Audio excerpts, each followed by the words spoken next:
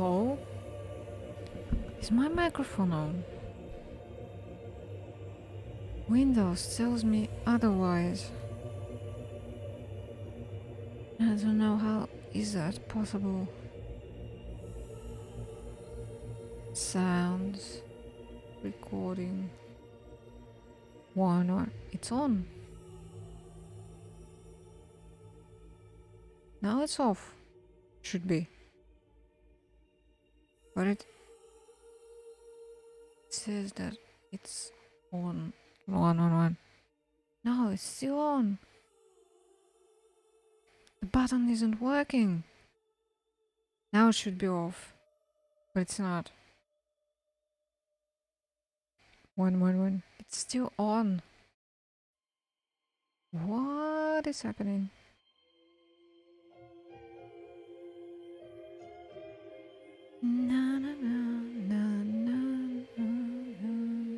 What if I press this?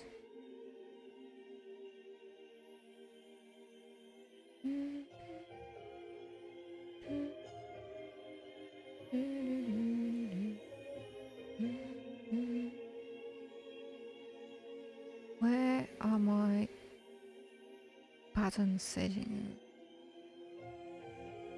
God, I'm so sleepy today. Okay, not that.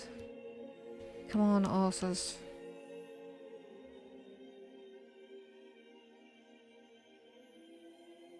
It wants to update. I want to update. I want to see my button settings.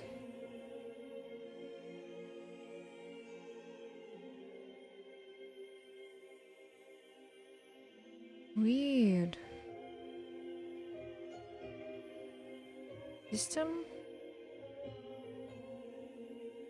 No. Alright, I have no idea. I don't know why everything suddenly broke.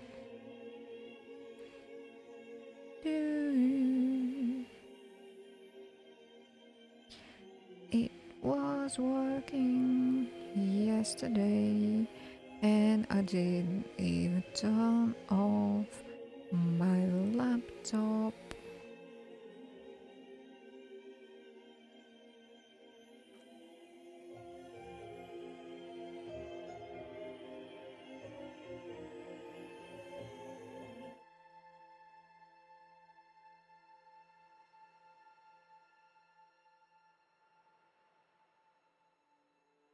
There was no update or anything. Strange.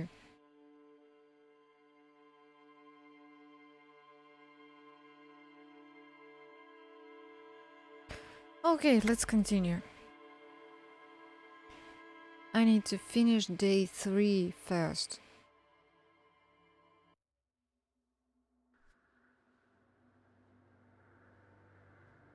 Because I couldn't do it yesterday.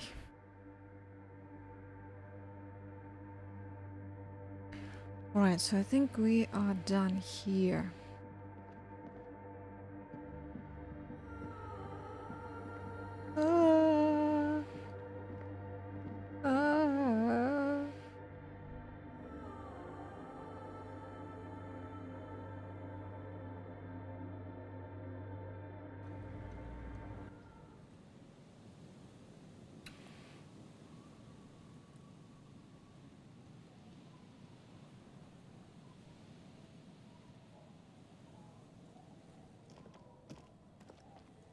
So, what do I need to do? We need to call the station and the library. Inspect the traps. So one is in the camp near boathouses, west of the field building. One near the canal I crossed.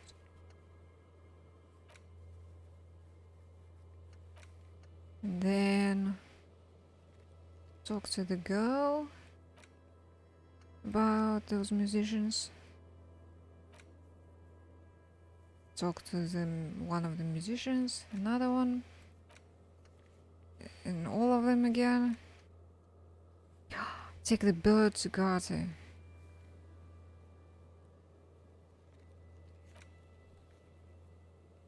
Why the spirits? Oh yeah, it's the guy that's selling drugs.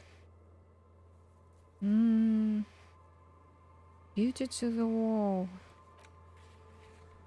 Think the thought of authority.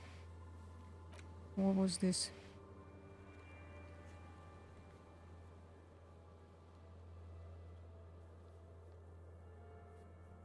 Oh yeah, the body. So I want to try to take it down, but I'm not sure I will succeed. Like, this is another one, which I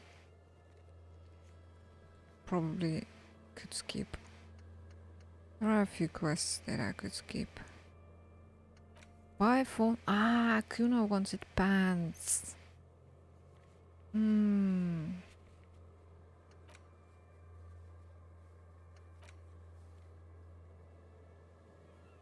Find a way into the secret passage.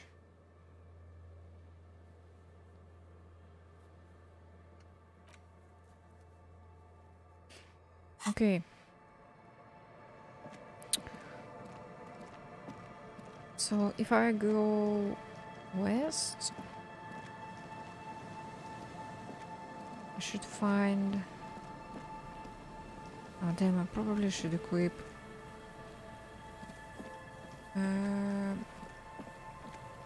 Wait, maybe it's here? Probably here. I should equip my torch.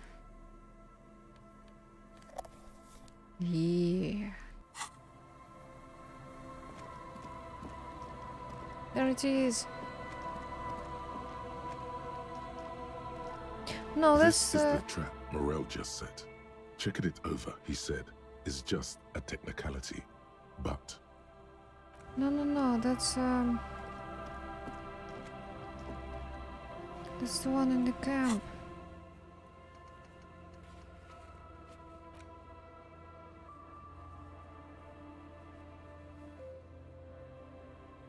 Near boathouses. Where is that? This is one. This is the one.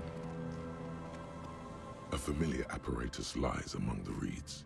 Another one of Morel's traps, weighed down by stones to keep it in place. Behind you, the ruins of a residential building rise over the reeds, shielding them from the wind. The reeds rustle confidently. This trap is also full of panicked locusts.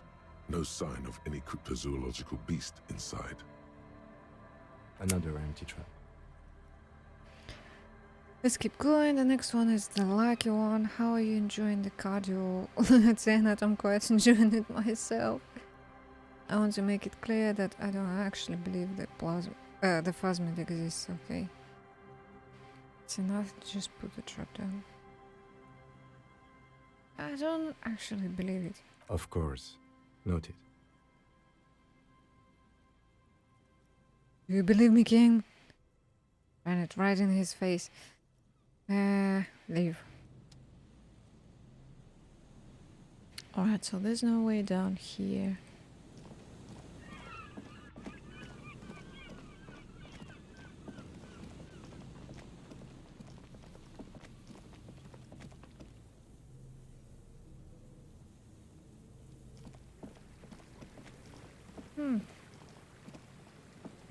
Dream elements just disappeared from chat. Let me check something. Is it even alive still? It is. Okay, cool. Cool. Where is the exit? Could I just... we need to see one at the canal.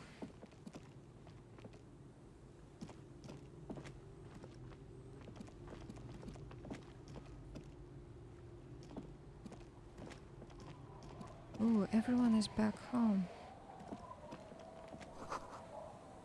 Closed for today, time to put the kids to sleep. Oh, Grandma isn't sleeping.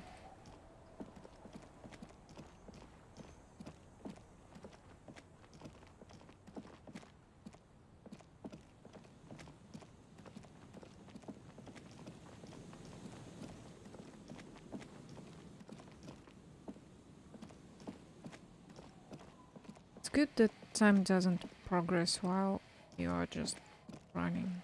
What was that? Oh, that's another one. This trap's not too hard to spot once you know what to look for. Keeping it hidden has not been a priority for the cryptozoologist. The reeds bend forlornly toward the water. Some tufts have been crushed. The broken stalks sickly pale against the darkness. In the east, the city center hums to you. The constant, distant song, louder on this part of the coast, nearer somehow. And there's that cold again. Always the cold. Nothing but locusts in this trap as well.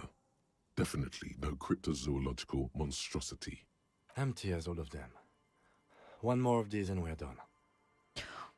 Do you really want to go back?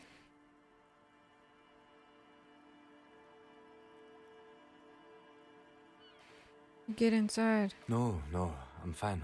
I didn't mean to complain, it's just... It's a lot of running. We're going back anyway.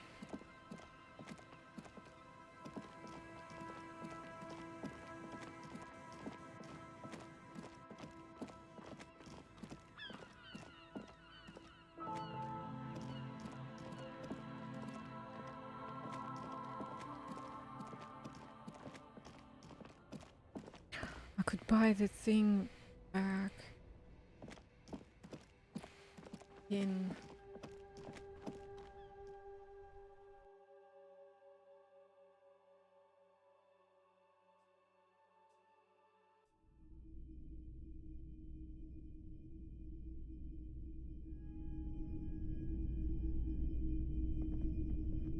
If you don't mind, please put the flashlight away. Oh shit. Some of Photonic sensitivity is not generally acknowledged by the Sorry about that.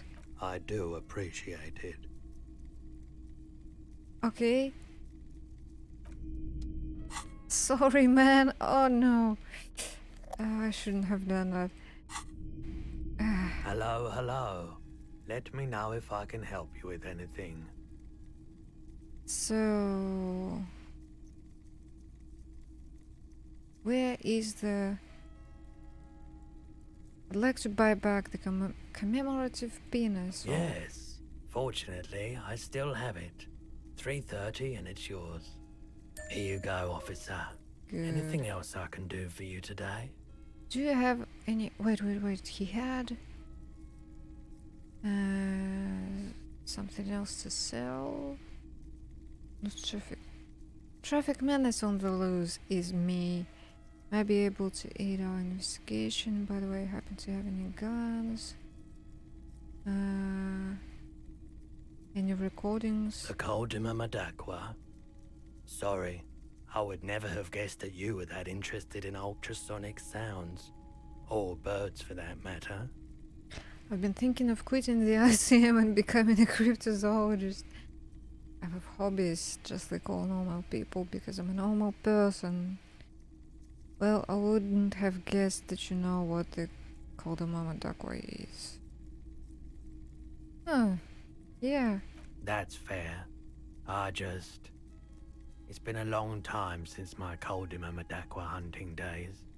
Once knew a group of young musicians who decided they didn't want to play music anymore and started looking for all kinds of interesting sounds instead. This was before, you know, lost touch with them after all of that. That sounds so cool. Or get to the point, do you have any recordings now? Young musicians again. Interesting. Cool or not, one of them was obsessed with recording the Koldima Madakwa. And he was one of those passionate people who know a lot about all kinds of strange things. so he got the rest of us to join in his search. And did you ever find it? We thought we did. We got together all these recordings of unusual sound patterns, compared them, cut them up and combined them into the Symphonia Coldima Madakwa. Can I listen to it? Unfortunately, I don't have any recordings from my old life. None at all. But I do have a tape with some ultrasonic sounds that might be what you're looking for. He starts rummaging through some tapes behind the counter. Do we really have time for this? Why not? Spin that bird song. Yes, it's absolutely necessary for my research. No, that's okay. It's just that I heard the call to Mama Duckwa outside the whirling, and I wanted to make sure I wasn't the only one. Spin that bird song. This recording comes from down the coast. Wasn't looking to record anything specific. Just left a recording device there one morning. Keep in mind, I have to slow this one down enough to make sounds well over 200 kilohertz audible to the human ear. It will be strange. Switches on the tape player. The speakers begin to emit a low hum. As the hum grows louder, modulating but always unnaturally uncomfortably low, like it's coming not from the speakers, but also from inside your chest. Breathing is becoming difficult. Not good, not good. You're about to start suffocating. You have to stop this. There's a growing sense of dread. The sound is coming from inside you, but also surrounding you. It feels as though someone is standing just outside your range of vision and watching you, doing this to you. He nods to you, reassuringly, just as more diverse, higher-pitched sounds, some random, some appearing to form patterns, hit your eardrums. Seabirds most likely, gulls and such. Seagulls? And skewers, but shh. He raises a pointed finger and inclines his head toward the speakers. New high-pitched shrilling sound. A low range of sounds is easier to handle with a focal point, but still troubling. You are mesmerized by the sounds, but also feel nausea welling up as the motif continues, then begins to recede, dissolving in what must be the sound of water lapping at the bank. I wish there were actually some sound playing, because I don't know, kind of leave a lot to the imagination.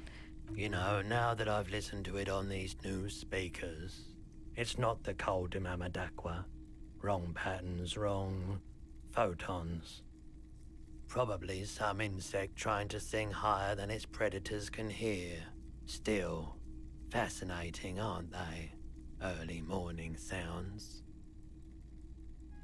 Yeah, and speaking about the speakers, can I buy The them? boomboxes wait on the shelves, and your boombox, that gold and amber Harman Waushi, stares at you longingly with its tape reel eyes. So I can buy it. It would be 12. I need to write it down.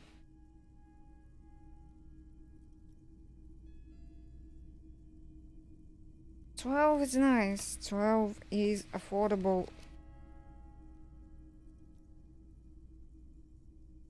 I need to look up box.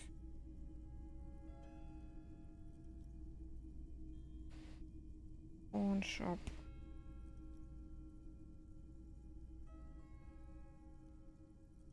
I do not remember how much the music system or something cost from the other guy. What's You see here? rows of toy soldiers guarding the rest of the trinkets displayed on the table. Interfacing. Where's the door? Oh.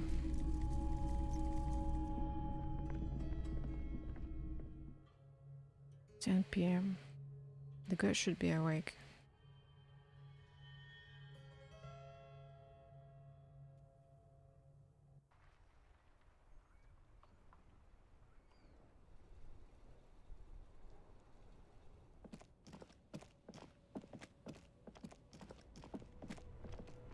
He's not.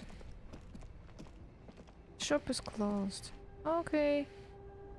That's interesting. The bookstore is probably closed as well.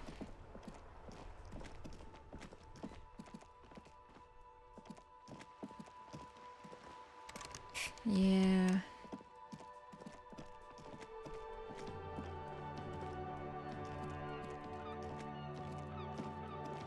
An old call box with a matrix of push buttons lists all the companies in the East Delta Commerce Center.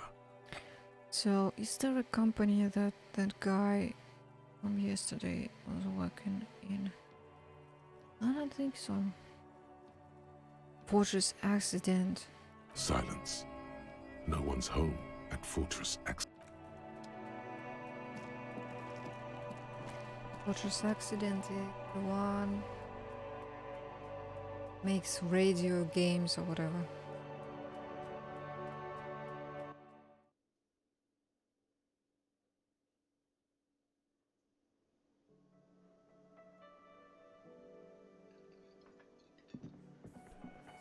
Okay, first of all, Lena. Oh, hello, dear. There you are again. About your pin. I hope you were able to pawn that old trinket. I bought it back. I know it means a lot to you. You should have it. Oh, thank you, dear. I confess I am glad to see it again. Very Secret honorable task. of you, officer. Even the lieutenant seems happy with this turn of events. Yay! Now, what else, sweetie? I ran into your husband on the coast. Goodness, how is he? Did he say why he hasn't returned yet? He's fine, ma'am. As we had suspected, he couldn't get back earlier because the water lock on the canal was broken. Now he's just finishing up some work. Oh, yes. That's my Morel. He's bound to catch a cold staying out there for so long. But I am so relieved to hear that he's okay. Thank you for putting an old woman's heart at ease, if even a little.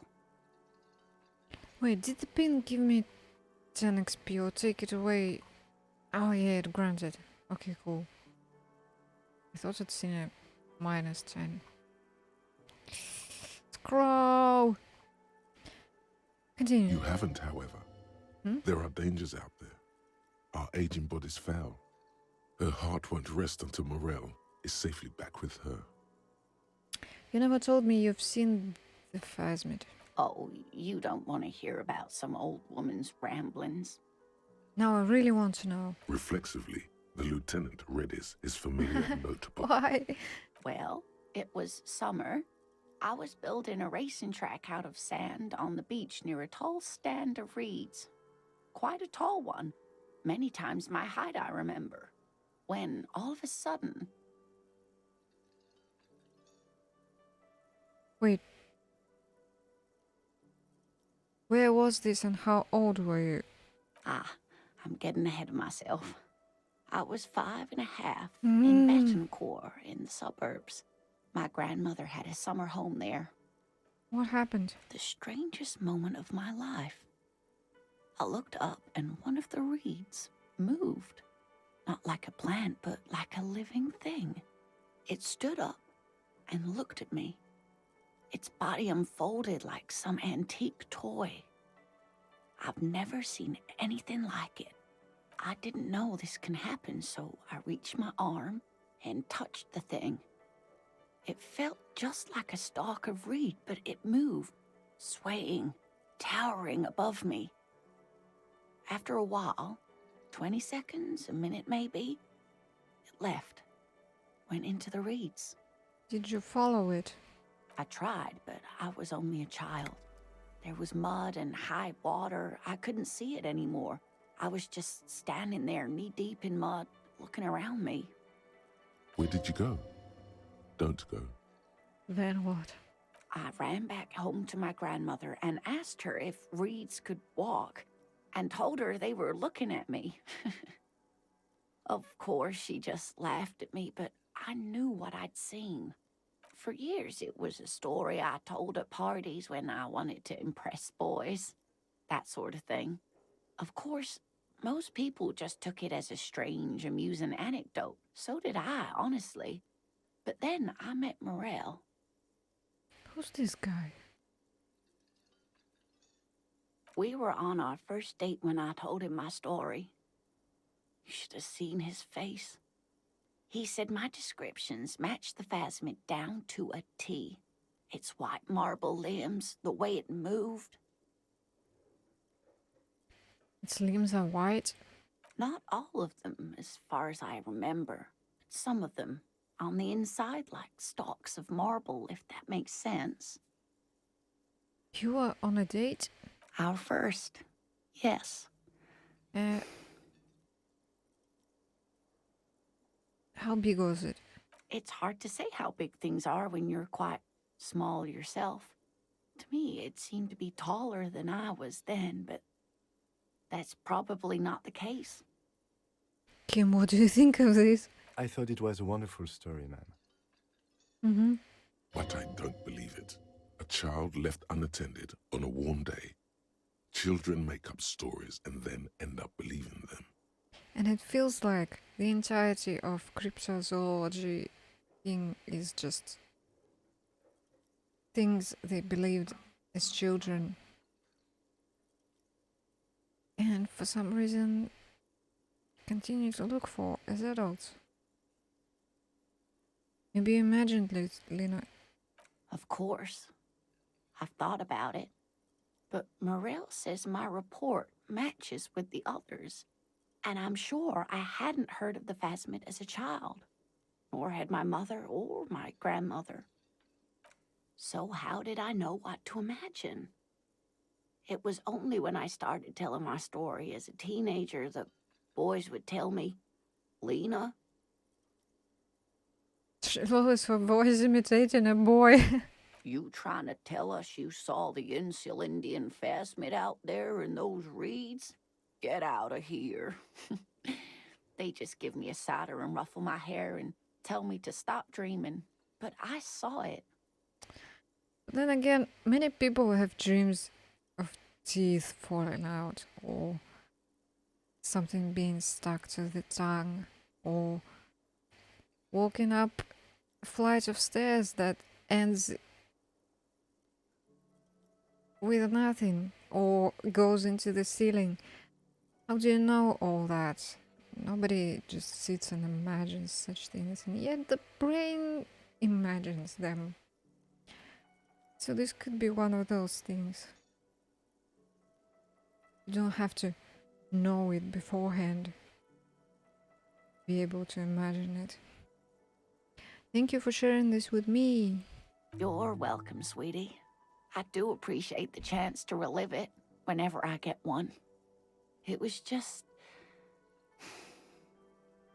such an impossibly sunshiny day. So warm. And she could get up and walk right into the reeds on her own, into the mud, anywhere. I'd really like to hear about more cryptid. No, maybe not now. Who is this guy? Oh, he doesn't want to chat. Can I Hello? help you?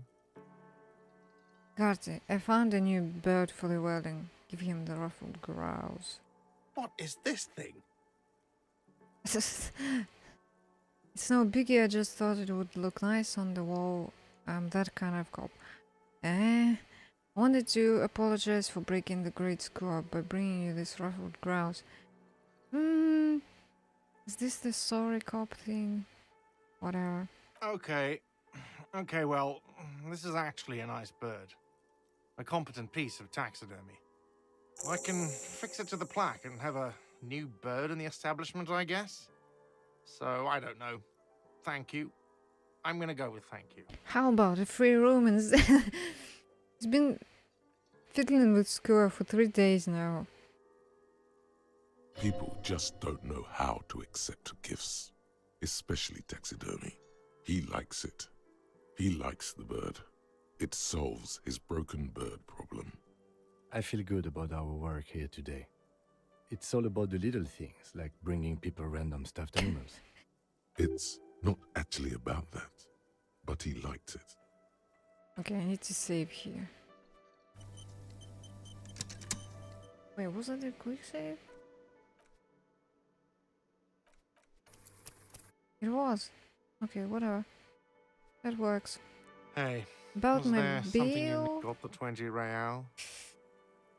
20. I don't want. Then why are you wasting? Goodbye. This guy. Wait, actually, oh wait, what did I need for?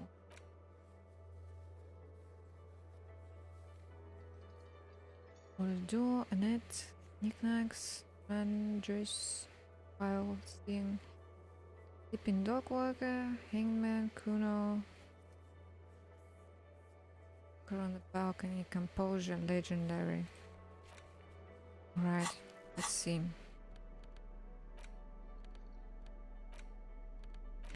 Composure, which is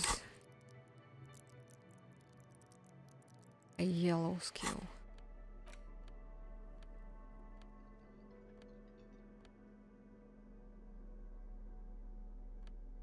Something is adding to it right now.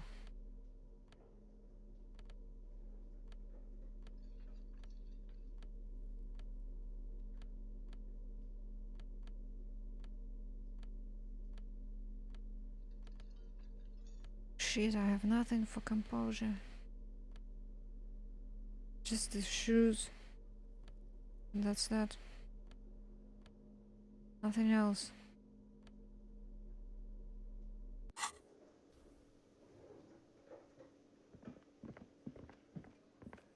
Hi again, gendarme. Legendary. Bye-bye, gendarme.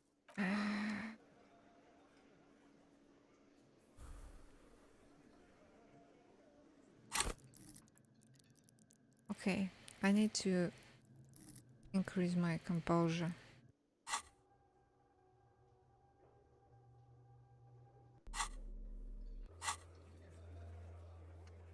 Let's see. Do I need it for anything else? Oh yeah, Renee. Why? I don't remember what was the argument with Renee.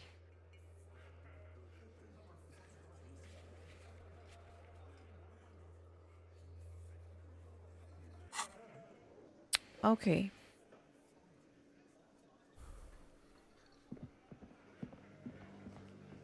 This requires a key. You see a heavy steel door with the door does not. The kobold, it leads to a side.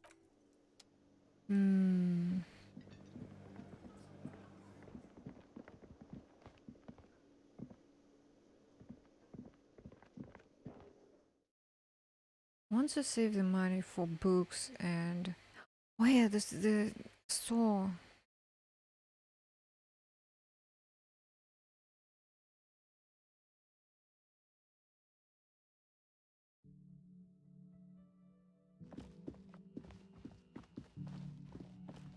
Can I even walk in? It's closed. Oops. Do they change the locks every day? What is happening? Maybe there's another key. Maybe.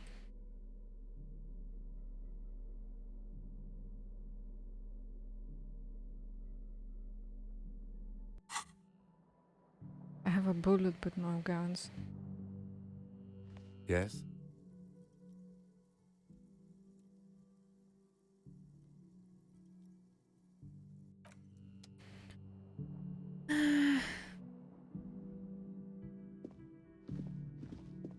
I think Kim will not go to sleep until I try to go to sleep. Which means I need to fast travel to that house.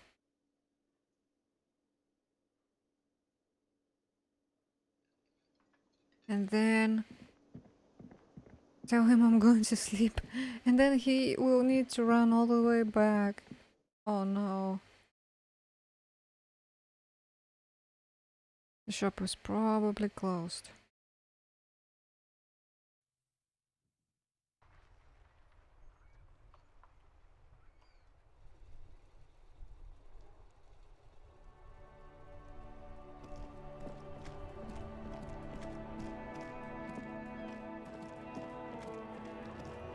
No.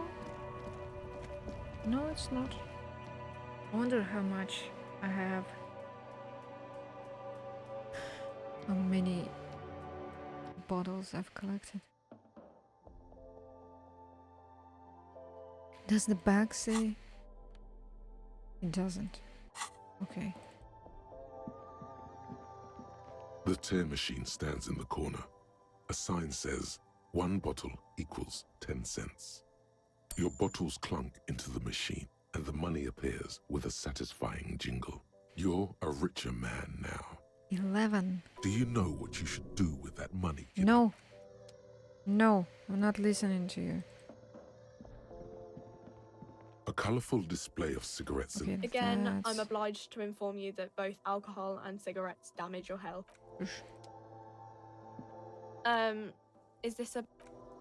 No.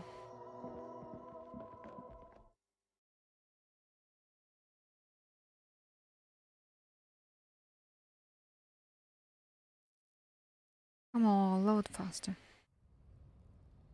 Load it, load it, load it. The wall. I could check the wall as well. So nothing has changed here.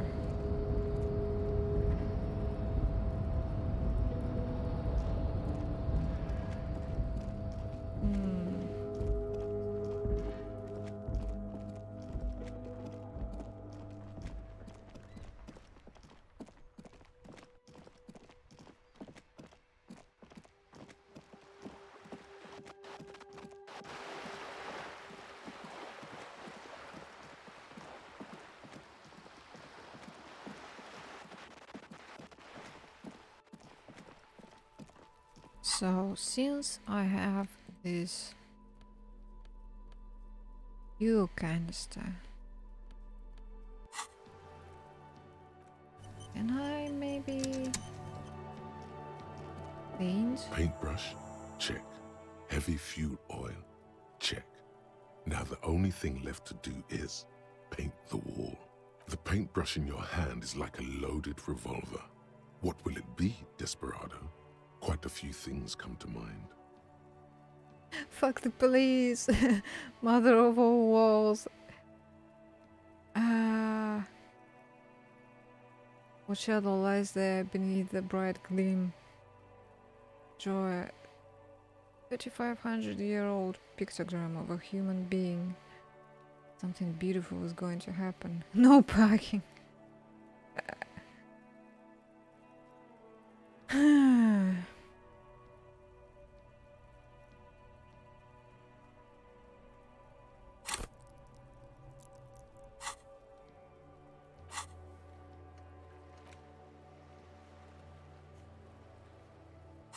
Okay. Fuck the police is the funny one. Mother of all walls. I don't know. What is this? I don't remember anyone saying this. There was something really similar. This is silly. Too simplistic. Something beautiful is going to happen. I just want to check. Just want to see what else this is going to work.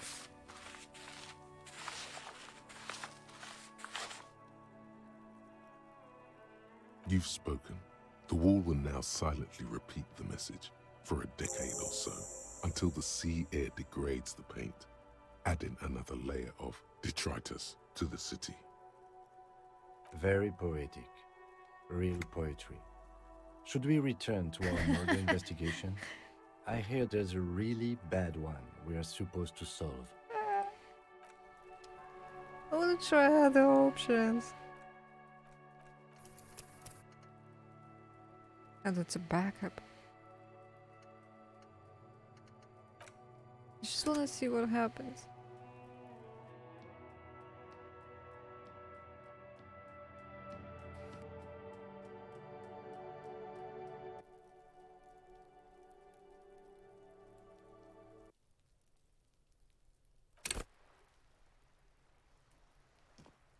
Paintbrush?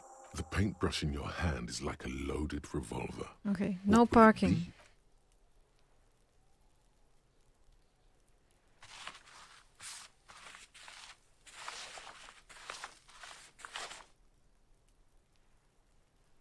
You've spoken. The wall will now silently repeat the message for a decade. Very poetic. Real poetry. Oh, Should he we always return says to the our same murder investigation? thing. I hear there's a really bad one we are supposed to solve. So after this one, I wonder if this affects any of this. 3264 into 3. Okay. So Kim says the same thing.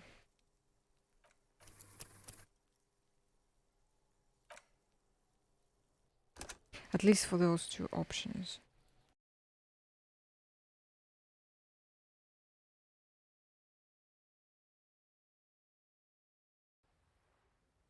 I wish it didn't take this long to load.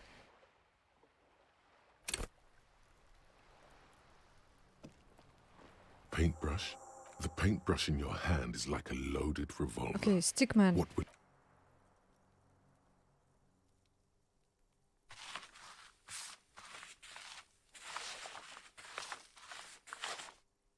Oh, You've spoken. The wall will now silently repeat the message for a decade or so, until the sea air degrades the paint, adding another no, layer it of seems the same. detritus to the city.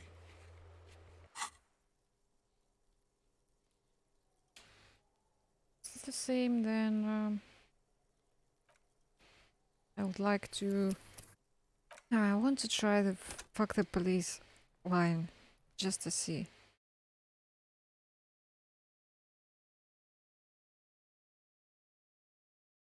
I didn't check what Kim would say with this one.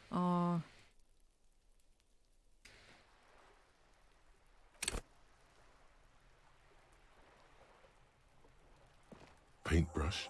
Check. The paintbrush in your hand is like a loaded revolver. What will it be, Desperado? Mother of all walls.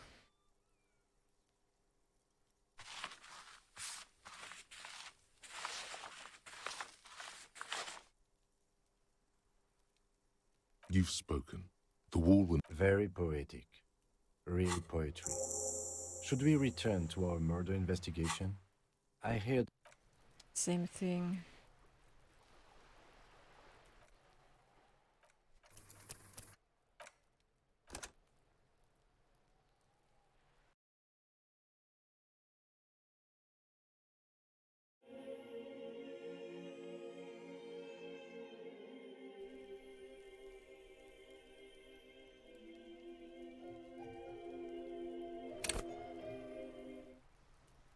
I'm feeling the silence Paintbrush. with music. The paintbrush in your Fuck the hand is like... police!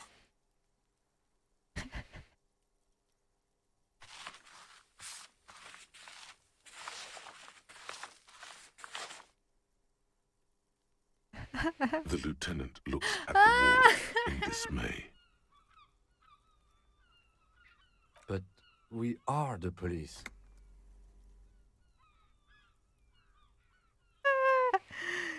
Yeah, fuck us!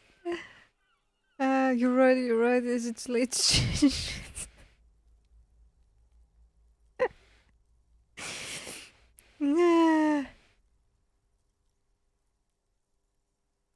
But why?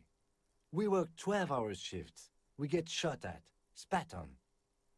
You've spoken. The wall will now silently repeat the message for a decade or so, until the sea air degrades the paint. What about... Wait. Did this change anything? Because it was a different response now. Okay, I want to try the same thing, but the other response. The one... Wait. Yes, I want to load that one.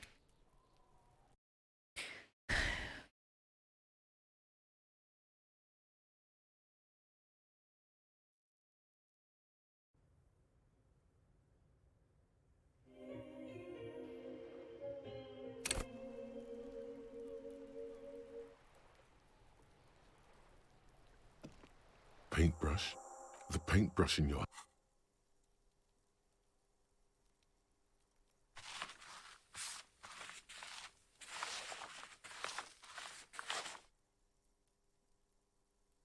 The lieutenant looks...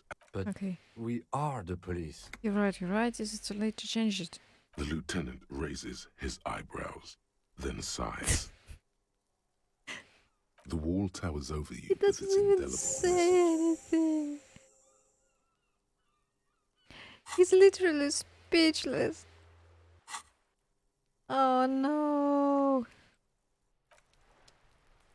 Oh no. What have I done? Oh no. So I think I want to leave either Mother of All Walls or the other one. One of the poetic ones.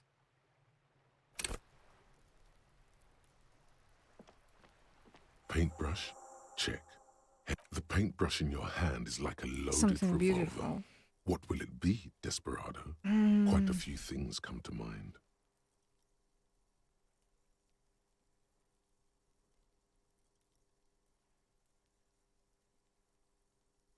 I will roll the dice. Oh no.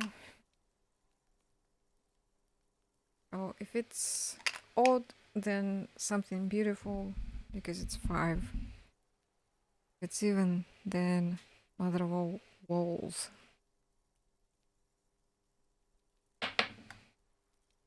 It's literally 5. It stopped at 5. I don't know if you can see that. Okay then, something beautiful. The dice has spoken.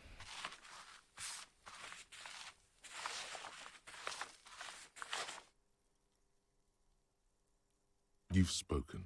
The wall will I now have silently spoken. repeat the message for a decade. Very poetic. Okay, that's... I'm fine with that.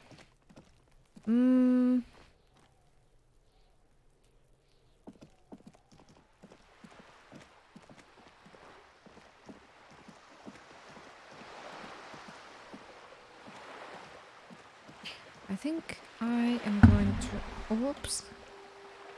Kicked my microphone. I think I'm going to go to sleep now.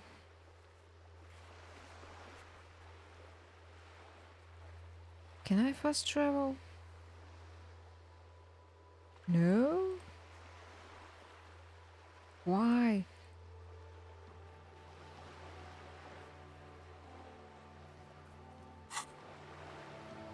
Is there no fast travel now?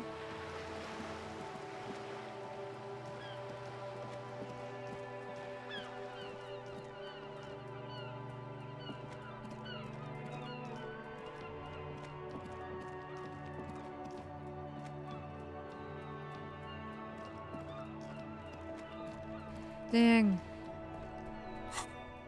Oh. Now I can do it. Okay, I think it was Fisherman's Shacks.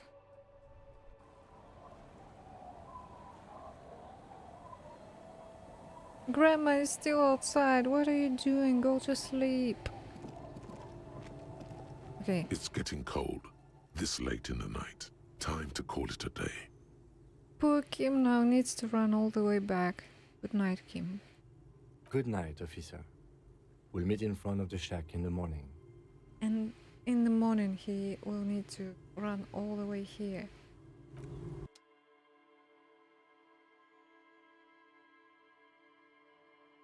But I want to save the money, so I'm not paying for the room today.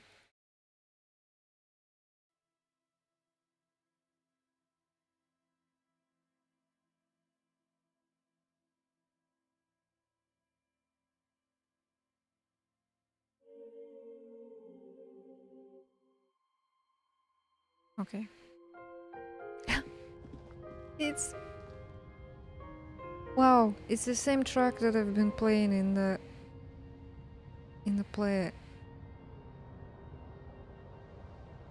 Okay. Let's sleep.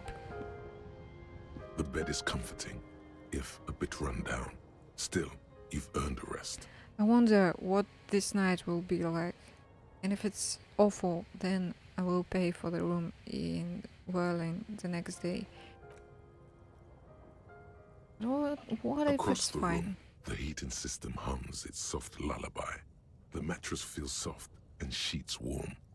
It only takes you moments for the world to fall away. Soft and warm. Nice. Thoughts, baby. A million little lights in the dark. You're one fine instrument, brother. All those faces and all those names. All that laughter and screaming and scheming around. Every corner and every street. You're one fine instrument, it says.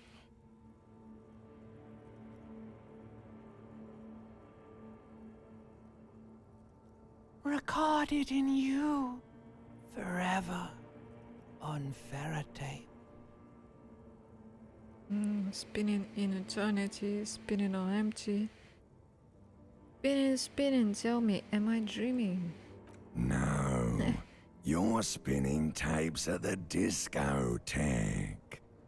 The great unceasing disco of the mind. The flash, the bang, the endless learning experience. Spinning in eternity. On and on it goes, for untold hours. At the disco where you first asked her to dance. Rising, rising, above the dark curvature, the great wingspan of sleep, studded with stars. At the disco where you first asked her to dance. What is this? Are we remembering something? Well, we did remember this before. But are we remembering this in the sleep? Behold, there are millions of them down there.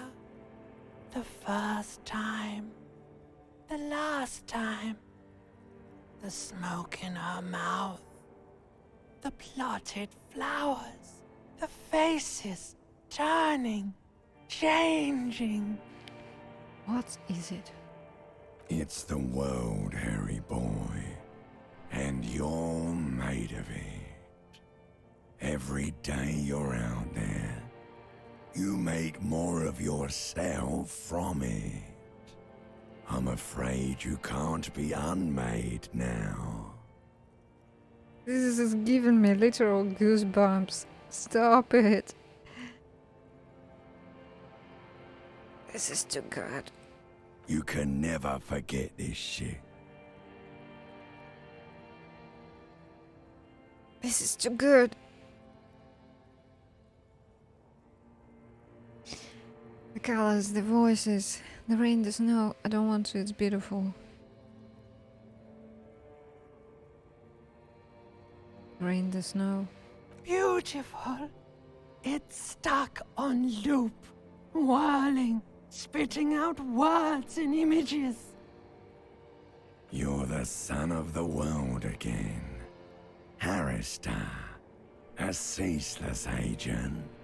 Picking up litter and old newspapers. Collecting your little bubblegum wrappers and idiotic picture postcards. Meaningless, meaningless keepsakes. Well, maybe, but why not? Reading your awful letters and recalling things, aren't you? The endless names of the world. An address book you are. The map of a city. That's right, I am an agent of the world. But what if I want to be the agent of nothing?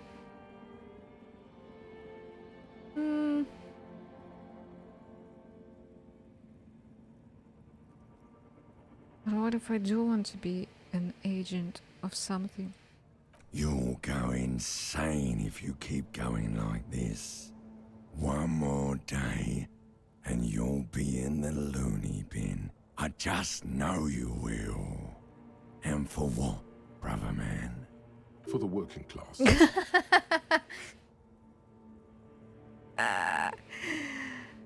Sure. For the money, baby. No. Solving your little crossword puzzles. Doing your tasks. Crossing names off lists. Trying to become some sort of world detector. It won't make it okay. It won't put smoke back in her mouth. Smoke back in her mouth. I'm building communism for all.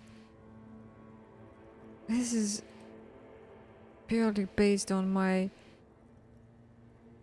thoughts. Oh no, so we are dipping in the communism, or I'm just looking out for my economic self-interest. Deepen the ultra-liberalism, or forget politics, I'll never sleep if I keep on like this. That's right. Are you sure? You could be closing the door on a brilliant and special future for yourself. You're right, it's time to get political. When trying to fall asleep. No. Yeah, I'm sure I'm very boring and apolitical and sleepy. Phew.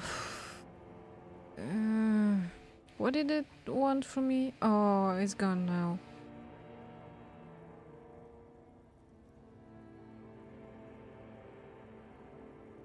Communism for all, or something something. My brain ignored the other capitalist option.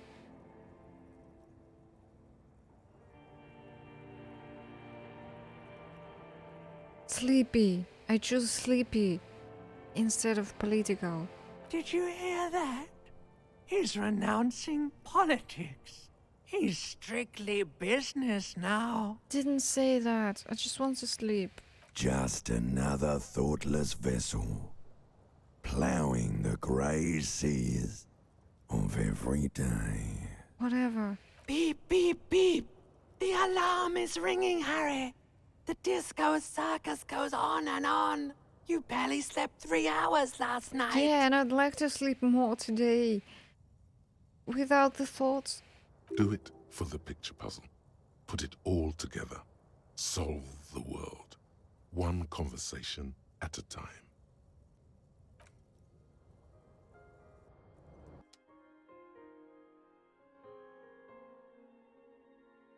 Thank you for playing the music for me.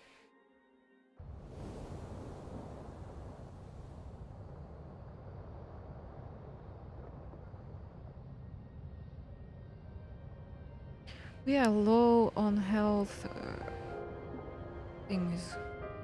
We need to buy something for health. Get up, Harry. Get up. Rise and shine. What if I just leave him? What will he do?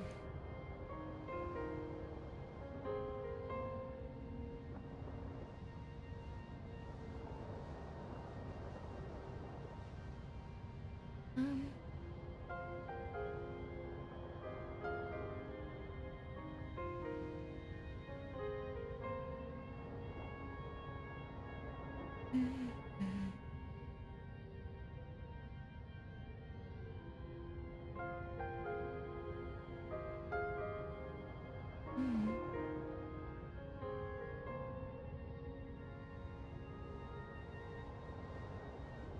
Nothing. He does nothing. Does he have no idle animation? Just stands there.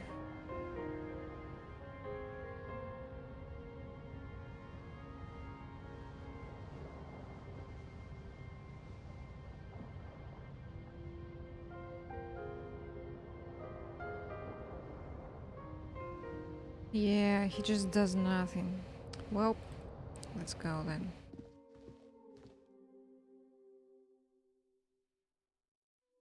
So now I would like to go back.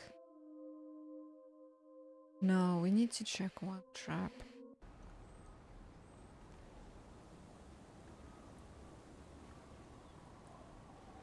Kim? Good morning. Yes?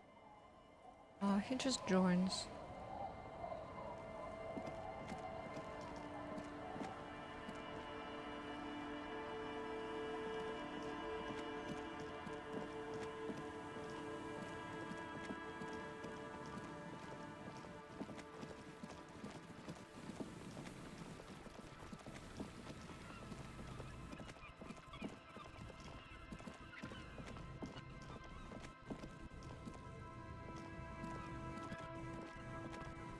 This is the last of the traps.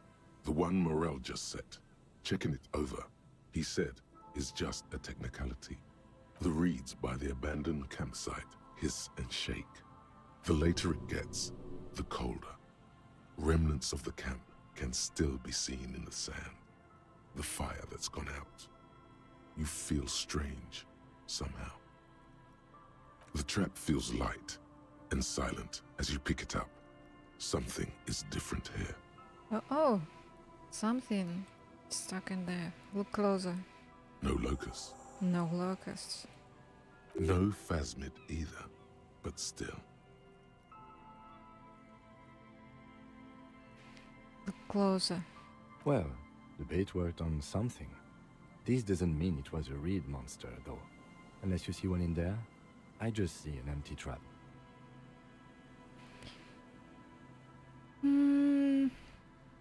You're right, but they still need to know. Okay, but after that we get back to our own assignments. There is no justification for this detour at this point of our investigation. We have a lot of work to do back in town.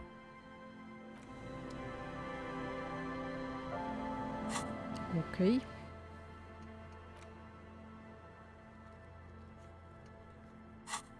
Oh, I wonder if we spoke to Morel. I mean, checked this yesterday and then went to Whirling. If Morel would be there. Probably.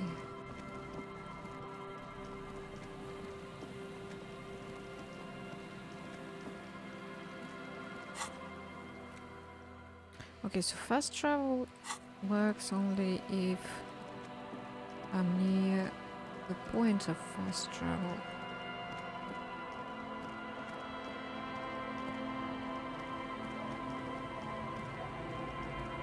From here? Yeah. Alright, so let's go there. We needed to call library. Library.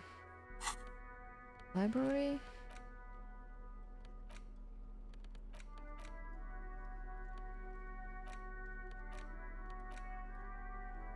The library card is folded into two and still slightly wet. Billy is a unisex name. Could be the deceased, Whoever owns this card is an avid reader. Most of these if lost, please return the card to 926. the library. So it's a bit early for the call.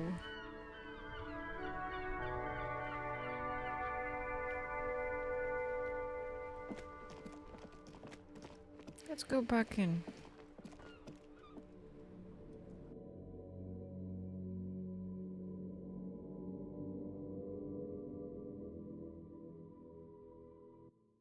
I should save here since it's the new day.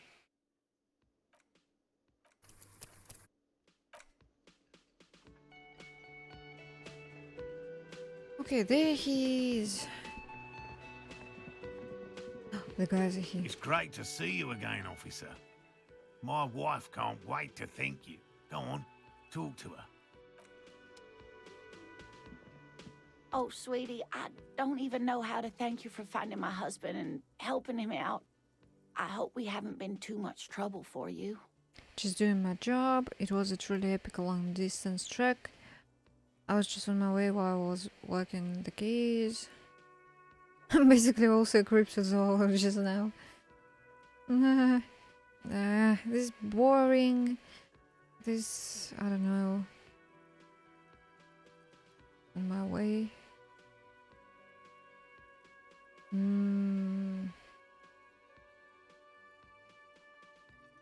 Yeah, just doing my job. Here, I want to give you a small token of my gratitude. It's a tie, Mexican origin. The pin is an antique, quite special. The little silvery knob holding the tie together feels warm in your hand. It's in the shape of an avian skull with 8 eyes. Wow, spider bird. You could ask her about this when you get the time. It's probably a cryptid, but the phasmid, of course, is more important. Tie. What is it? This one? No, this one.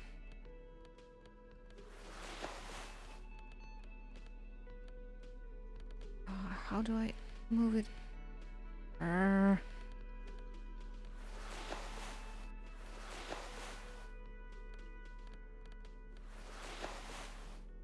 Eight-eyed Teraton tie.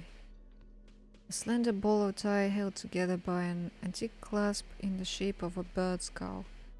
The skull features 8 cavities for eyes. It's disturbing, but you can't look away. It gives me volition, it gives me Inland Empire. Inland Empire. Volition for the doorbell. But it would replace the horrific necktie.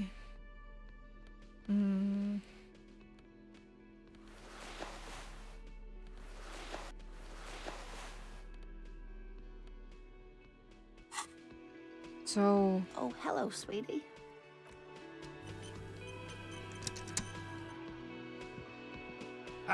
Okay. Nothing like the gratitude of a good woman. Now then, what can I do for you? He tries to play it cool, remain professorial, but inside, this man is itching for some news on those traps. So I checked all the traps. Good. Okay. And? And one of them was empty. Completely empty? Yes, there was nothing in the trap. No locusts, no phasmids. No locusts? No phasmid either? That's not ideal, but... The empty trap was the one at your campsite. Maybe this factors into it somehow. I definitely left that one stocked. Right from the campsite? Just means the Insulindian phasmid is even more clever than we thought. Of course, more clever. Yes, the Phantasmadeia picked off the locusts and escaped. This is good news, though we'll have to reconsider the design of the traps, make them more secure. Another trip to the reeds. Where's the other guy? Not even here.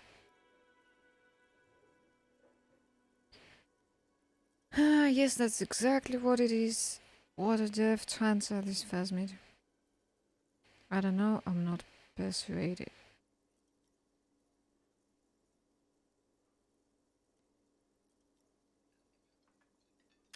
I wanna know where this is going.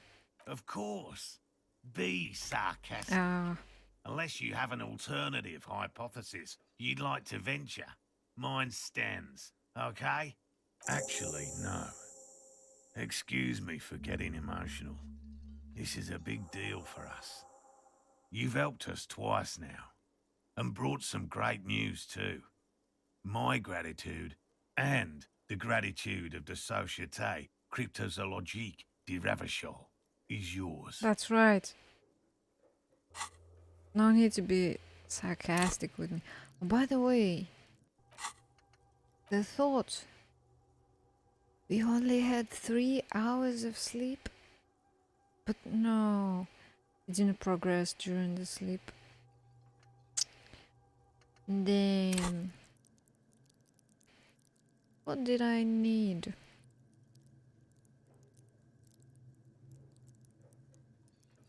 I need to try the door first.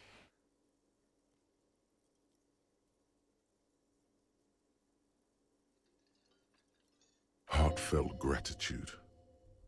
But does it feel like closure? What really happened? Thank you, it's an honor. We should probably return to our main investigation here. This has been refreshing, but... Helping cryptozoologists isn't really a priority for our organization, is it? The lieutenant looks out the window, impatiently.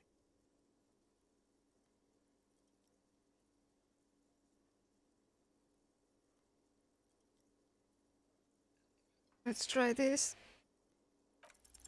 You have your suspicions, but nothing you can form into a viable explanation. Here's an idea, maybe the locusts are themselves? As in, they just left? Maybe it was a different cryptid who took the bugs. Okay, I've been thinking and I'm just not sure that it was the phasmid that took the locust. Maybe it was a different one. A different cryptid? Oh, sweetie. Maybe you should stick to human detective work. Okay. Fine then. I'll stick to human detective work then. Who's this? I really it's owe you one for that getting us guy. out of those reeds, officer. Finally got all that soot out of my hair. Name's Gary. He doesn't look like his model or avatar. Avatar and model don't match. Yellow man. I mean, officer. The lieutenant raises his eyebrows slightly Excuse and me? takes out his notebook. Yellow man, might this be the owner of that mug you found in the trash? This is something to ask him about, after a little probing first. Not a lover of the great outdoors. I like nature, just not this bloody coast. It's mostly drunks and degenerates that come here. This man respects authority too much to see you for what you are. Pretend thou art a sober man. I am neither of those things, I can assure you. I am a by-the-books, clean as a whistle, teetotaling officer. I'm not even tempted to touch intoxicants. Degenerates have been trained to identify the slightest hint of degeneracy by the preeminent authority on it. Drunks and degenerates, that's my crew. Sadly, I think I might be a drunk or a degenerate, maybe even both. Oh no. Do I want to go with what the drama has suggested? No, but it's perfect. Have you never been tempted to drink?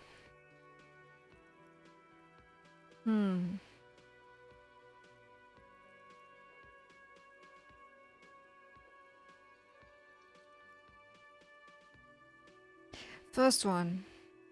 It also sounds sarcastic. I've been tempted on occasion, Mm-hmm. but someone has to stay strong for Revacol. Call? Okay. Serious question time. This man is no innocent. No one is. Authorities finally acting because I put some points in it. Do you know anything about the man hanged behind the welding in rags? Is this your mag? Are you a cryptozoologist too? You were surprised to see my colleague, Lieutenant Kitsuragi. Okay, do you know anything about the man? Oh, so that's what the RCM in Martinez is about. Great. Great to hear someone's finally taking care of that. So you do know something about it? No. Nothing. He was some kind of mercenary. But everyone here knows that. I'm just glad to hear you're looking into it. That's all. He's not feeling very comfy in his clothes, is he? Strange. He didn't kill him or anything, but there's something going on here. Are you a cryptozoologist too? No. I help Morel with research sometimes, and I've learned some things along the way. But I don't usually go in for picnics like this on my own. Is this your mug? My mug? Why would you think that? He said yellow man, that's not something many people go around saying. It seemed as if you were calling to it longingly when you cried yellow man. I can see you recognize it, it's in your eyes.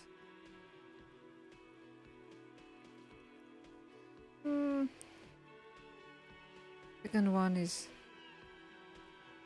kind of joking response. I don't know. One. Let's go with one. Really? I hear it all the time. All in jest, of course. No offense meant to anyone. Oh, no offense meant to anyone. Still seems suspicious. Did I mention the mug was found at the scene of a lynching? Ooh. Alright, I believe you. You look like the kind of man who knows it's a crime to lie to an officer. Yeah, this one. Okay. I admit it. I threw the mug away in the trash container behind the hostel. I know I shouldn't have, and I am very sorry, officer. You're not going to find me, are you?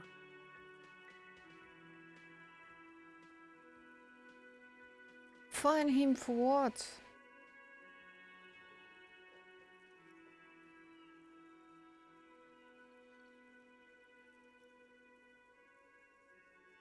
For what?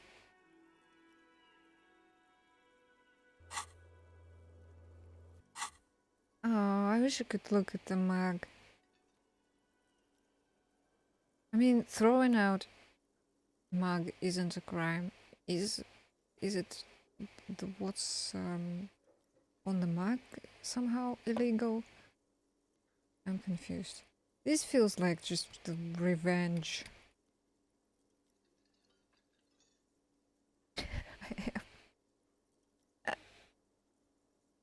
I want to press this. Gary, I just want information. Maybe he'll be more cooperative if I don't find him. Fine, let's just not find him. Whew. Thank you. You won't regret this. I won't use another man's property to dump my garbage ever again. Oh, using another person's property. I don't know what got into me, really. Work has been stressful lately. Damn Koiko's price dumping us out of competition.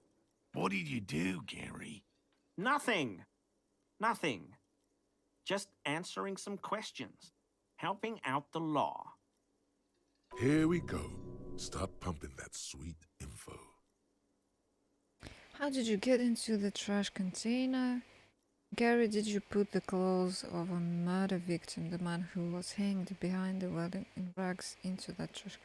This is very specific. How did he get into the the container first. I know a guy who works with the trash collection services, CS Municipal. He gave me a master key for the trash containers of Martinez, Why would you need to get into everyone's trash? so I can use the Whirling's trash compactor to store my own stuff. Garbage disposal is expensive as hell. The damn Bohemians run it like a mob. I'm sorry, okay? I thought I could cut costs. I shouldn't have. I shouldn't have disgraced myself. Disgraced? No need for the histrionic, sir. It was, after all, just a trash container. Yeah, like he's so emotional about it. He studies his reaction. Gary doesn't answer. Oh, so we need to ask him this. Music is gone again. Officer, please. Let me explain. It's not like that. Well, do. I was only cleaning up. I live right across the yard from where he was hanged, and I saw him stripped naked. All the clothes lying around in the yard, smelling. People are animals, you know? Okay. Then what happened? Then I came out to clean up the rags because no one else would. I put them into the Whirling's trash, along with a broken mug, admittedly. Okay. I was coming to throw the mug away, and, well, I threw the mug there and the clothes too. Right. It was just civic duty. Exactly. That's exactly what it was. Civic duty.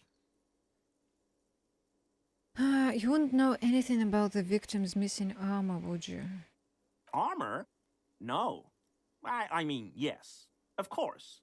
I know he was wearing armor, but I don't know anything about it. An infant could see he's not telling the truth, but he's too scared to admit more wrongdoing. There's something going on here. You should observe him more closely after this topic is concluded. Okay, let's move on for now. Conclude. I hope I could help your investigation, in my small way. Legendary composure. Oof. You were surprised to see my colleague. Not many Sealites here, or anywhere, other than Sale. I meant no offense, truly. Do you remember how, when we met Measurehead and I said the next racist will be a really good one? No! I mean, Measurehead's theory is probably correct, but the way he presented it was weird.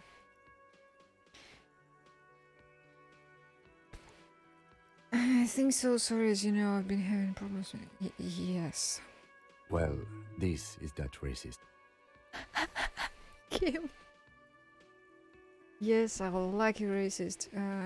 Will you grant us 3 wishes, Gary? Are you Gary? Are you a racist? I don't know, I like the previous racist better. He's nothing compared to Measurehead. Yes. Wait. I like you one. Yeah, let's say that. Hey, man, all I meant was there are not many Sealites around here. I'm just stating a fact. Do you have a problem with them? The lieutenant is a native of Revershaw. Yes, what are they doing in that cell of theirs? Scheming? Yeah, he's a native. Oh, yes. Of course he is. I was just speaking about his connections. Let's change the subject, okay? Oh, let's change the subject. Oh, fuck you. I'm gonna equip some composure. If I have any. I don't, do I?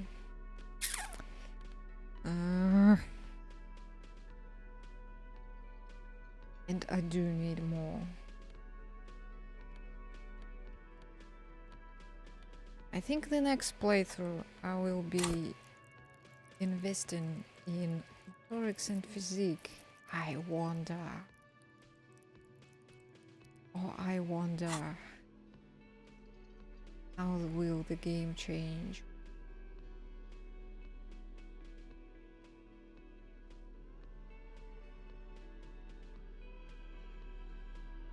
I have no composure. Wait, it's the yellow skill, yeah.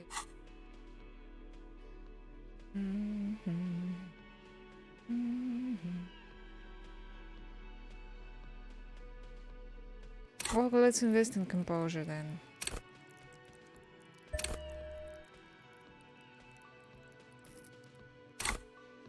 And save.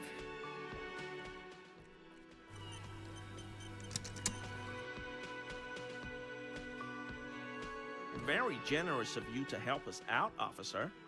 I'm sure glad to be back from that little excursion. I mean, officers.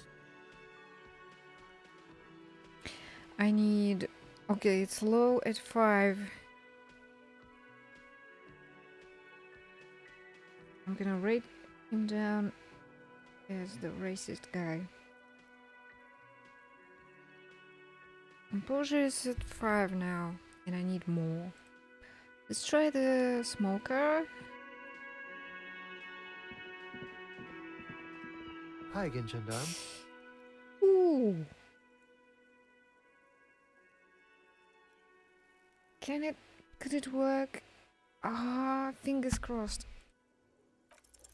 Oh It's the no. sports. He's a sports guy, all about that physical prowess and athletics. No, it's not.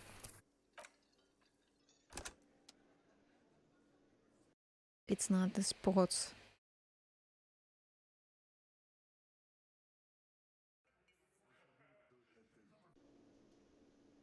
I think I know what it is. And it's not that. Okay, what about these guys? Looks like the circus left town, but the clowns are still here. Oof. Still low.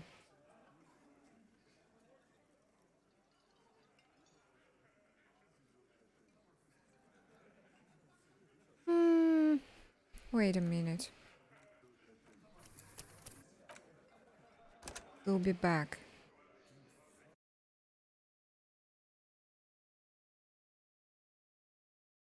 I want to try something first.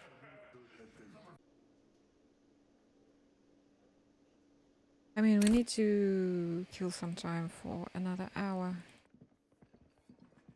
Kill another hour. Anyway.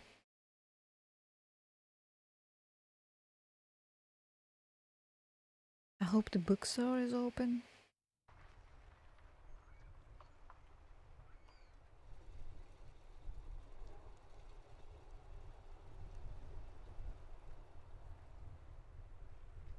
The game just hanged. No, it didn't. Okay.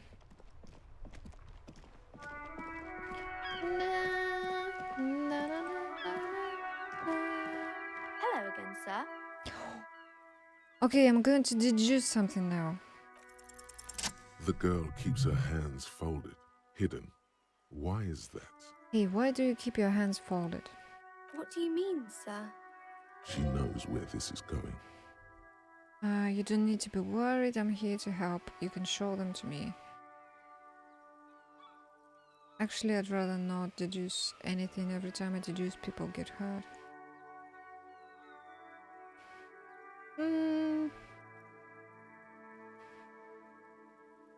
You can show them to me. She looks around anxiously. Her hands remain folded in front of her.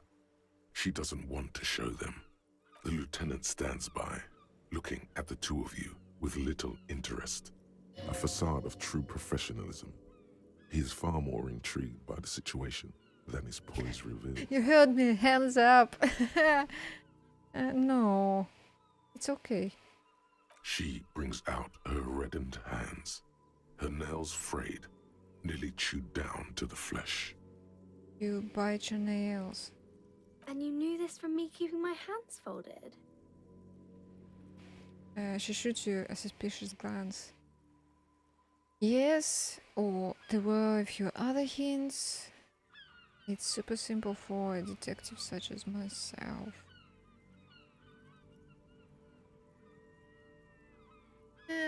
If I say yes, she will be worried. Or there were other hints, that's even worse. She will be worried that everyone can tell that. And that there are some other hints. So I'll just say I'm a super detective. Well, that proves nothing. Anyone could do an easy deduction like that. She's not impressed. Want more? Bet I can figure out why you bite your nails. I got a few reasons in mind. You think so? Fine. Do better deduce something about me. Figure out why. She nods, half provocative, half enthusiastic. You're upset because of your mother and the pressure she's putting on you. Rats have been nibbling on your fingers. Child labor in dismal working conditions. She's not around rats. Shoot on nails means you are recycling your body. What? It's an intense dedication to the way of business. There are no riches without personal sacrifice. Nah. 1. Maybe so, sir. Okay, I know it's a bad habit, and I shouldn't. Either way, another ace deduction by the #1 detective in town. This will be not entertaining. 1. It was okay, sir. Okay. Alright. There's more that can be achieved here. Ask her to do the same. Yeah, we should. That was a masterclass move. Whatever, kid. I don't need to prove myself to you. Oh, this is... We dismiss her. No. Do better to do something about me. You're quite sober. Oh, shit. The lieutenant does not flinch at the comment. He does not flinch even a single bit. He is intensely not flinching. It takes effort. Wait, I should have... Hold on, I screenshotted just the response.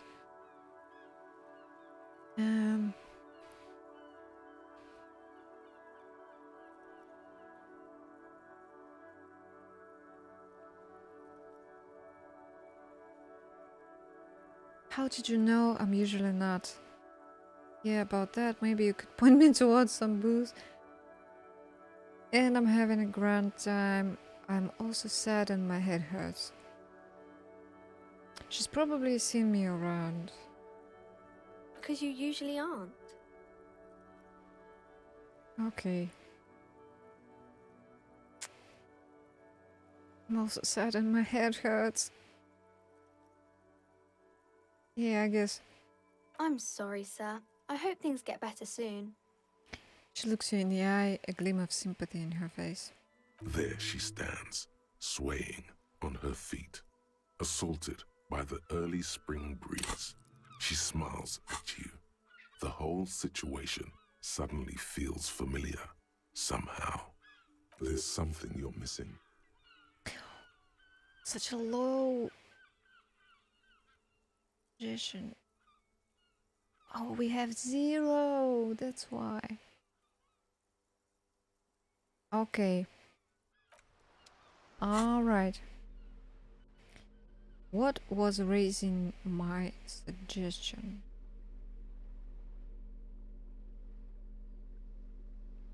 False?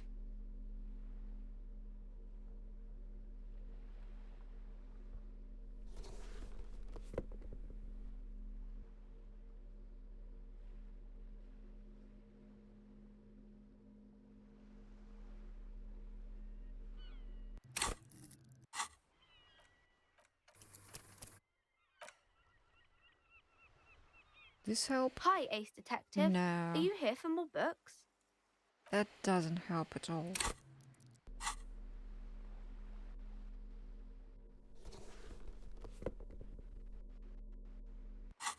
Okay, maybe later. So now I want to go in. Should have looked around for some bottles.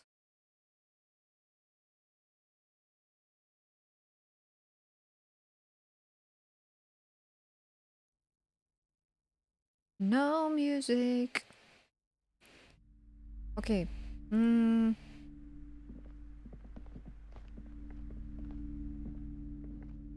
The display rack is brimming with worn paperbacks featuring an extremely muscular, sword-wielding barbarian on the cover. Aha, I need to equip something with pain threshold. Red, it's red. Red? Shiva's physical instrument. Scarf.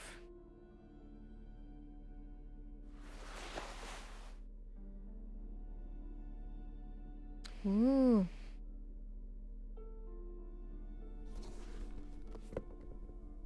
Scarf is under the jacket.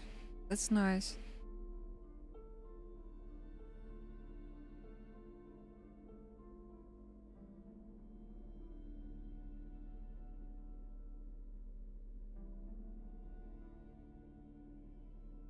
Alright, now it's at 6. The display rack is brimming with worn paperbacks Locked. featuring an extremely muscular, sword-wielding barbarian on the cover.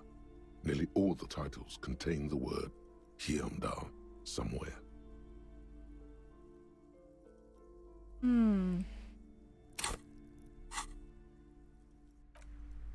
I need to put points in it. A small mountain of colorful board game boxes. There are numerous types of games for all ages. A lot of shelf space seems to be taken up by We're All Related.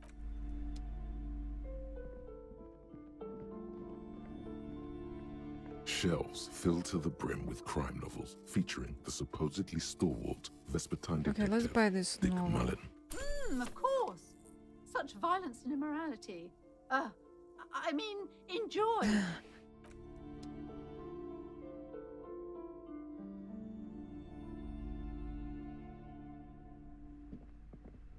Shelves full of biographies of famous people, whoever they are. Oh, greatest innocent.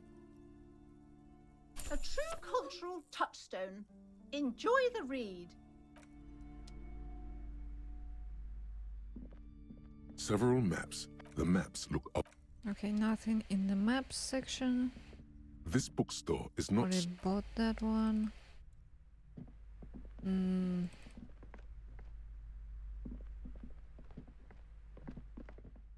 I could buy the Heimdall book.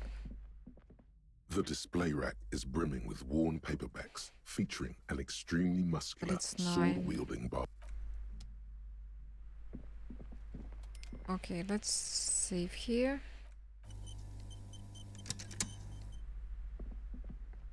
Hello again, esteemed officer, and welcome to Crime, Romance, and Biographies of Famous People. Yeah, all the pressure has made Annette really anxious, you know, she's been chewing her nails. God, I've told her not to do that. It's disgusting. And I told you to mind your own business. Clearly, you have no idea how hard it is to raise a girl in this economy. This economy is a mysterious force, like cosmic weather, mysterious and harsh. I don't think she can do anything about it. Okay, forget it. No, the first one. She can, if she has enough willpower. Oh, fuck off. This is what's called growing pains. Life isn't easy. Life doesn't give breaks. Yeah, and you shouldn't put pressure on children. Come on, ma'am. It's obvious she can't do anything about it. You are placing an unnecessary burden on a young child. Exactly. What you're doing is wrong, even I know that, and I usually don't know anything. That is true, and obviously the will of the market, but maybe make an exception for your daughter. Yeah, actually super alright for kids to chew their hands off. Get us anything.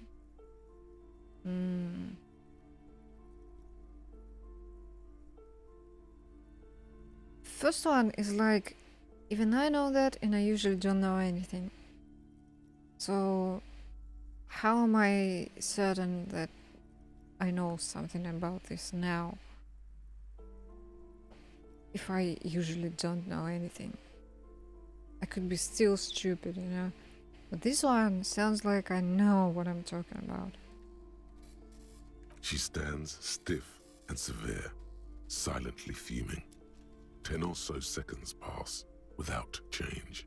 She's looking for one, but there simply aren't any good arguments for being an asshole. That's right.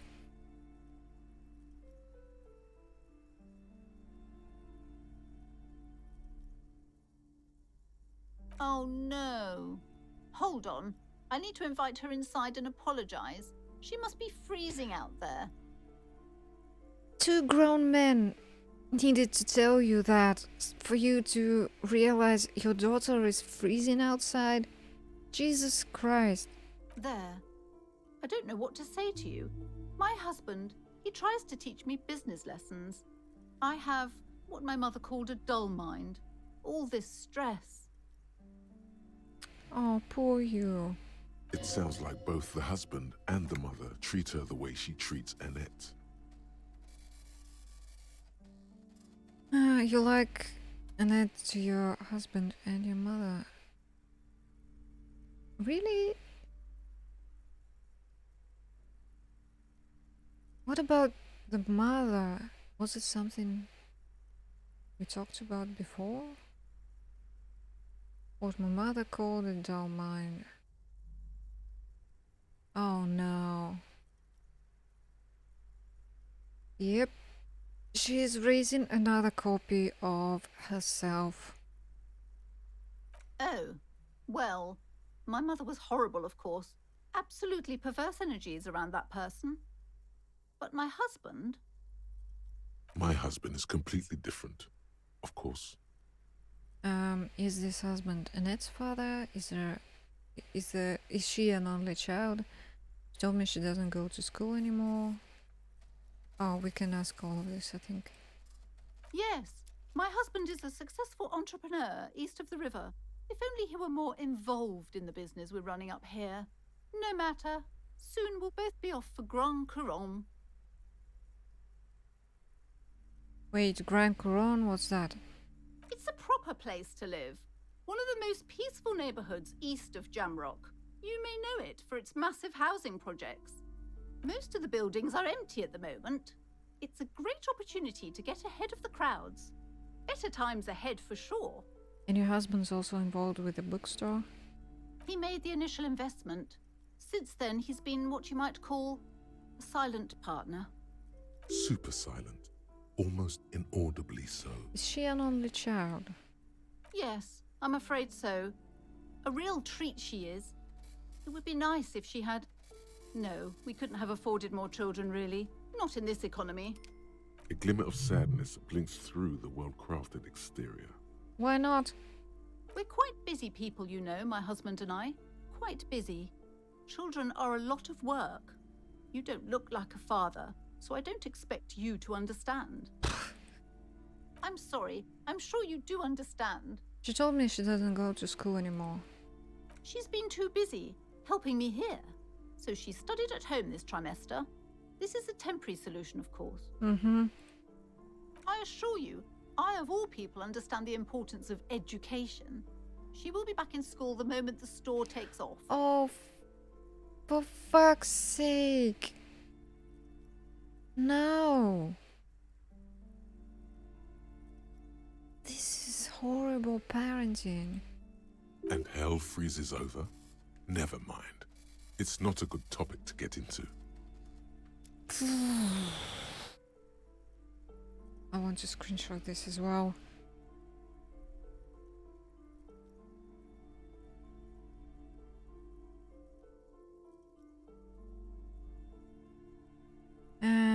Alright, I had something else in mind. The woman looks aloof. Her features much softer. Occasionally she glances at her daughter's silhouette. Bye. Where's the girl? Oh, there she.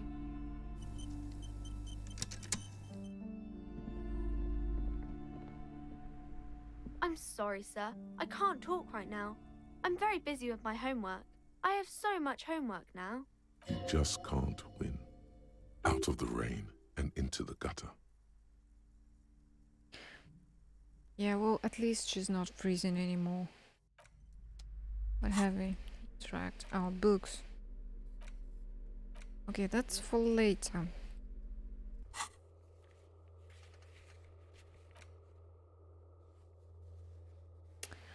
So, what I need now? Save again.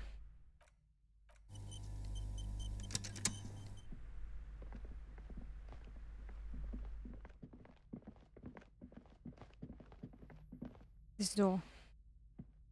A heavy door with a missing handle stands before you, covered in dozens, if not hundreds, of Seminese trinkets and charms. It appears to be locked.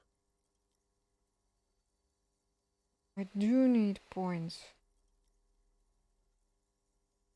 in that.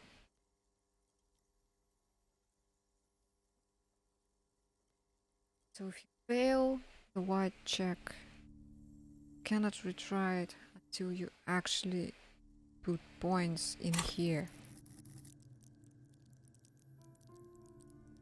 So it doesn't matter what I'm wearing.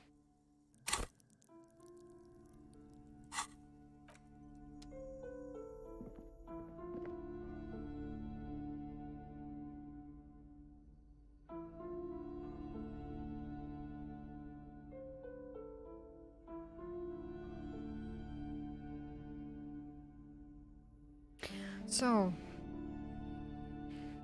I will equip the usual stuff. Volition.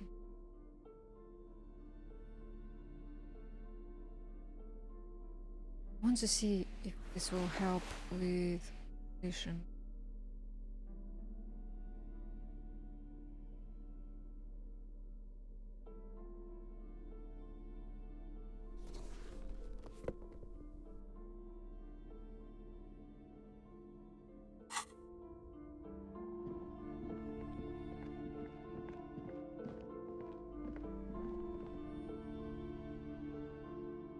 Low on morale, put points into volition. Yeah, and I need to buy something for health.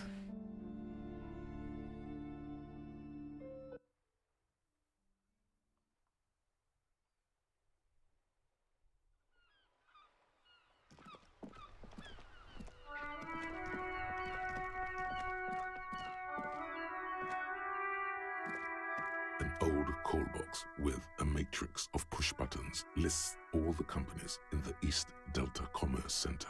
Okay, fortress, accident, or accident. Silence. No one's home at Fortress Accident. So, this call volition slipstream SCA with the weird woman. Whatever she says, it can't hurt you. You're a different person now. Stronger, healthier, and... knows us somehow. Alright, maybe not healthier, but it's a bonus that you've drunk so hard you can't remember any of your past relationships. Oblivion's the ace in your corner.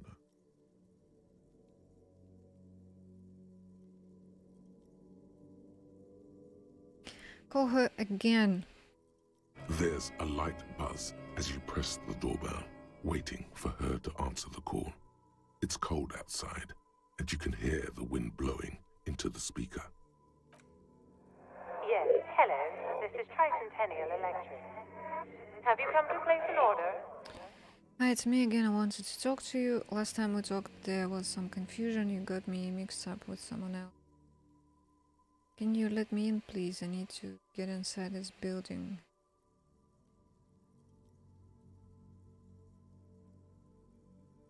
Do I? I would like to. I want to talk to you as well. My God. Here come the bad vibes again. Relax. Distance yourself from it. Thank you, Volition. What? It's you. My God. I didn't think I would hear your voice again. Wait. Is she... Didn't you already say that the last time we talked?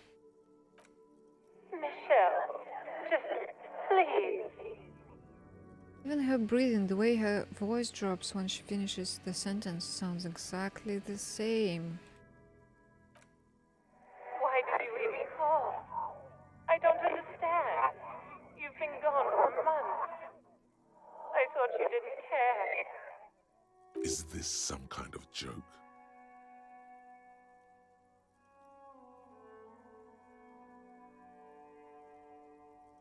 Do you think it's funny deceiving a police officer? Just stop it already, stop repeating your words. Doesn't matter what I say, you're just going to continue, right?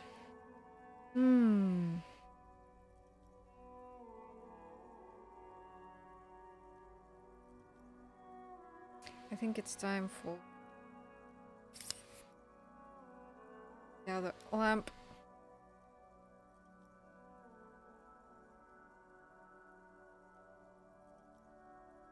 Can I it?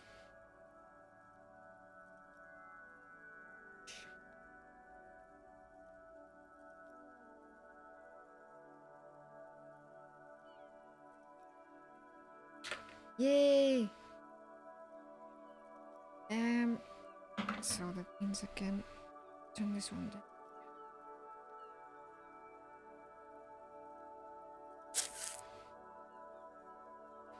Sun has almost set. But it's 5 p.m. and not completely dark anymore, which is nice. Maybe I should turn on the big light as well. One moment.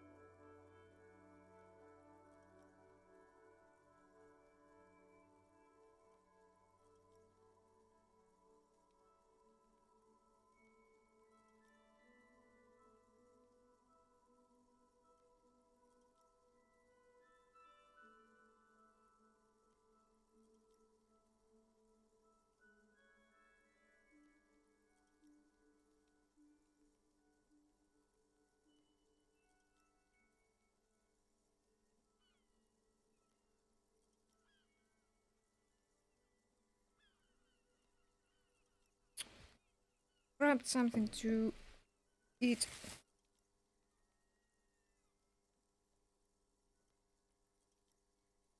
Oh no.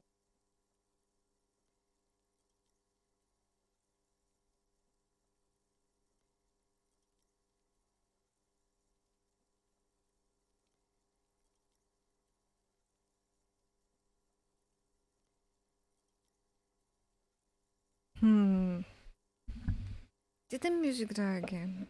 Oh, I can hear the birds.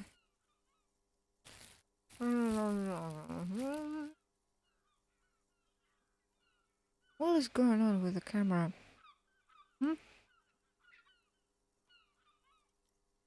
Why are you like this?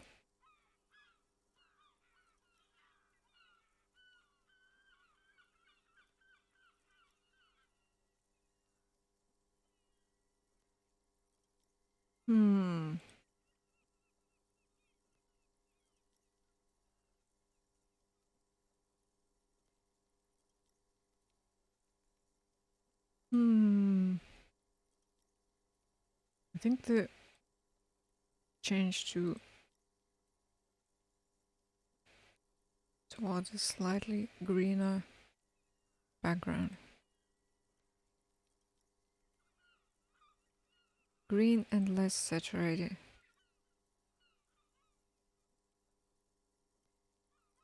Alright, this will do.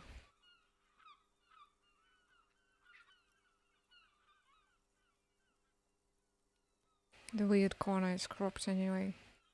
Almost.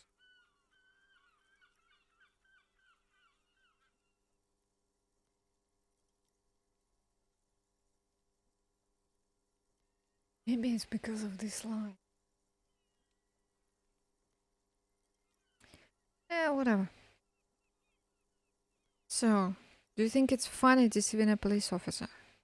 The voice from the intercom doesn't answer, but you can hear her breathing. Wind blows into your microphone again, crackling and echoing in the box. Is it over? Can we talk now? Ever since I came to work here, it's been different. As if my mind's been wiped clean. Say nothing. It's so nice. She says the same thing. It's so nice to be able to finally forget about you. Mm-hmm. And then it hits you. You're recording. She tries again not to cry, and still doesn't succeed completely. Her quiet sobs sound old and distant, as if her voice is being played off a wax cylinder. Real or not, your mirror neurons react. It feels painful to be listening to this. Why does it still feel like it's my fault? Her sound melts into the static from a long-distance phone call. From time to time, you can hear people talking in the distance, but can't make out any words. This is where you hung up the call the last time, but the recording is still going. Keep listening. A phone rings in the office with an old-fashioned chime, and someone walks by in a pair of heels. The static is like a warm blanket wrapped around the sounds. Is anyone there? No one replies, but the static grows stronger like rainfall. Then a female voice speaks out, completely different from the one before. Glorious and total somehow, crawling inside your head. Her words are too cold to comprehend. She smells of sodium lights and rain streaks on car windows. Eyes like pilot lights watch your shape in dark hallways, guttering. So...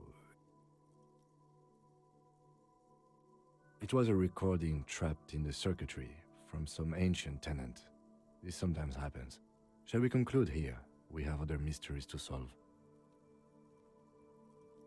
Wait, a recording trapped in the circuitry? Mm-hmm. I don't have time to explain it to you right now. Maybe sometime later.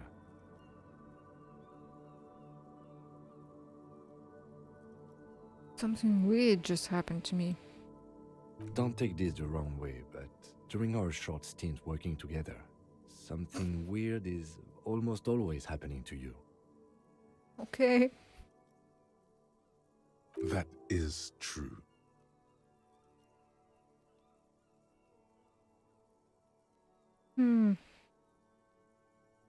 This button. Huh. This button looks new. It's probably not connected yet.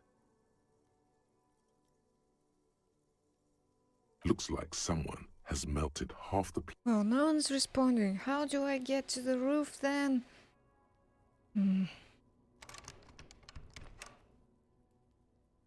Yes, I don't. Okay. Kuno. Kuno.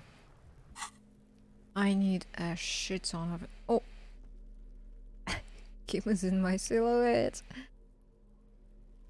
I need a shit ton of empathy.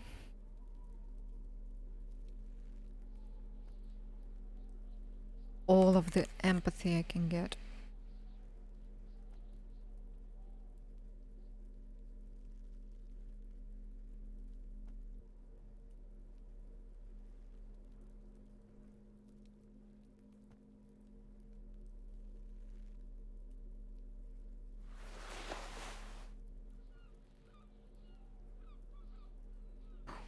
Shoes.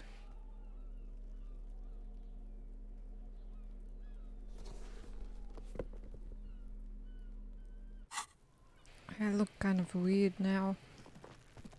Whatever, let's save.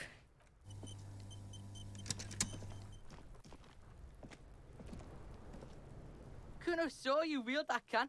Sweet graffito action, pig. Kuno likes that delinquent shit. Yeah, you like that art? Papa's bird to the bone, Kuna right onto the car. Thank you, Kuna, I really appreciate it.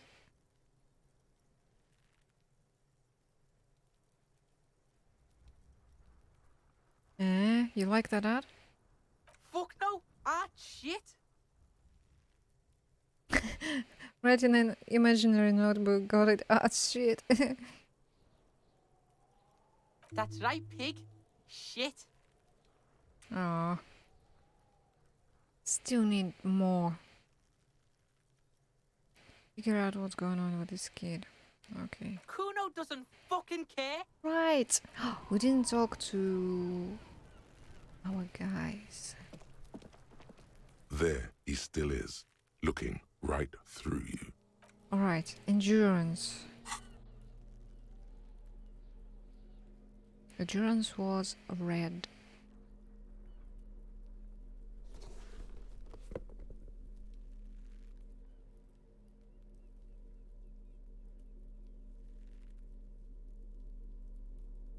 I probably have nothing for it.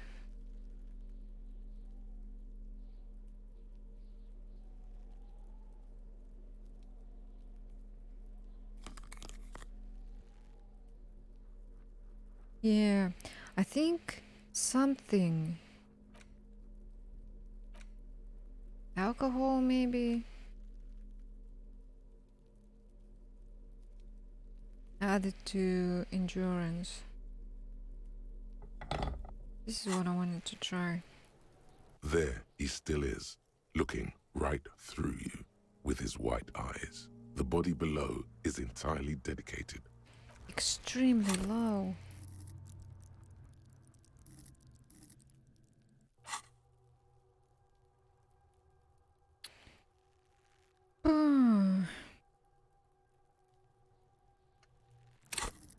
Alright, let's leave it be.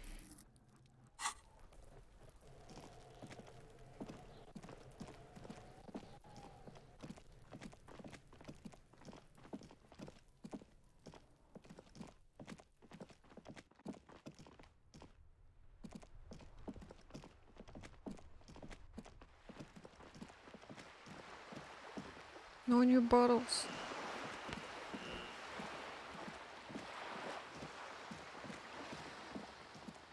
I want to talk to that girl.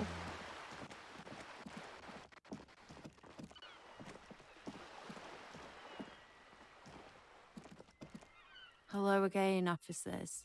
Have you come to admire my mural? Welp, no new conversation has been unlocked because we painted. I mean, after we painted the wall.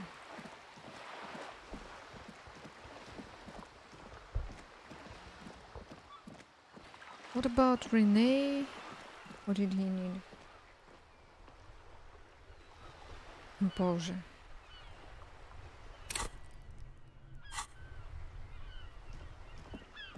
Vigilance officer? Ugh. What can this old carabiner do for you?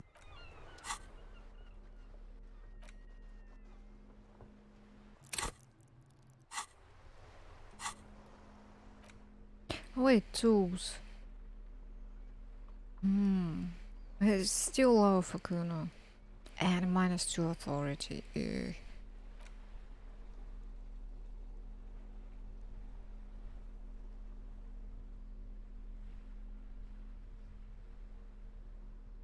Wait, what do I need? Composure.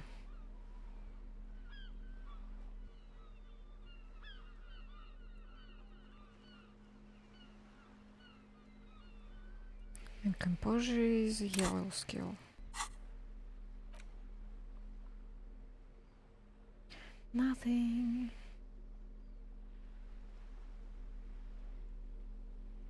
Dang it. This guy? It is such a pleasure to see you Oh, it's again, right officer. on. How may I head the citizens' militia on this This is really important. We need to make this guy voluntarily give up his sandwich. Why? I don't know. It just feels like something I need to do. Like a task. It exists and therefore should be finished. Well, this one. Not sure it'll help. It is such a pleasure to see you again. Doesn't help. Okay, what about this cellar?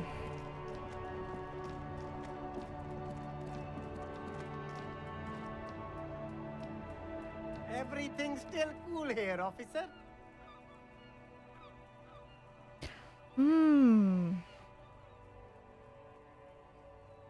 Points.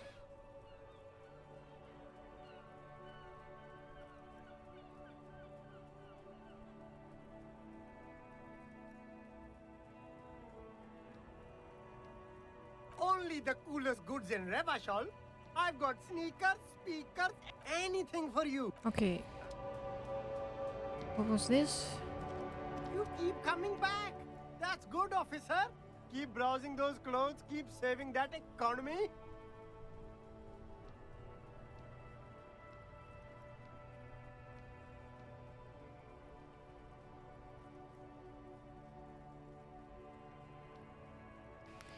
This will add one composure. You find your Economical, but also Okay. The speakers below are banged up and worthless. The sneakers triumph over them. They're the star of the show here. These are the sneakers, and we needed pants.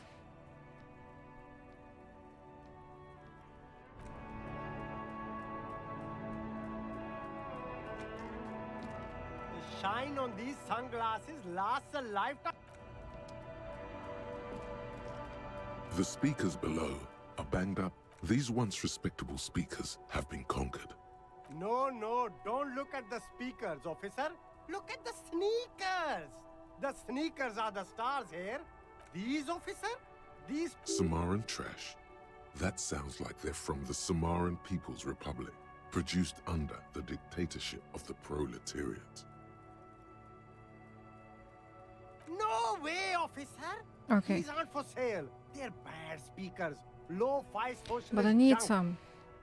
Well, if you want them, but see, they are the pedestal for my sneakers. If I let go of the speakers, if on the other hand, you wanted to buy the sneakers too, I could maybe throw in the speakers for... Damn. So you have to buy the sneakers first. 50. That's expensive. What if I just buy the water ball thingy?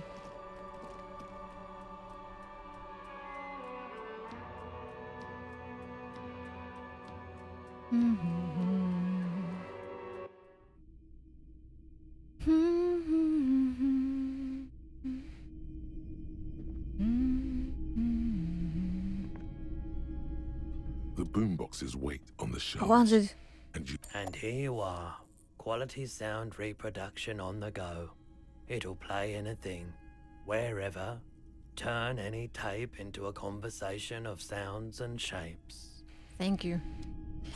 Tools. Oh, it's a tool now. This is the shade again. This is the reel-to-reel boombox of everyone's youth. A little banged up, a little chipped, and honestly not that loud either. Looks cool though, excels at being carried on the shoulder, allowing you to play audio tape items and blast music into the face of unsuspecting strangers. Hell yeah!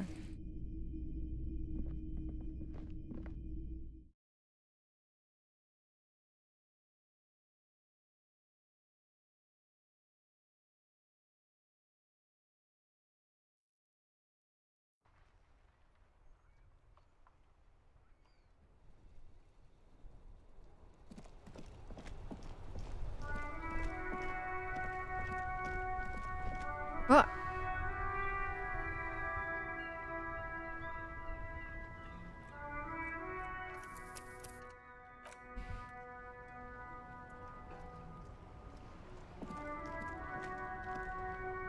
And you are?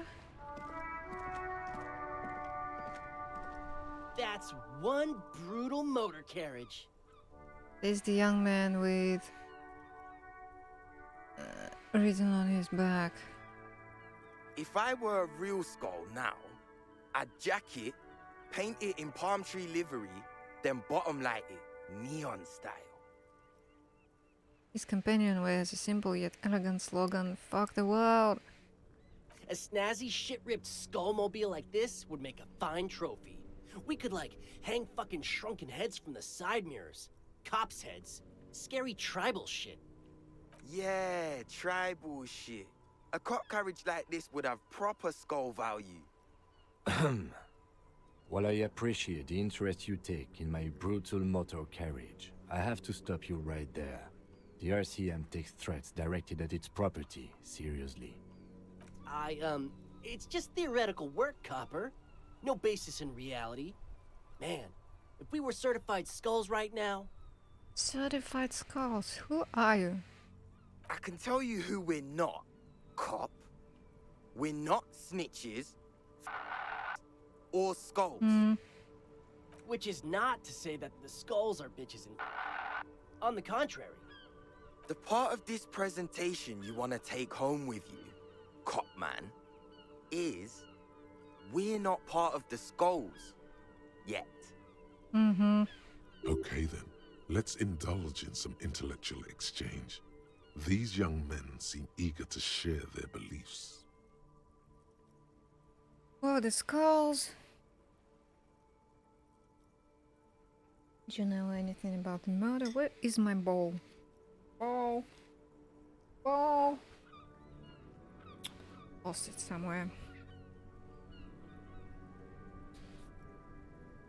Do you know Cindy the Skull? What's with the jacket? Cindy the Skull. What's with the jackets? What are they? You don't know? What kind of cop are you? It's not a question. Don't get into it. I'm glad you asked. Of course I do. I'm just testing you boys. The Skulls are the most vicious gang of the Besmertne. Besmatine, or the Besmati, the Immortals, are West River Sholian crime syndicates. The nastiest bunch of psychos ever. Jacking carriages and getting into high-speed chases. Oh, I wonder how this conversation would have gone if we hadn't found the other car. Possessing an infinite amount of fuck-all swagger, infamous for their non-verbal modus operandi. Non-verbal?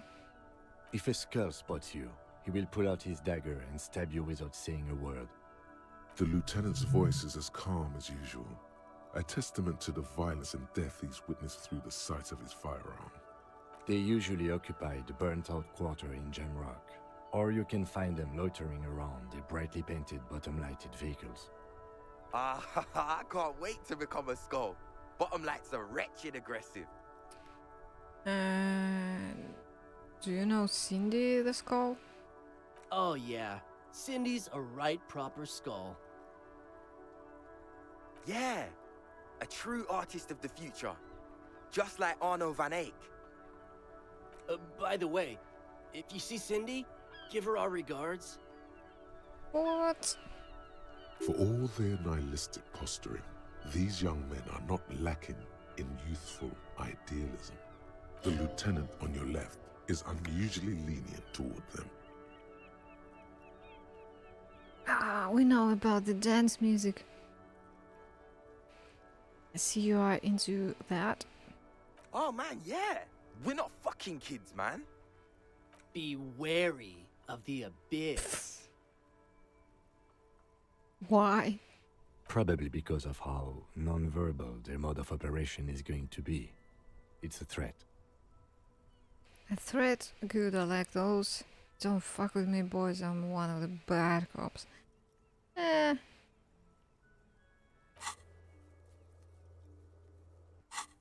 I just wanted to talk about music, and now there's a conflict all of a sudden. It's too much. That's right. You should back off and let silence rule supreme. What is wrong with you? Now you're just empowering these punks. This is ridiculous. Boys, do you know why the gang is called Skulls? Yeah.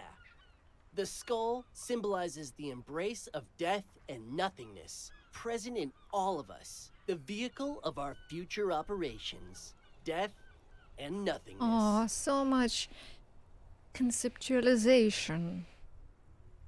They're called Skulls because when you are shot dead in the middle of the street, the skull is the only part the stray dogs want to eat.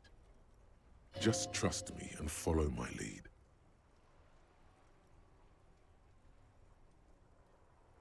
They're called skulls because when you're shot dead in the middle of the street, the skull is the only part the street dogs want to eat. So, boys, wanna feed the dogs? No reply.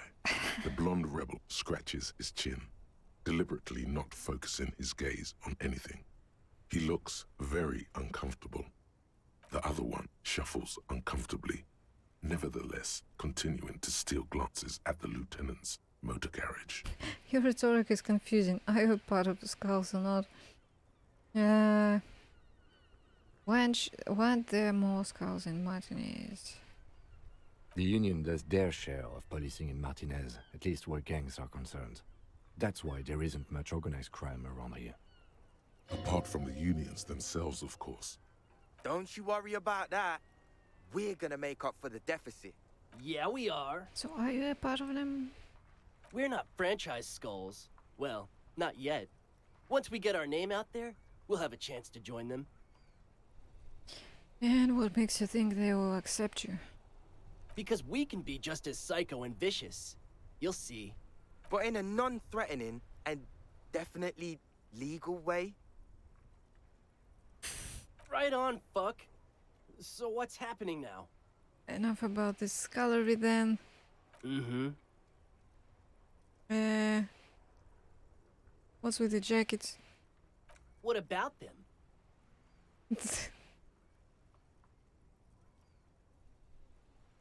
What about fuck the world? Like I said before, many men keep searching for the one, for so-called true love, which is actually just obsession masquerading as kinship. The thrill of the chase, the hollowness that fills your chest cavity after catching it. I'm wondering if the poetics come with the jacket, or are they derived from something else entirely? Yeah. To catch a fish, you'll need to hurl the lure many times, and even then it isn't certain that you'll get anything. If you blow up the lake, though... That is a terrible metaphor. You get more fish in a shorter time. And, for time is of the essence and fleeting ever so quickly, one must think of a way to fuck the whole world and not get caught up in fucking someone. Because when one fucks everything, he fucks nothing. And that, to me, feels glorious. Sticking your dick into the void. Hate to admit it, but in a weird way, he's got a point. He's got a point. What does your jacket have? Peace written on it. Well, first off, it's a statement and not necessarily something that characterizes me as a person, even though the statement has character. And I do like piss. What? The word piss epitomizes the struggle taking place in the world. Things being defined as they seem, not as they are. And, I guess, it's also about communal spirit, the future, and truly appreciating our differences. Also, you've got to admit, it catches the eye. And since the Grand Piper is slowly but steadily moving towards basing the economy on it, attention, it is imperative that the medium itself convey the message. What? What I mean by this is, we are all piss. and that the world is inherently meaningless. It seems that the young man has a certain expertise in at least one field, even if it's rather narrow. Is it a coincidence that here we have 2 badass jackets and 2 badass cops?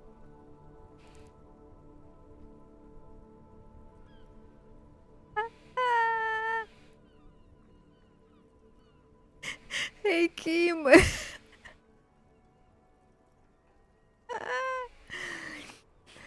Oh, no, where is this going? Yes? What do you think about the jacket? Leather jackets adorned with immature writing? The ideology they convey helps the boys justify poor choices in life and fashion. I'm not a fan.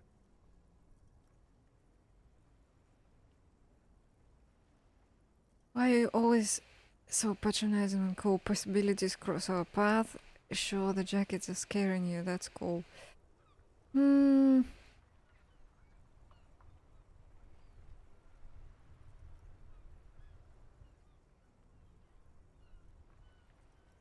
What is he suggesting?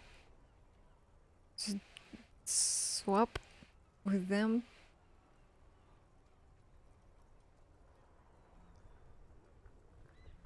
The ideology they convey helps the boys justify the poor choices of life and fashion. Okay, sure, they're scaring you, that's cool. What are you implying? Which one would you wear? I'm not sure I understand you, detective. You're more of a... Are you more of a peace or fuck the world kind of guy?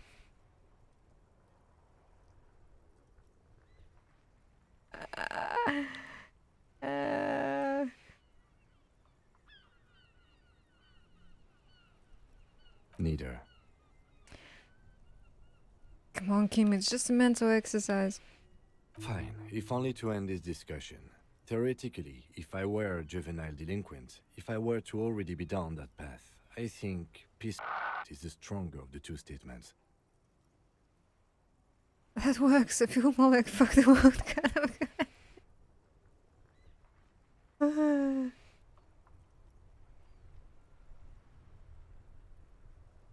Seems about right, especially considering your heroic exit attempts.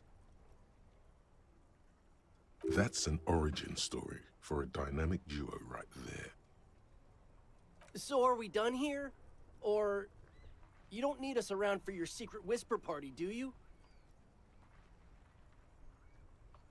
Do you know anything about the murder? Murder? Man was hanged in the backyard. Yeah, sure. We'll gladly tell you everything we know about it. It was a man. Also, he was hanged. Anything else? He was hanged from a tree. Yeah, I mean, duh. These punks don't know anything. Let's just move along. Hey, stop right there. How does one know anything? Oh. Ah, this sounds like epistemology. A field so occupied by thought that it begins to question thought itself. I know that you don't know shit. Exactly. How can one know shit? We should move along.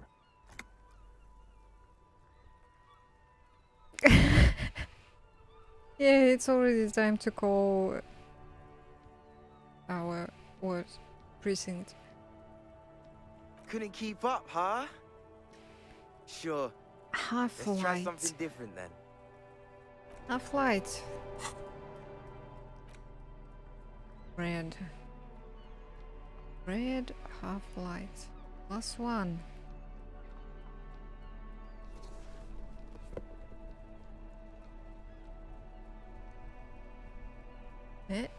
-1.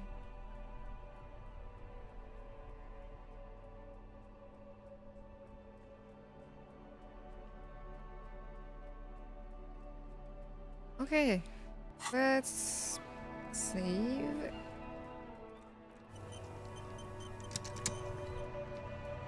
That ride is fucking lightning. Hey, piss. Look who it is. Shrunken cophead Ask material. for the jackets for yourself and the lieutenant. No, no, no. Don't ask anything. Be subtle and scary. The boys dream about being skulls. Use that. Wait. How? Suggest they're massive skulls. Come on. Boys, with those jackets, you're gonna be the Skull Kings in no time.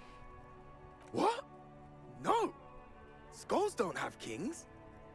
I think. And we're not even in yet. Yeah, man, keep your voice down. Skulls don't take it lightly when folks pretend to be them. We're not even prospects yet. Prospect must be a hierarchical term. Probably in the lower end. Not even prospects and already aspiring to be kings? Wow, you boys are ambitious. Only prospects and already planning a coup in the skulls. You're destined to go far. He gets it. Passive-aggressive flattery. Shut the fuck up. Are you trying to get us killed? Now bring it to the jackets and, yes, start shouting. Yeah, we wanna be a cool killer skulls too, like you guys, but we don't have skull jackets. Please be quiet. What? What do you want? The jackets? Yes. You got it. No need for cruelty. You offer your jackets like that, it'd be impolite to refuse. Reach out your hand, or yes, the jackets. This is in a quiet voice. Shout, or in a normal voice or quiet voice.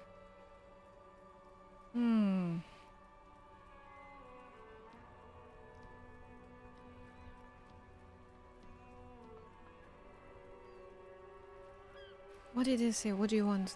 The jackets? Yes, the jackets. Oh, man.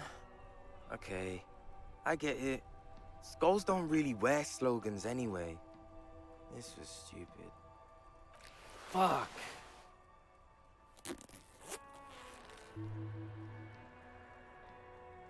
Oh no, now they are undressed.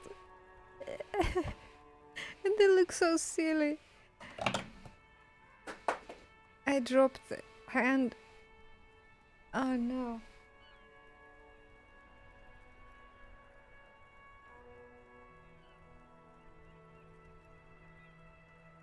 Hand. Really, where is the bowl? Leave it in the kitchen. It's falling.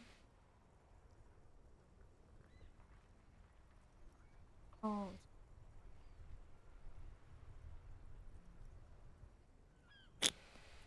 The lieutenant watches the boys take their jackets off with mild amusement.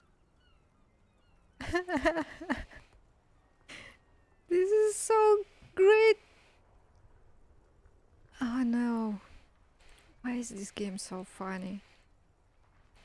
Turn to game, since you said you were more of a peace kind of guy. I'll take the other one. I know you said you're more of a peace kind of guy, but I think I should have it for myself. No. I'll take the other one. I'm absolutely okay with not having either one, thank you. Why not the pair? We could really race our go on the cover hard. Don't you want to express your individuality?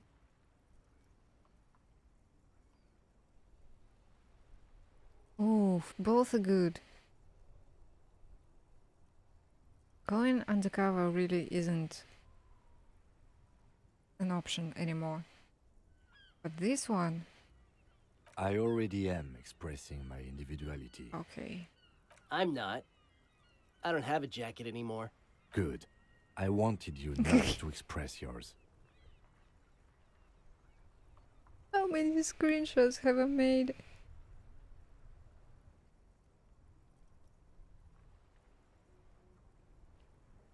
I think I have. How many windows open? Maybe 15 by now. Cold-hearted cop. Still, it's good to know we have a pair in case the need arises. The need will not arise. The jackets are meant to complete each other. If a man was standing alone on a street corner with his written on his back, it'd just be an individual that has taken a liking to urine. And fuck the world all on its own is, frankly, generic. Individual that has taken a liking to urine. I don't know, Eric. It's cold out. The dark-haired young man just stands there defeated. The wind blows. Yeah, let's get out of here. The cops fucked us. And they want to get into the skulls.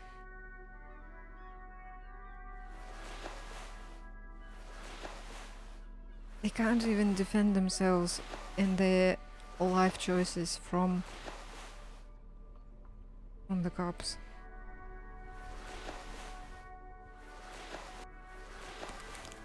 Who weren't even being really serious. Okay, so this one gives me half-light and rhetoric. This one drama and -1 authority. I'll use my regular jacket, please. Seriously, Kim, come on. Yes? Ah.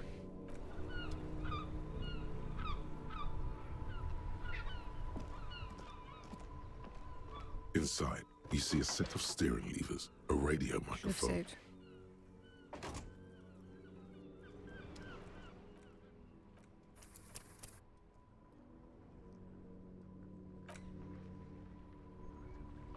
Inside, you see a set of steering levers, a radio microphone, a pull-out toolbox, and... This is Precinct 57. How may I assist you? I need to report a dead body on the Martinez boardwalk. One moment. Can you please describe the body? Age, sex, cause of death? An unidentified middle-aged man, height 170 to 175, dark hair, medium build. Looks like he slipped, fell through a hole in the boardwalk and hit his head against a metal bench. We suspect he might have been inebriated when he fell. There were bottles all around him and traces of vomit on his shirt. Any signs of violence? No, seems like it was an accident. No field autopsy necessary. What about his belongings? Did you examine his clothes? He was wearing boots, trousers, and an old leather jacket with a bright blue lining. Found a library card from his pocket. Any information on the library card? From Central Jamrock Public Library, it belongs to someone named Billy Majin. Good. You have a lead. Do you and Lieutenant Kitsuragi want to take the case, or should I assign it to someone else? Taking it. I have assigned the case to Lieutenant Kitsuragi. Please follow up on this library lead to identify the man. We'll send someone to take the body to the morgue. That's all for now. Thank you for reporting in. Is there anything else I can do for Okay, you? now let's call the library. I'm afraid they're closed. It says here that the library is open from 10 a.m. to 6 p.m. We should try again during business hours. But the thing said 9 to 6. Anything else, detective?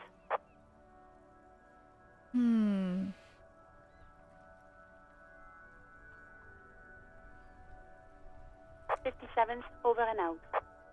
In the cabin, you see a set of steering levers. Okay. So I also wanted to chat with the boys. The boys.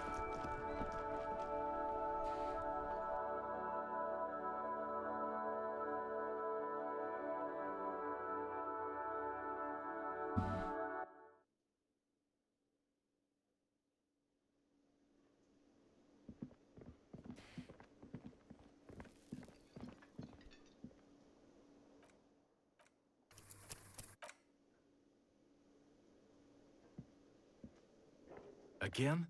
I can't believe this shit. This is definitely our partner.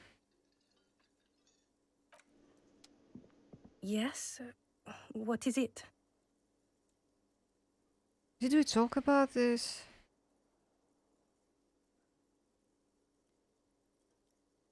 You have a blue uniform and mine is black. What does this mean?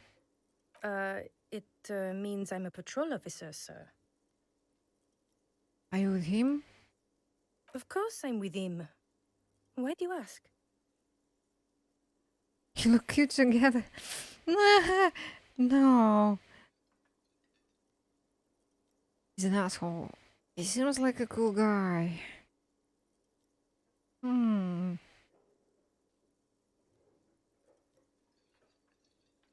He is kind of an asshole.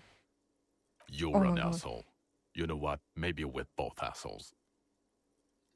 Please, let's not turn this into another exchange, Was okay? that voice different from just 5 minutes ago? Maybe even less. I just talked to him. He spoke in a different voice. Look, something is really bugging me. Are we or are we not from the same police station? God damn it, you leave her alone. Keep your weird bullshit to yourself and be professional for once, for fuck's sake. Can I actually help you with something? Yes, of course. Preposterous. I mean, you would remember if they were, right? Who forgets their squad mates? That's not possible. Okay. But what about the voice? Again? I can't believe this shit. It is a different voice. What? Okay. So what did we need for this guy? Composure.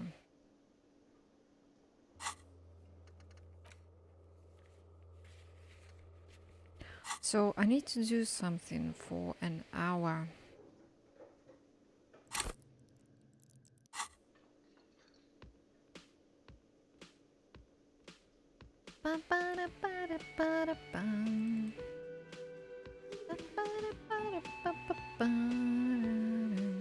What is there to do?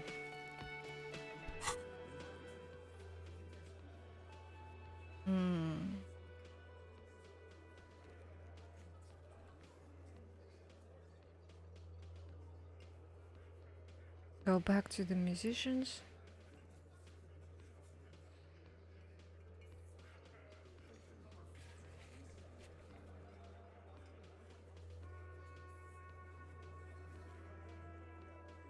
Cafeteria window.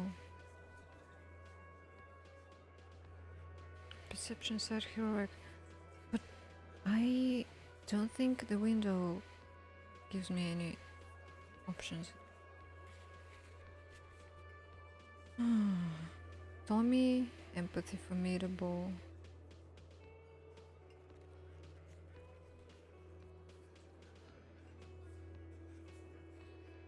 Map wall doesn't show anything anymore. Like no quest pop. Smoker is here now.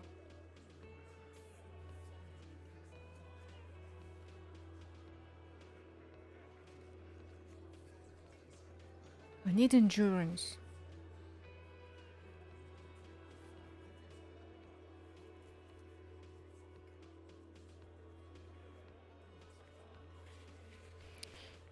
And it doesn't say how much.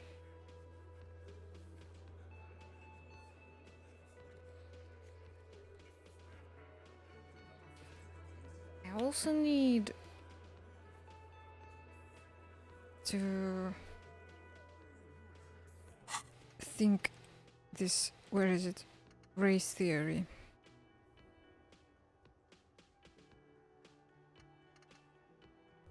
Okay, let's read the book then.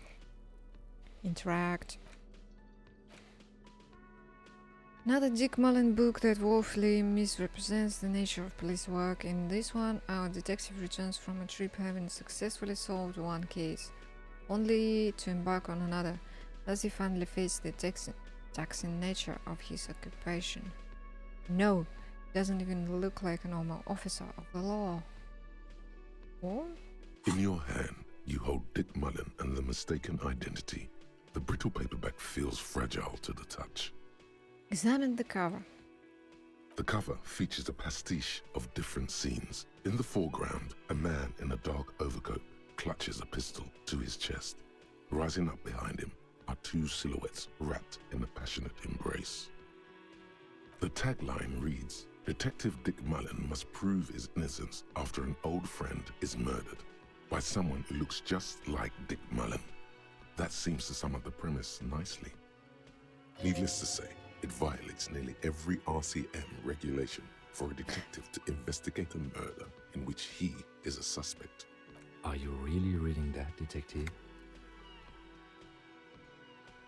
I really need to know who this Dick Mullen guy is. Good luck finding it. He's not much of a character, I think you'll find. Just a stand-in for the reader.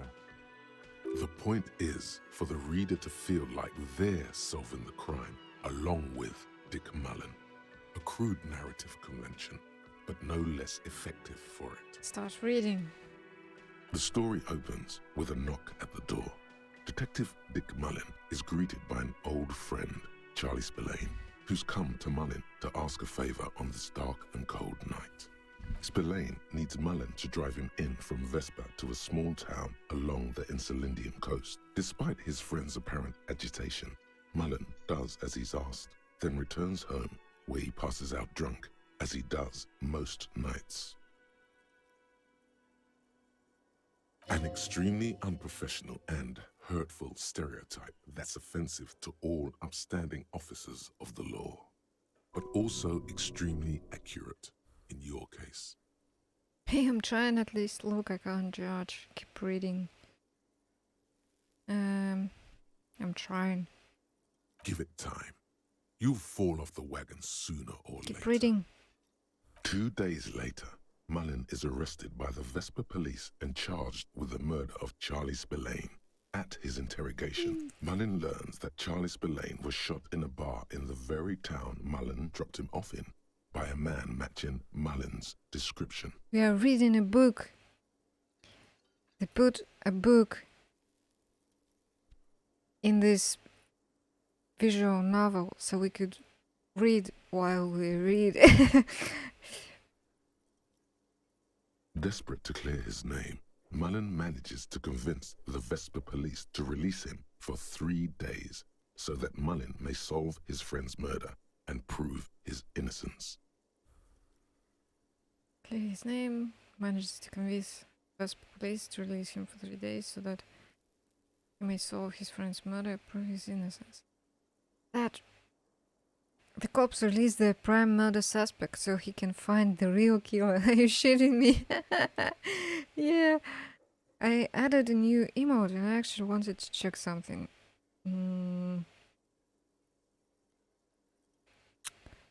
Oh, I'm going to switch to a scene with nothing on it for a second.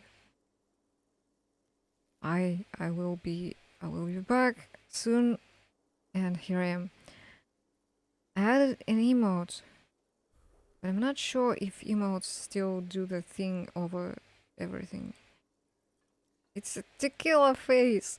Oh yeah, they do appear. Okay, cool. Tequila face for all the, I don't know, for what kind of situation, but when you need to grin awkwardly. And maybe for when the character is drunk or keeps fucking up or something, I don't know. So, first one.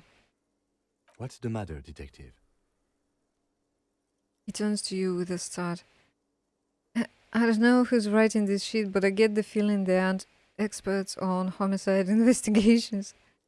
The lieutenant shrugs, resigned to the idea that his profession will rarely, if ever, be accurately represented in art and literature.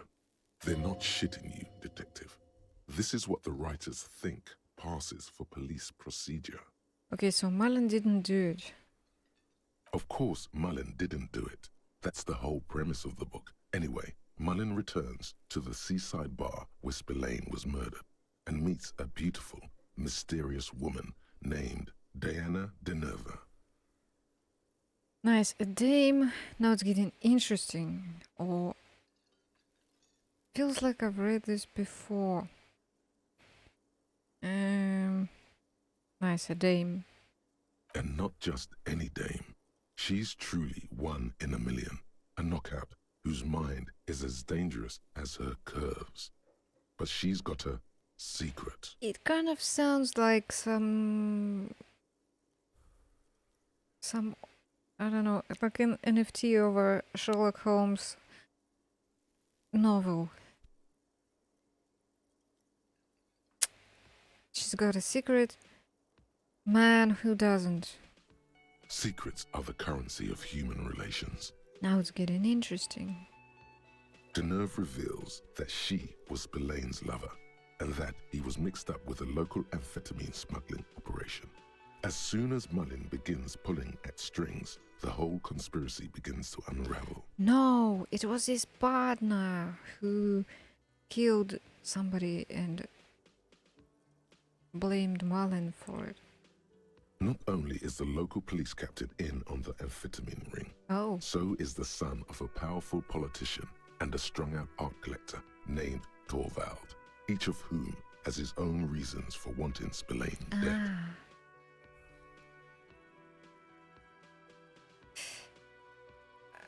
Wow, the time is passing so quickly while reading the book. Holy shit. And I cannot back out of this. Alright, tell me about the corrupt police captain. Outwardly, the old police captain is a real law and order crypto-fascist, a barrel-chested man who's beaten his share of suspects to pulp. But he's also dirty and increasingly paranoid that someone's going to expose his role in the drug ring. Real law and order crypto-fascist. Barrel-chested man. Every time you return to the stream, the investigation is different because there are like 7,000 different things we are doing. What did I do today? We investigated some cryptozoologists' traps, but didn't find any cryptids. Then we shamed the bookkeeper for being a terrible parent and made her call her daughter back inside because the girl was standing outside, freezing in the cold, trying to sell books while her mother is on the inside doing business which is not going successfully, and that was terrible. What else? And then, oh my god, you missed such a hilarious moment. We passed by Kim's car, and there were two dudes sitting in front of the car. And the dudes were like,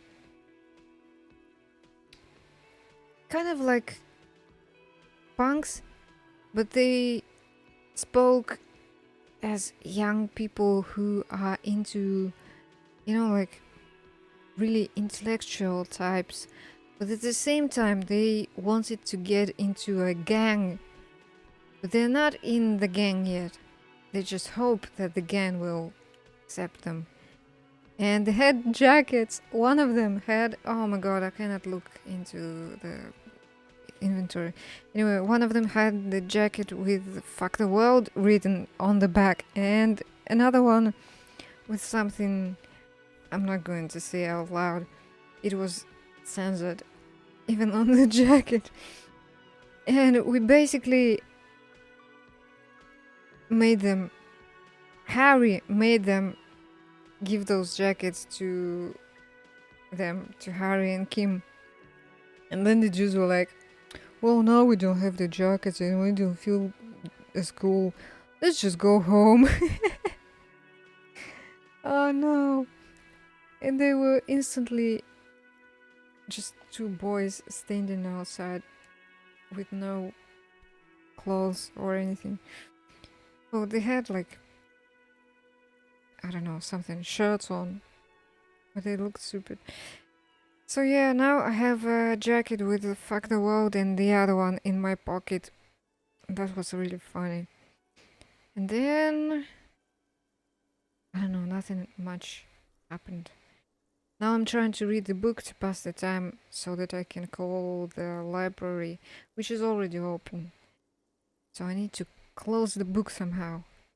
He would certainly have the motive and the means, but the captain walks with a noticeable limp from an old war injury. Is it possible that he was able to conceal it long enough to commit the murder? Policeman's son? A typical privileged twat. In all likelihood, he's just in over his head. He does bear a personal grudge against Spillane, though, a former prosecutor who nearly brought down his father's administration. The kid doesn't exactly have Dick Mullen's manly build, but he is the correct height, and while interrogating him at his home, Mullen did notice a certain overcoat that looks suspiciously like his own. And an art collector. Torvald, the art collector, is a strung-out mess. Frankly, it's hard to imagine him holding a pistol steady enough to actually hit someone, let alone plug them 3 times in the chest the way O'Spillane did. That said, Torvald and Spillane have a long history, and while interrogating him, Mullen discovers that Torvald was once involved with Deanna Deneuve. Could it be that this is all over a sordid love Wait, triangle? Spillane is dead, and Spillane was his partner. So I misunderstood what was going on there. I want to close this book. He's been standing there reading it for an hour already. One evening, Deanna Deneuve comes to Mullen's hostel room in tears. The two of them drink half a bottle of vodka, and soon they're seeking comfort in each other's arms. Yes, comfort and pleasure. The warmth of another human's touch. The burning taste of liquor on her full, sweet lips. Hey, thank you for the follow. That new alert. It's Keanu's laugh from the interview. Where, you know, the interview where he with what's her name, with Karen Moss. They were interviewed for The Matrix, and he laughed, and I used that for the alert sound. What did he say? Comfort, warmth, without a human's touch. The burning taste of liquor on her full sweet lips. Well, that testimony won't be admissible any longer.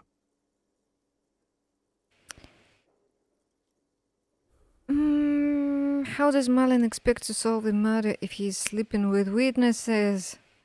Oh, we can continue raging about this, the quality of the narrative. Nice, get it, Mullen. Not sure I'm happy with this, but maybe the story will turn around. You know what? It's imaginary. It's all imaginary. As the two lovers share a post-coital cigarette, Deanna Deneuve turns to Mullen and says, "By the way, Dick, there was something else I meant to tell you. I love you." Oh shit.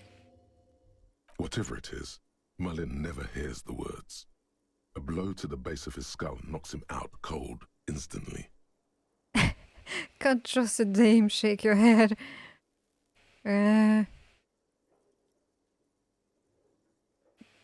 Oh, just fuck. When Mullen comes to, Deneuve is dead on the hostel bed next to him. To make matters worse, his clothes are covered with her blood. Double fuck.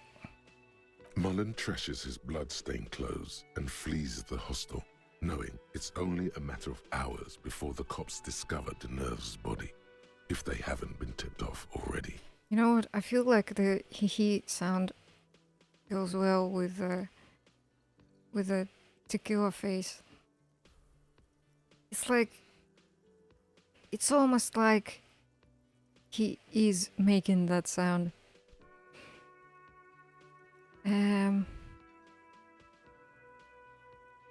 It's only a matter of hours before the cops discover the news body. There haven't been tips off already. Fleeing a crime scene, destroying evidence. Even if Detective Mullen didn't commit the murder, he should be facing years behind bars.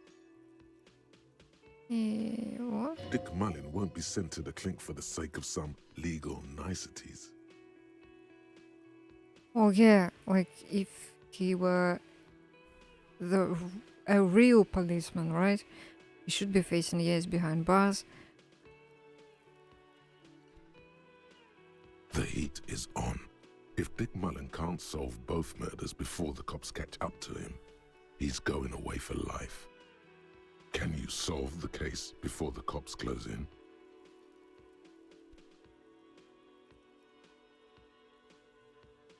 Wait, I've got some questions first. What is it, Detective? Why does everyone close to Dick Mullen wind up dead? It's a dangerous line of work, but somebody has to do it. That's why Dick Mullen never lets anyone get too close. Why did he become a detective in the first place? There was never a time when he wasn't a detective. He was born a detective. He was born with a detective gene. It's in his blood. Was he not born? Probably not. Why is he like that? Dick Mullen was made to crack skulls and solve cases. It's who he is. He could no more stop being a detective than a tiger could cease to be a predator in the night. For a moment, you cease to read the story on the page and see the book for what it is. A collection of brittle, cheaply printed pages held together by glue made from the hooves of horses. Ew! Glue made from the hooves of horses. You won't find the answers you're looking for here, in other words. Why bother solving crimes when the world is so evil? Is it really so evil, Detective? Horse glue, yeah. Okay, maybe not. There are parts worth saving. Yeah, it's pretty fucking evil. There are parts worth saving, come on. Like what? Friends and family. Says who? Says Harry, who walked away from somebody he loved. Arrgh. The sweet taste of a good cigarette which I still need to find. There are worse things in the world than the pursuit of chemical pleasures. But there are better things. True. Don't have any more questions. I figured it all out. So, who did it, Detective? Who killed Charlie Spillane and Deanna Deneur?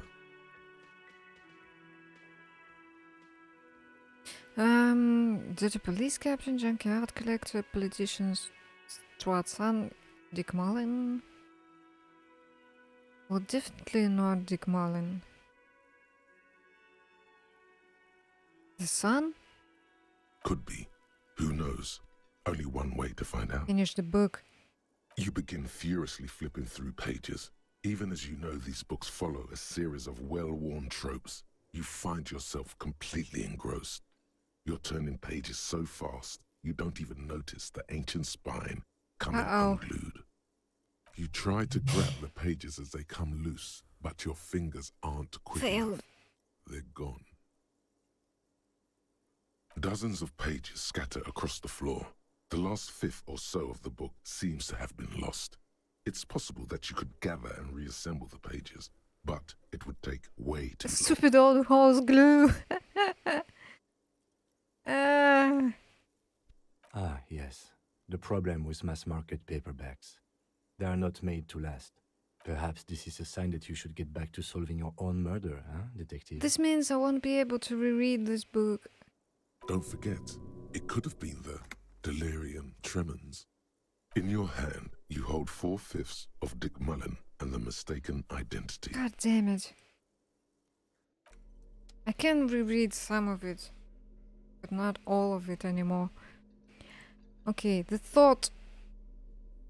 Hey, let me... Okay, there it is. The thought Col de Mama Dakwa. It's not only your eardrums that register sound anymore. Your very skin has become an organ of hearing. Looking for a whisper light and low. A god who's very, very silent. Nothing escapes you. A cockroach in the other room. A candy wrapper falling on dry grass. A drunk falling from a chair in a bar 20 meters away. In fact, you haven't heard the Col du Mama Dakwa, but you have discovered that you have amazing hearing. It must be the only part of you the alcohol hasn't drowned out. Keep listening.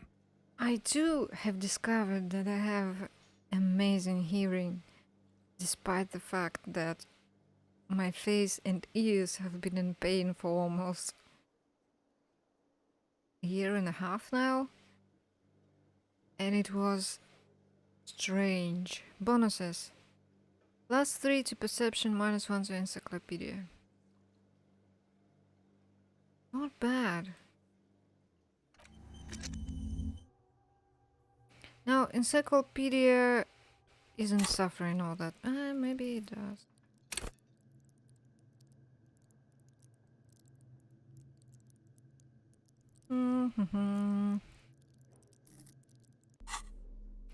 Is there anything I can... This... Wait, it is a blue skill. So... I don't remember any encyclopedia things. There, the jacket. So, this is the fuck the world jacket. Oh, Kim is in the way.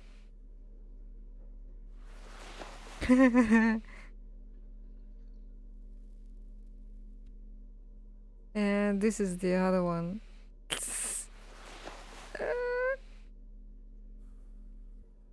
Doesn't even...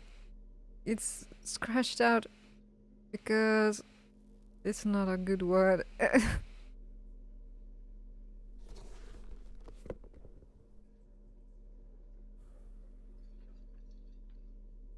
Yeah, kind of blurred. I think... Well, I don't know.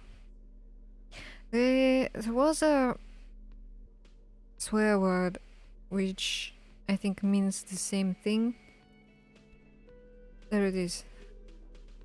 Censored. And it means the same thing but in a different language, and somebody, I think Kuno, says it without any beep happening. It's so funny. Because it's not in English, he just says it. But everywhere where it appears in English, it's just, you know, not a full word. Okay, maybe glasses. Oh yeah, this one gives me two encyclopedia. Actually, since I gained 3 to perception, I can... What is it? 6 now. I can use this. So -1 to encyclopedia, which means I'm gaining 1 point in encyclopedia and 2 in perception. Win-win.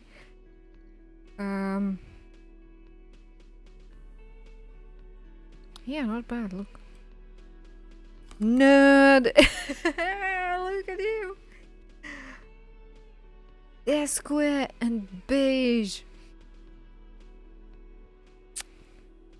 With thick lenses, so you can imagine that when you look at him with these glasses on, if you look through the glass, it distorts the image a little.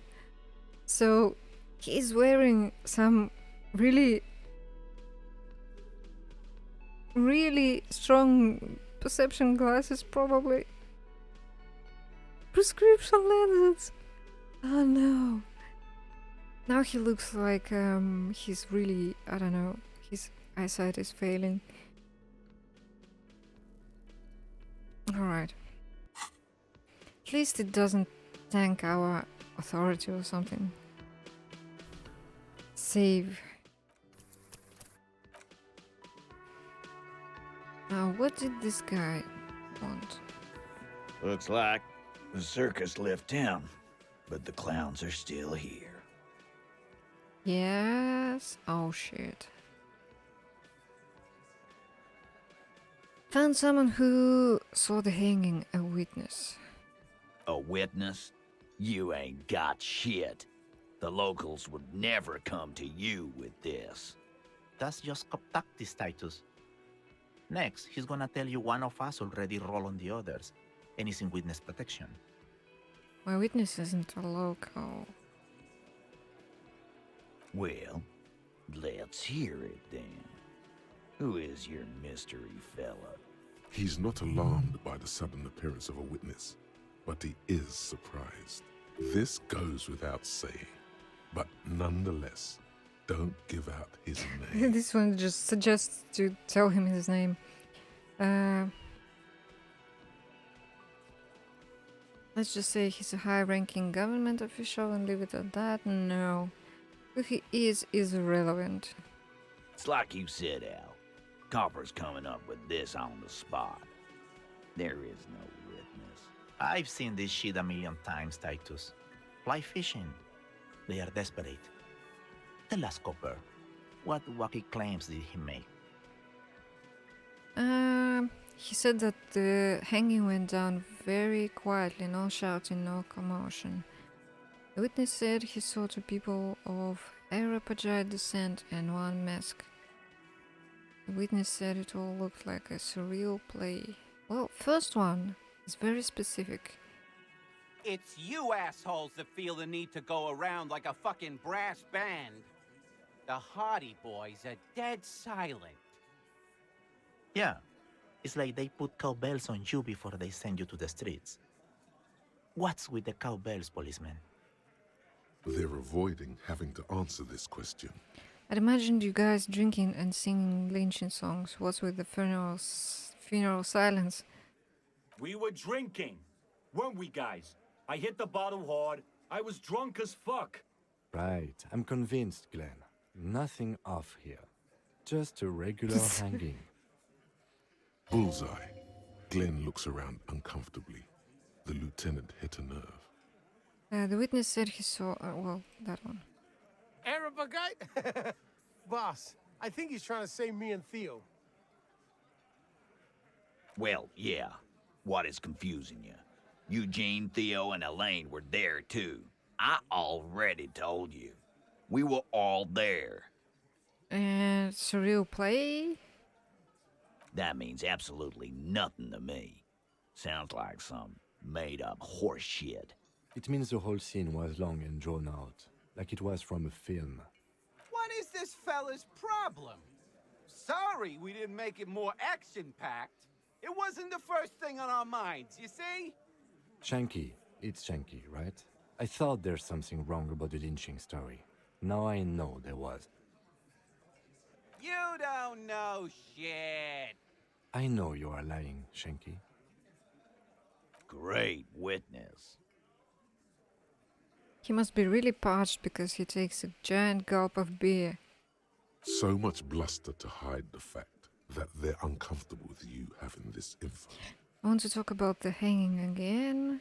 Again. Just get the dead guy's autograph, since you're his biggest fan. Good one, Titus. Okay, so we have no more questions. About fucking time.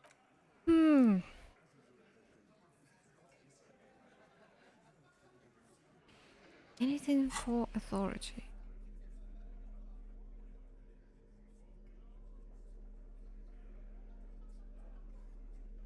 -1.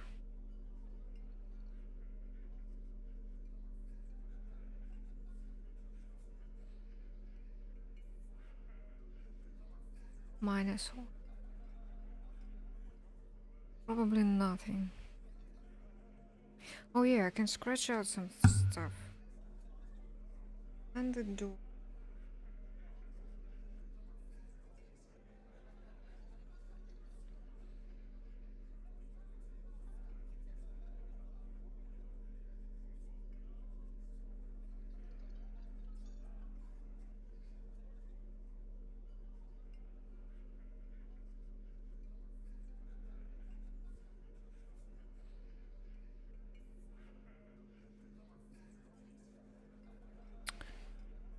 None of these will help me much. I need to unlock, add more points to a couple of skills. And I need this theory processed in my brain. So I've been thinking about this. Sure, the theory presented, the way that guy presented it to us, the measurehead, it was terrible. Really bad. But maybe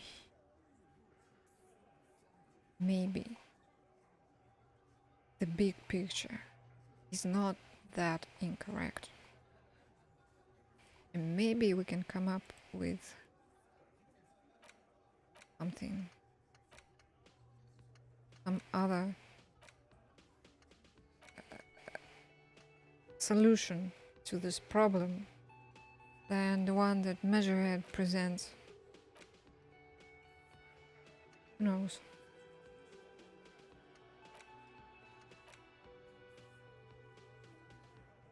This one will make me a capitalist, and I don't want it. So this one I need to do. This one I cannot do while I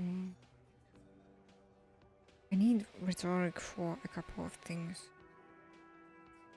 -1 isn't actually that bad. Anyway, skills next for sure. Pain threshold. Probably.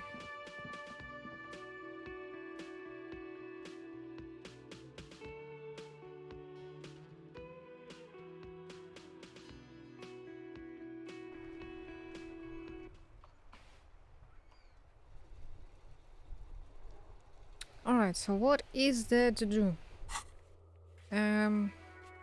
Library. That's right.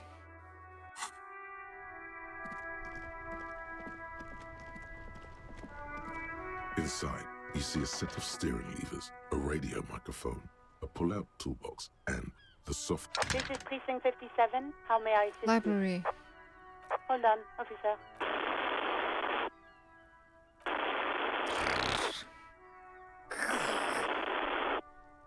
I've got Central Jamrock Public Library on the line, and I've already introduced you to the librarian. Connecting the call in 2, 1. Yes, this is Central Jamrock Public Library here. How can I help you, officer? He sounds worried, yet ready to assist. This is how people get when the police call. I'm looking for any information that you can provide on Billy Majan, a reader. Billy Majan, you said. Give me a moment, I'll have to check our database.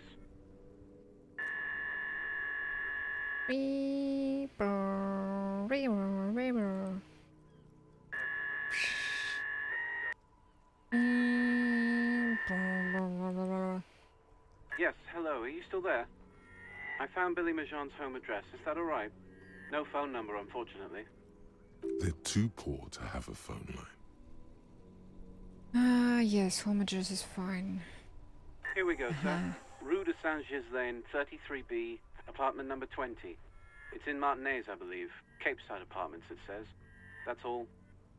That's where the smoker on the balcony lives, isn't it? Do you have any other information? It says here that they returned their last book just a few days ago, but I wasn't at work that day. Do you know someone who was? Marie? Marie? Do you remember a reader named Billy Majan? They returned a Tybalt book the other day. You hear someone answer from afar. Yes, it was my colleague Marie. She said that it was Billy's husband who returned the book. He also asked for this new sci-fi release, Lowe's Radio City 87, but we don't have it yet. Husband. And we did figure out that he liked sci-fi. Good. You have a name now. So Billy Majan is a woman, not a man. How did your colleague know that it was her husband? Marie knows Billy. She's been working here longer than me. Sometimes her husband returns some books for her. And then goes for a little drink later. On the lookout. Do you know his name? Sorry, no. Marie only knows him by sight. Can Marie describe to me what the husband looked like? Marie! She said it was an older man, and that she's pretty sure he'd had a drink or two the last time she saw him. What was he wearing? Just one call her to second. the phone. He turns away and relays the question. Sorry, Marie wasn't really paying any attention to that. Okay, thank you. That's all from me. No other questions. Happy we could help. Goodbye, officer. Anything else you need from me? That's it for now. 57th, over and out. In the cabin, you see a set of steering. Bye-bye, car. Okay, so we can go to the apartment, and it's number 20. I should save.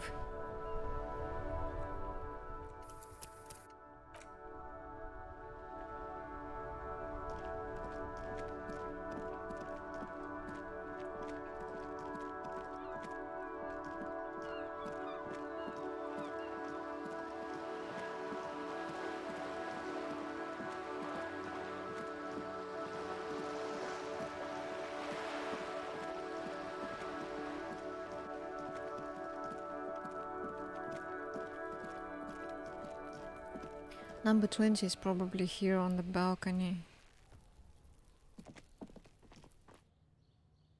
I don't remember the numbers.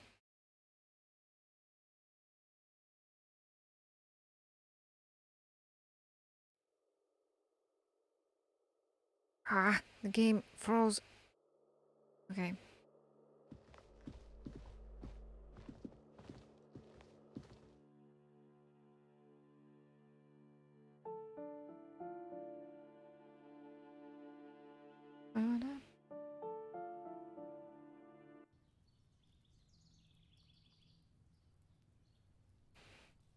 Okay. Oh, this is... Oh, that's the apartment, probably. A weathered brown door. The number reads 20. Something smells good. Soup allongio. The lieutenant motions to you to go ahead and knock. This is the door. You already know it's the right door. This is going to be so hard. Don't knock! Just leave! You don't need this! You don't need to sad it up! Hold on, Kim, we should discuss this before we move on. What should we expect?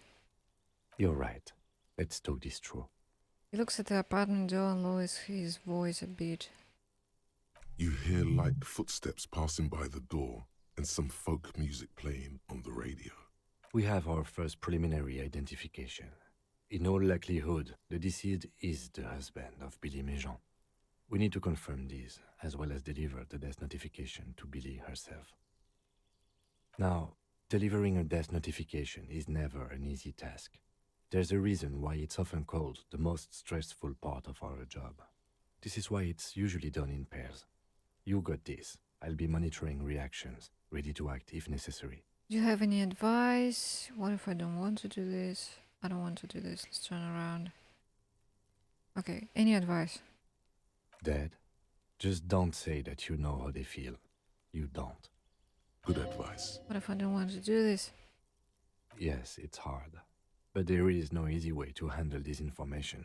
It just has to happen, as soon as possible. Mm-hmm. All right. The lieutenant motions towards the Look. door. Hello? Who is it? And someone turns down the radio.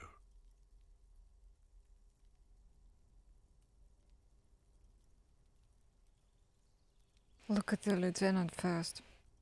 He gives you a short, encouraging nod. Is this Billy Majan's home? This is the police. Please open the door. The police? A moment, please give us a moment. Such a strange voice. Tidying up, nervously. There's fear in her voice. Come in, the door is open.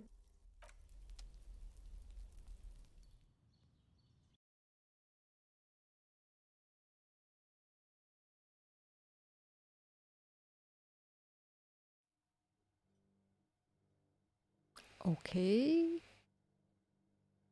Does she already know?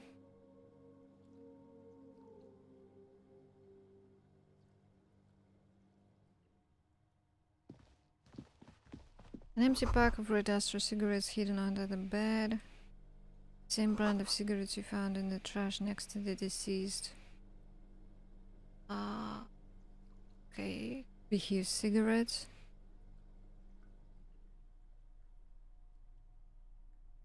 It's you from the bookstand. Did you come to bring my cockatoo I back? didn't recognize the voice.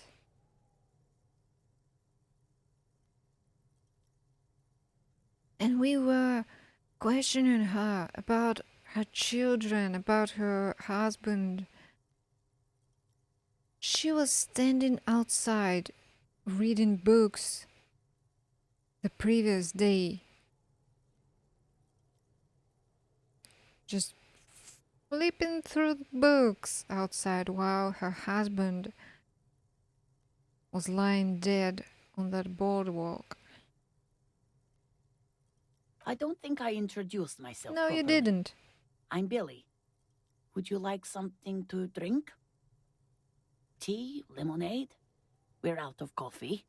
The lieutenant has taken off his foggy glasses and is busy cleaning them in his handkerchief for now. You're on your own here.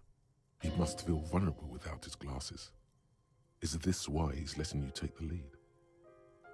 Empathy. Why? Why now?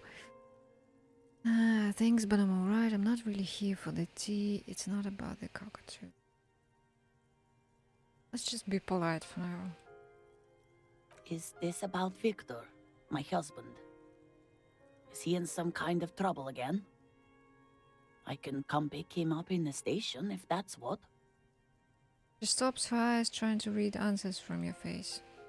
Keep it together.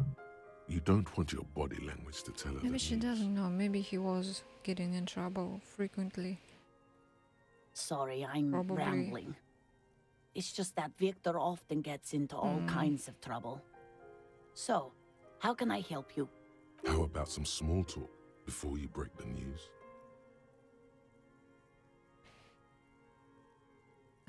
You live here with your husband, right? It's me, Victor, and the kids here. We have 2 daughters, Jenny and Jolie. Yes, I remember you mentioned them at the bookstand. They came home later. They're good girls. And where is everybody? I don't see anyone home. The girls are staying at their friend's place tonight. And Victor is out. She swallows Out visibly. where? He has a problem with drinking, and so he disappears every now and then. He's probably in the parks drinking with his friends. I sent him to the library a few days ago, but I guess something came up. A few days ago. To your knowledge, did he make it to the library? No, I guess I'll find out when he decides to come back home. It shouldn't be long from now. He's never gone for more than a few days. Really sad. There were no... Or were they? No, there weren't any books on him. He was just drunk and slept. And his head hit the bench. And that's how he died. What was the name of the library? Oh, it's in Jamrock. The one at Mayro Street. I don't know the official name. Central Jamrock Public Library? I think, yes, if that's the one on Mayro. It is. What was he supposed to do in the library? Just to return a book of mine. Why? So, he why all returned. those questions, Detective? Did he... Do something? Break something? It's a fool's hope. Was it The Cleansing Curve by M. Thibault? What was the name of the book? I think it was Thibault's The Glinting Curve. It was pretty good. Do you remember what he was wearing? His old leather Can you jacket. describe it? It's just your average brown leather jacket, but he bought it as a teenager, so... No distinctive features? No, well, the lining is hand-sewn. It's blue. It's I tried to definitely make hip. the thing more weatherproof since he's running around with it in the middle of winter. There's something else I have to tell you. She folds her hands across her chest. Here it comes. Hi. Oh, it's good that we asked all those questions because... Tell her about the... I could ask how she has been. Feels a little cynical.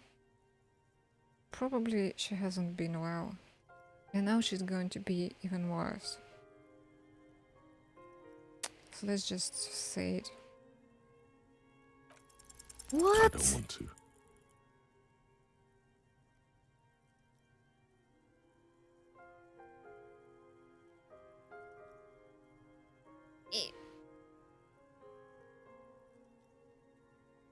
It was an 83% check. You know what? This game is bullshitting me.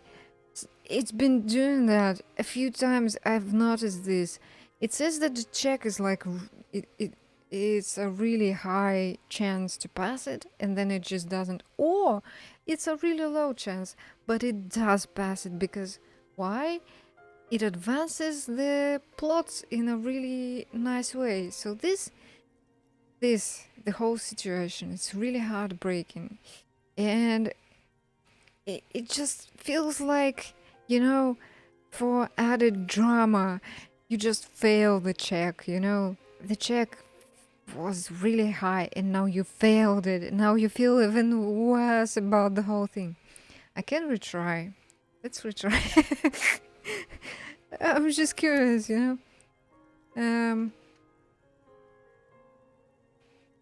27. Yeah, I didn't do anything else since then, so it's pretty easy. I'll just skip through all the convos. A game of chance, yeah. But then I read... Then again, I read some people said that sometimes the... Did we call the library? I guess we'll find out. Yeah, we did. So some people said that RNG is so cruel in this game. Sometimes you would pass the check that you would be lacking. You know what I just said, basically. But then I'm not convinced that it's RNG. It doesn't seem like it's fully random at times. If I fail it again right now, I'm also going to equip something for empathy. I think I had something. If I fail it again, then it's scripted 100%. 100%. Would be funny if you had a shit ton of empathy 100% and still failed it.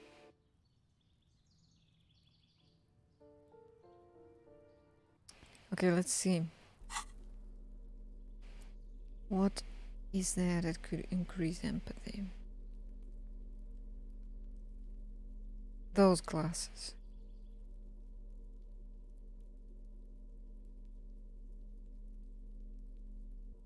Mm.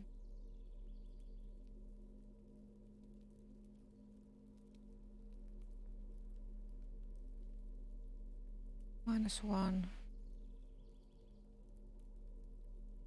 +1. Different shoes. I don't think composure played any role, so let's switch. And then encyclopedia did something for sure. I want to keep this one. I could increase empathy even further, but then logic will be low. Let's just check. Logic would be at 4. And I don't want to tank encyclopedia. What else is here? Perception.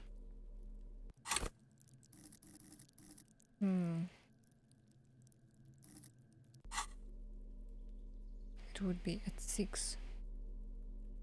You know what? Even +1 is good. Let's just save right here.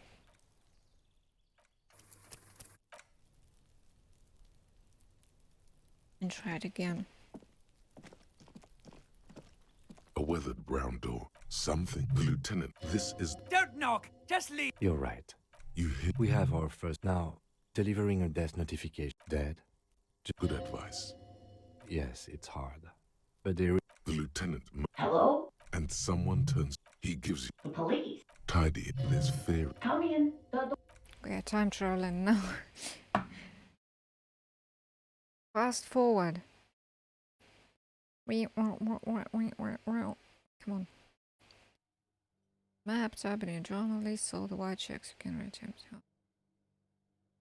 Save again. You know what? Oh, it auto saved. I could start from here. Yeah, whatever. It's an auto save. I looked at that. I thought this. Then I talked to her. It's you. I don't think I... The lieutenant. He must feel vulnerable without Thanks, his I'm glasses. alright. Is this a... No. How about some small talk before you break? It's me, Victor.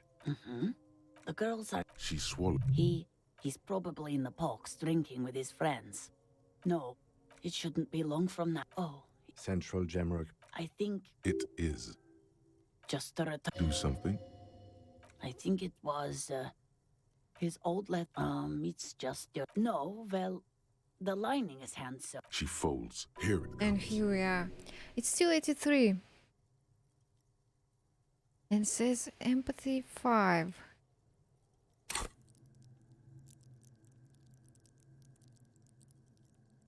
Weird. What if I try this? How have I been? You're not here to discuss me. What is this about, officer? Can't write a scene without knowing the actors. Okay, Ask we already more. did. Get comfortable. Oh, shit. Reload. But how is... Why is empathy 5? Was it a different number before?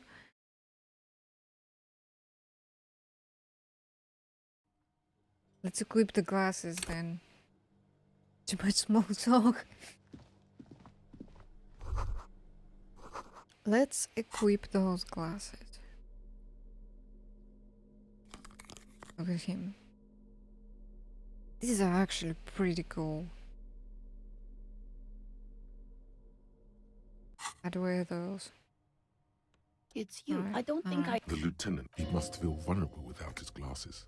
Is this a... No. How about some small talk? It's me, Victor. And the kids here. We It have just- 2 daughters. I Jenny hovered and over Joey. it and it said 72. So The girls are... She swallowed. He's probably in the box drink... No, it shouldn't be long... Oh, Central... I think... It is. Just to Do something? I think it was, his old leather... it's... No, well, the lining... She folds. Here it comes. 92. Empathy 6. If it fails, scripted. You've done this before. Just keep your focus. It's not. Wow, but can you imagine? What was it? 85 or 82 before?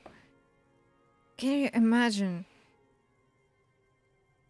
how vicious this random is? Failing an 82% check. What the hell? Keep your focus. God, do I just say he's dead like that? Mom, I'm very sorry to say, but your husband, Victor Magin, we know his name. Okay, we do. Was found dead. Keep your focus. Let's just say it. What did you say? A great and terrible spike. The blood freezes in her veins. Your husband, Victor Majan, is dead. I'm very sorry for your loss, ma'am. Oh. She touches your neck, eyes pale like pearls in seawater. Oh. But he was just... She looks at the kitchen table where 2 cigarette butts are still in the tray. But he was just here, alive. We understand this comes as a huge shock. I want you to know that me and my partner are here for you if you have any questions. Take your time, ma'am. What happened to him? She turns to you, her neck and cheeks are covered with red blotches, her double chin is shaking. It's still early to say, but at first glance it seems like he slipped and hit his head. It was an accident, he fell through a hole in the boardwalk and hit his head. Is it really early to say?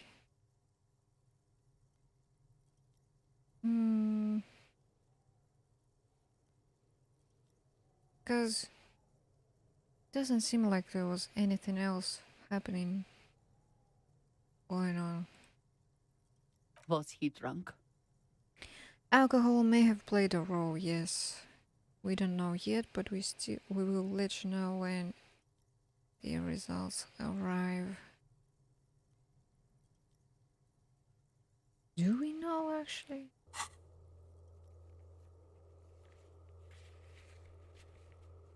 Doesn't say anything. Hey, I did get a point in Boring Corp at some point. Somehow. Very recently. Oh, I think I know when.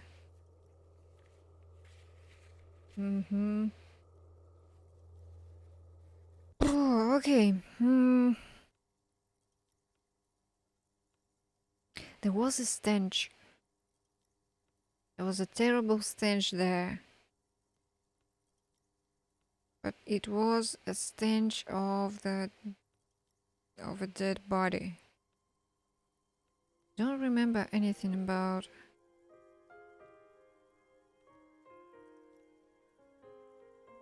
Maybe it did smell of alcohol.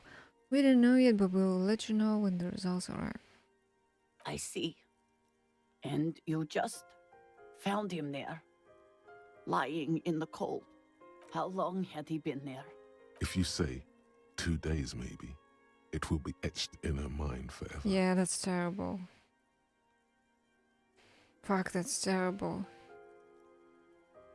She will be thinking about this forever, for sure. That her husband, who was just here, was lying there for 2 days, dead. That's terrible.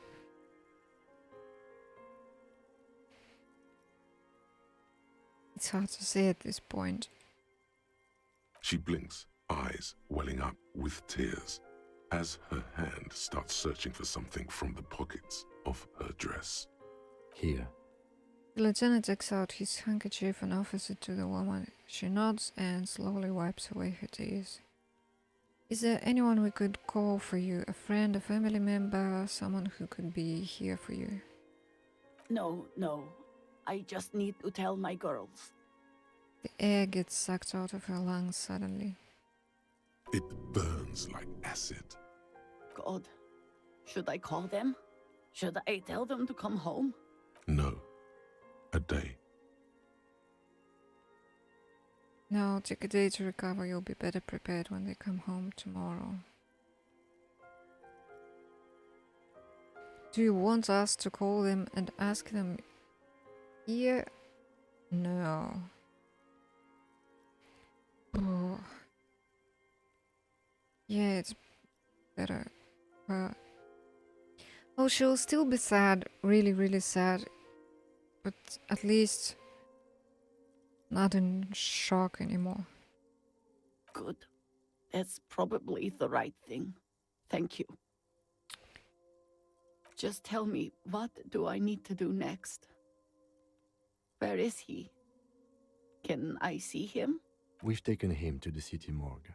The local coroner will be contacting you shortly to arrange the funeral. Here's his number in case you want to contact him earlier. He hands her a leaflet with the morgue's contact information. A very good call. Is there anything else that the RCM could do for you? No, I'll call you if something comes up. I'm still... Rubs her face, runs her fingers over cheeks that have become numb. Thank you. Thank you for telling me. I'll call if... Again, I'm very sorry, ma'am. We should step outside and talk. I didn't check the room before.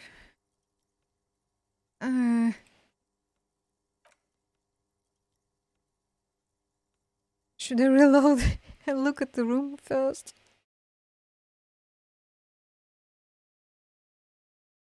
Wow. Was that an autosave? It was. It will probably save now. What, Kim? You did well. The lieutenant says as soon as you left the apartment, the balcony feels cool and quiet with a stunning view over the district.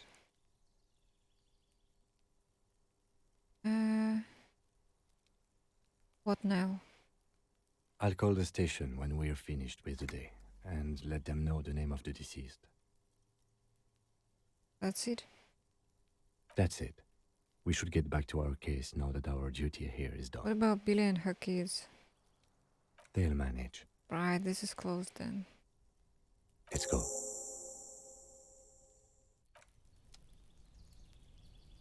Should have checked the room.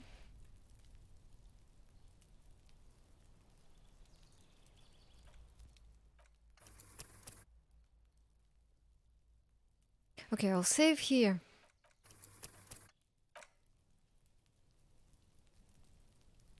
And reload.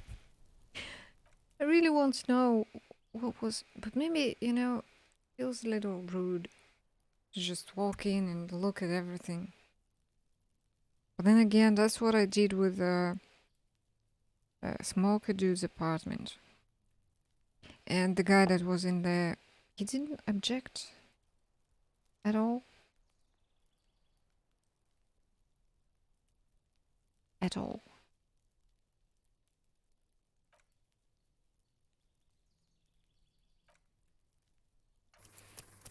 I'll just reload. If there's nothing that could... But then how would I know? Would it benefit any sort of investigation?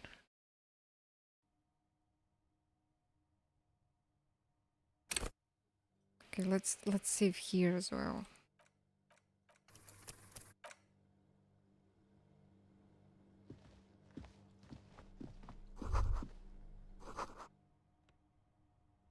Packages of humanitarian aid macaronis. Windows covered in old newspaper clippings. Can't they afford curtains? Some leftovers kept warm on a stove top. Smells like buckwheat and onions here. Oh, buckwheat.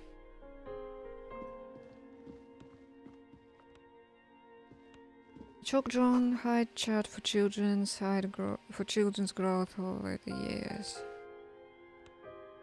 Oh, textbook for high school mathematics, trigonometry mostly. The clock is ticking away with an odd cheerfulness. Its ticking makes you anxious, rings hollow in the room. Posters of contemporary pop stars adorn the walls. Okay, I don't think this would help in the conversation.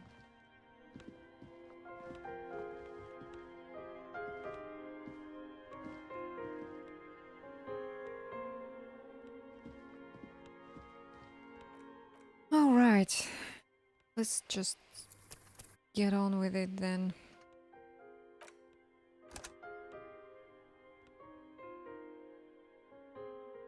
It's just a scene.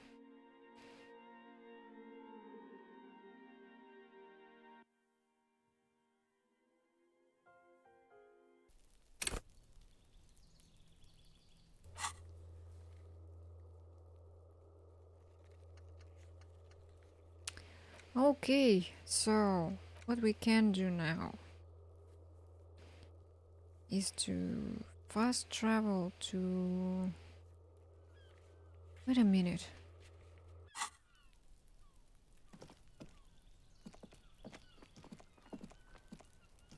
Is this room open? Wait. Window? Couldn't shift just a little. Someone is watching from within. This door is made of metal and appears no one answers. Let's go. There's nothing to do. Yeah, okay. What do I get in here?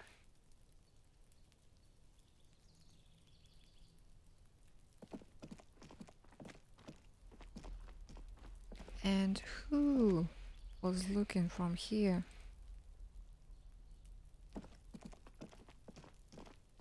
Oh, I'm starting to feel hungry.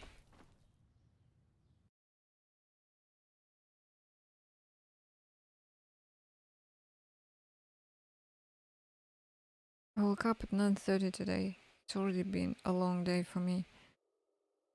It's 7 now.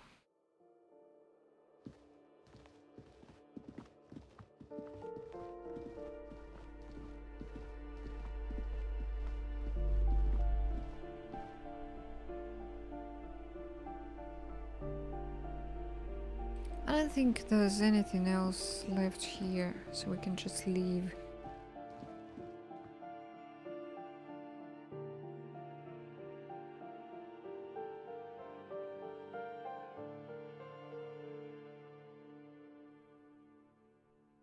I need 1 point for the thought, for sure. We are not progressing anywhere, because I still haven't dealt with the measurehead. Then again, I saw a spoiler, just a minor one, that said that you don't really need to get past him. What's this? There's something down there. The musty smell of a potato salad in spring emanates from the air vent. What? Potato salad?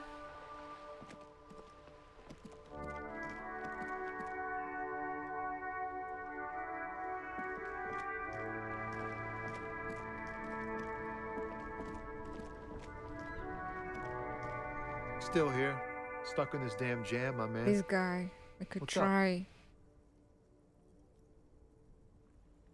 Let's quick save. Still here, stuck in this Fingers damn crossed. jam, my man. What's up? Yes! In his eyes, an unfamiliar longing.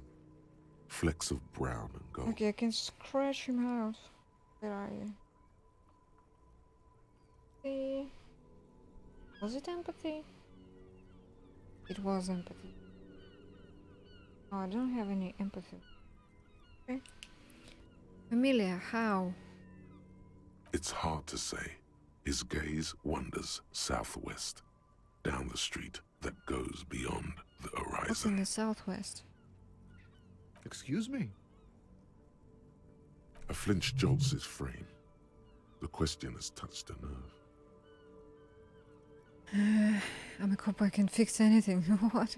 Really, you can tell me. Hell, I get longing. I felt something similar since I woke up.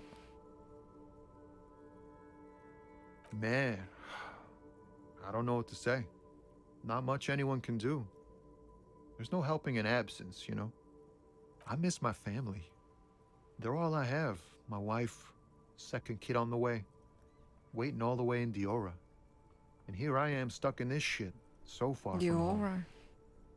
Diora of the Seven Seas. It's on the other end of Le Caillou, pretty much, on another island called Laurentide, off mainland. We've got a little place there. Can almost hear my kid laugh when it snows. What's it like to miss someone? What's it like? Good. And bad. An ache that brings you joy. I think of them a lot. I dream up these silly scenarios in great detail, of living with them. It comforts me. He has the same voice. Does he have the same voice as the smoker guy? Sounds similar. Maybe not.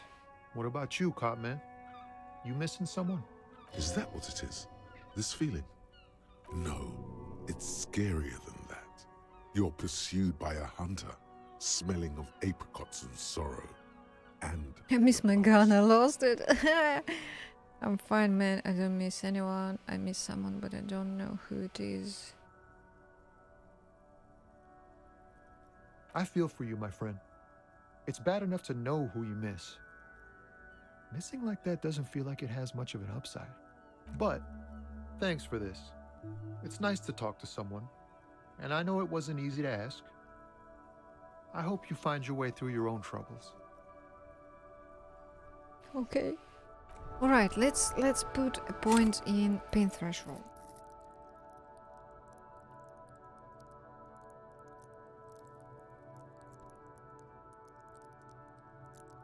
Because I need to do that.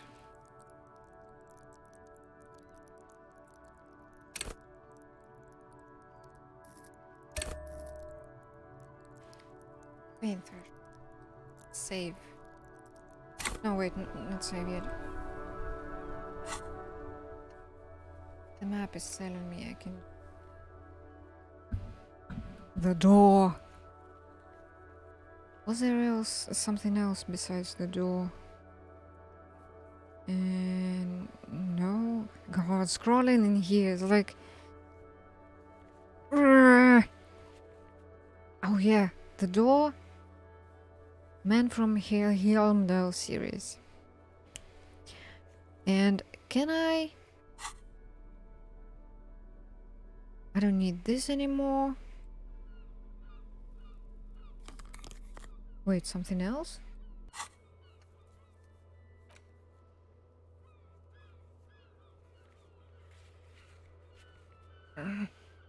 Scroll.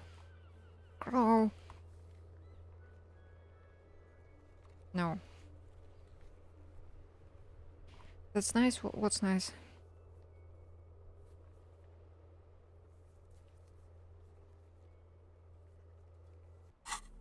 That guy. Yeah. He's been there since day one. But I should have looked. We need pants, and he is carrying this brand of whatever clothes. Probably won't give us any. Yeah, he said that he won't. Okay.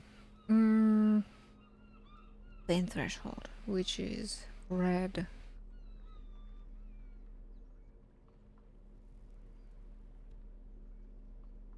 Scarf.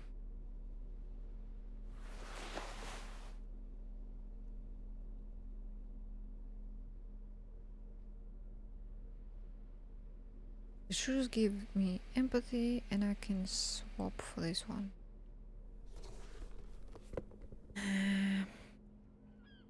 I kind of don't want to replace the necktie. Let's see what it is like with this. With necktie now. So it will be 6. Might be enough. We go into the bookstore. What? Ooh, somebody else was also kind of like that.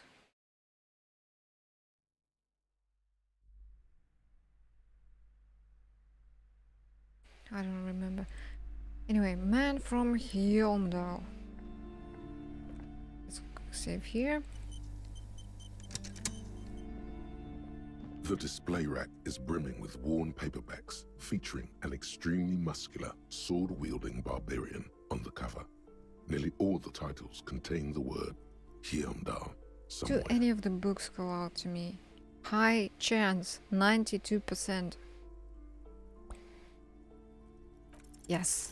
A twinge at the back of your head makes you flinch. Your eye starts twitching. Ow. Your hand reaches toward a book with glossy cover art of the very muscular man from Hjelmdal in chains, kneeling in front of a staircase leading to a throne. A woman sits on the throne, leering at the man. She's laughing at him, belittling him. Between the throne and the Hjelmdala man lies a bonfire, casting shadows on the wall. The shadow of the woman's headdress looks like a pair of devil horns. The title reads, Man from Hjelmdal and the Devil Woman. Aren't all women devil women? Interesting. The display rack before you is burdened under piles of Man from Hjelmdal novels. So this has opened this option. Alright. I won't buy it for now. Maybe some other time. What am I saving up for? I don't know. Alright, let's try the door. A heavy door with a missing handle stands before you, covered in dozens, if not hundreds, of Seminese trinkets and charms. It appears to be This locked. may be enough. So, fingers crossed. Yes! Bang! Still damaged health. You smash into the wood and see a small crack appear on the door frame. It's going to take one more try to break through to the other side. But you've done it. I need to heal up. You're not thinking of trying again, are you? Smash into the door again, wordless. Smash into the door and shout, fuck this system, or freeze dirtbags, or hands up now. Who's blinking?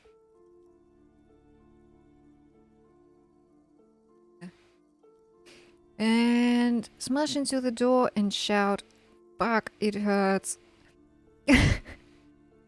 Well, we are looking for some paranormal shit. And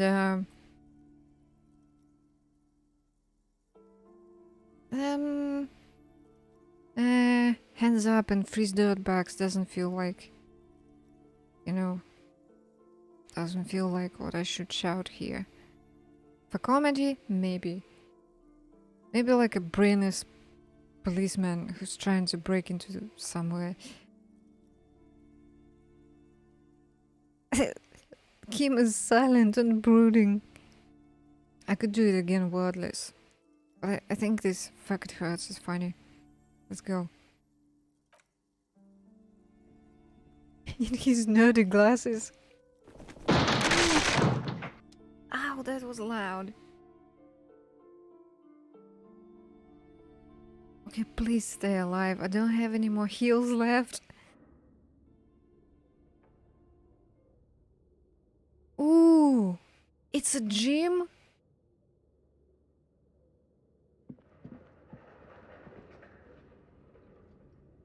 Excuse me? Sand is dripping from a punch bag. The poster says CTU's 40s, the rest is one of. There's a staircase. It smells like leather and sweat. Worn out wall bars that look unsafe. We can lift!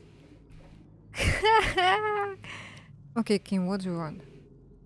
What? Kim. What is this place? It's an adventure! It's another world beyond the veil. Looks like a gym to me. No idea, Kim, but my head hurts. My head hurts bad. He didn't lose a health point. That's good. I think this may be the Artemiteps Boxing Club for young athletes. How do you know this? What? It's an adventure. No, it's a gym. Though it looks like no one's been here in ages. I doubt the electricity still works. Good thing we have a flashlight on us. Don't forget to take it out of your bag before we move on. Some specks of dust shimmer in a faint beam of daylight falling from the window. Other than that, the room It doesn't is look dark. that dark. An eerie feeling rises in your chest. What if there's a reason why no one's been here for ages? Let's just keep going. I'm sure it's just a regular abandoned house. What if there's a reason? Yes, because it's closed. No need to look for supernatural explanations where a banal one will do. Now let's move on, shall we? What's that? Shot put ball. It's quite pricey.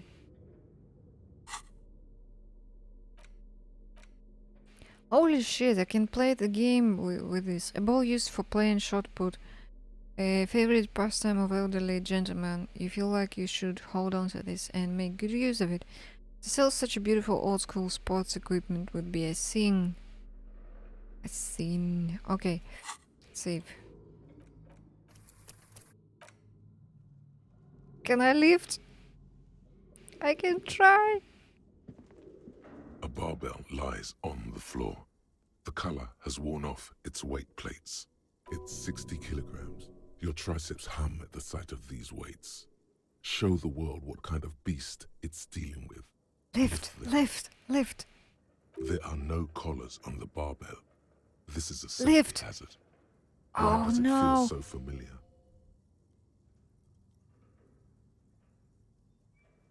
Is this familiar because I'm a weightlifter? No, it's not that. It's the stale smell of rubber. The squeaky You're gonna sound of die. sneakers. Your bruised knee against the mat. And a whistle. Then the feeling is gone. The stale smell of rubber, the squeaky sound of sneakers, your bruised knee against the mat, and a whistle. It's just a memory. A memory from another life. When you were Physical young instrument. and fit. Head hurts. Ah, 'cause we smashed through the door. Look, Kim, it's a trap. There are no collars on the barbell. You're right. The weight may fall off. Better not touch it then. What kind of bastard would just remove the collars? It should be a felony. Actually, I don't really care about safety hazards. Oh, It would be a violation of EPIS safety regulations if the gym was still operating, but it isn't.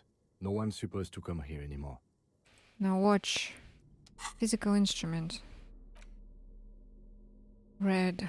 Red, red, red, red. What? Electrochemistry, now.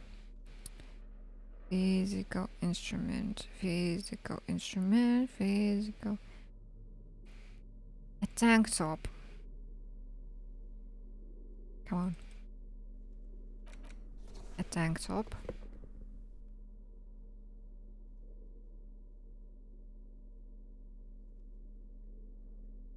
That's it?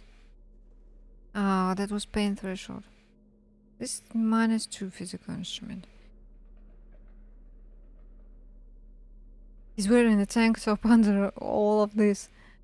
Does anything negatively affect it? No, and I should equip my flashlight. Yeah, I didn't build him to be really strong, but he's also an alcoholic, so it doesn't make much sense for him to be like super strong. Any thoughts that may be affecting it? No. Let's look at it again. The barbell waits patiently on the floor, like a dog for its Well, master. then I'm not gonna try that. I'll definitely die. What was here? A shirt. What does this give me? Pain threshold, half-light, drama.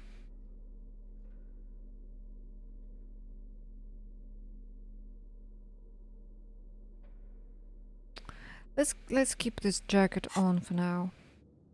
And let's go check out what's in here. The hallway is blocked by old window panes and debris. Looks like the remains of the 24-hour window repair shop. 24-hour window repair shop?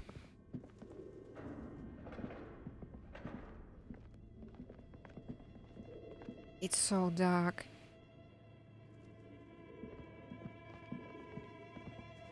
A large demijohn full of strange liquid. Wild animals, statue in the dark, stuffed and mounted. Does my money increase when I look at green orbs? 39.24 now, and now it does. Airship roses covered in spider webs, they remind you of blades. What is... how do I... okay, it's in another room. This feels like Fallout 3 right now. Naked mannequins, also a strange yellow something. Money. Blue velvet, soft to the touch, moth bitten. Money. Hey, is this Emma's atelier? It was Emma. It's the steel rotor blades bearing a slipstream logo. They were. This is what we were trying to call from the street on the panel outside of this house, and none of the numbers, except for one, maybe two, corresponding. What is this? Production schedule, filament memory. We can use this with the computer in the charge. Skis with slipstream printed on the laminated top layer.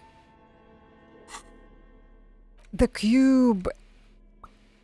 The cube-like crisscross of filaments feels oddly fragile in your hand.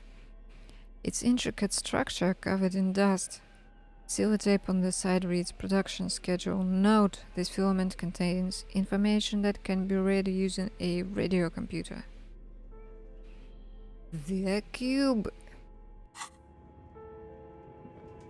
How do I get there? Oh. But where are the clothes it used to display? Yeah, Harry's just after more jackets. Just give him more cool shit to wear.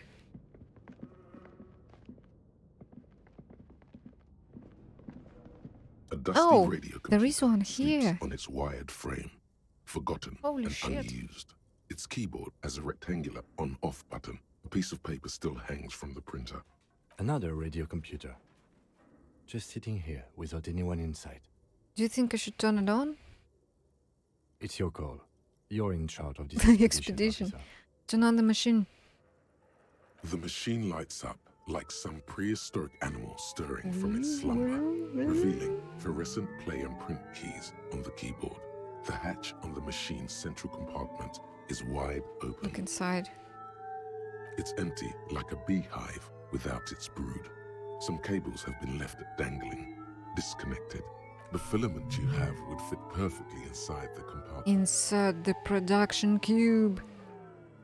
Like a smooth draw, the filament slides into place. On the keyboard, the play key starts blinking. Remove the production cube. Insert the production cube. What is print? It didn't work on the other computer. What the Nothing fuck? happened. What does it do? The speaker comes to life. Static seeps through the machine's planar magnetic driver. An old lady greets you. Her voice sounds 100 It's years the same old. lady. Good afternoon. Fortress accident en rue de Saint-Ghislaine. This is East Insulindian Repeater Station 1. Please repeat. Is this the production schedule? It's Yvonne. Yvonne, it's me again. How are you? Good, thank you. Please repeat. Is this the production schedule? Let's try the password for this production schedule. That's all for now. We don't have the password. Should have looked around. It's probably there on the wall somewhere. You know what? I need a quick bathroom break. A couple of minutes. Just a couple of minutes. And then we'll continue with this, okay? I don't know. A song? I think the music will start playing a little louder.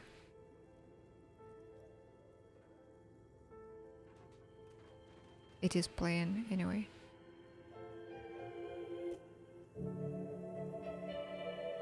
A music over the game music? Surely nothing will go wrong. Alright, I'll be back.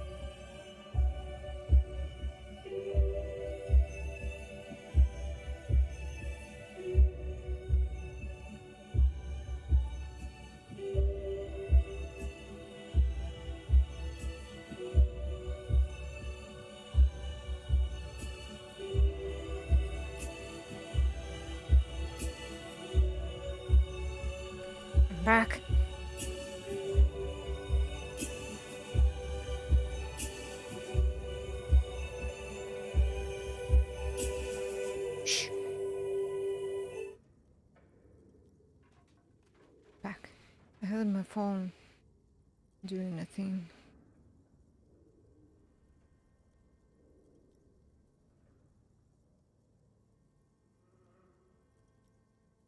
What? Did I disconnect? Did I drop any frames? My phone says that there was no internet access. Weird. Am I still live? Oh, there was a network error. At some point. I am live.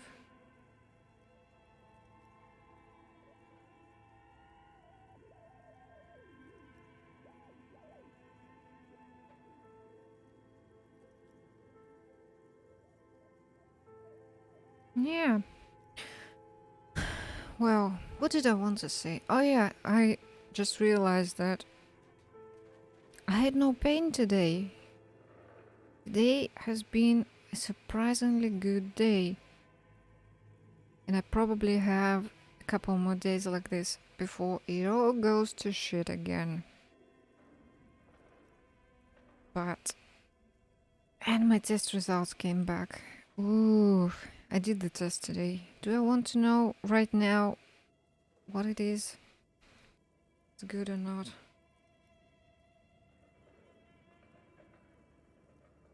Damn, no. I'll check after the stream. After the stream. So if the test is good, then I can do the minor surgery thing. And then I can go to...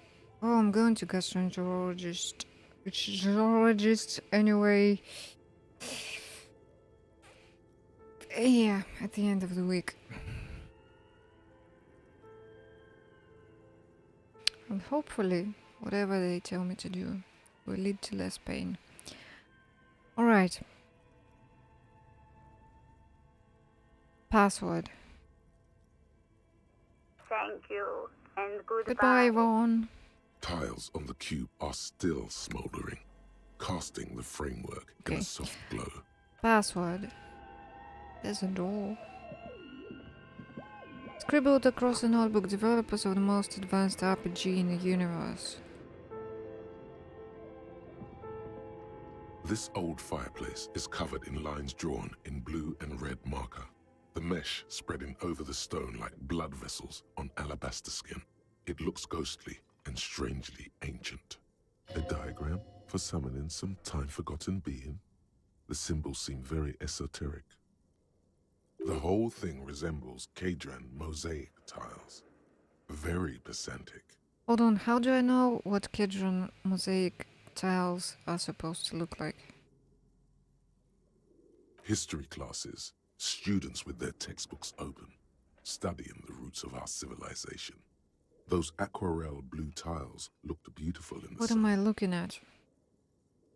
Radio frequencies, it seems. UKV 123.6, UKV 123.7, UKV 123.9. Some written notes, too. Sparse and Radio cryptic. frequencies for what? Unclear. It looks like a cardiovascular system split into veins and capillaries. Very advanced.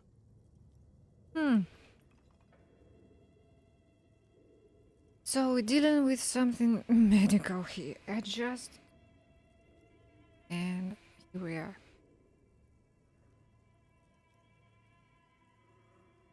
Life in a simulation is what it is. This must be an elaborate piece of art.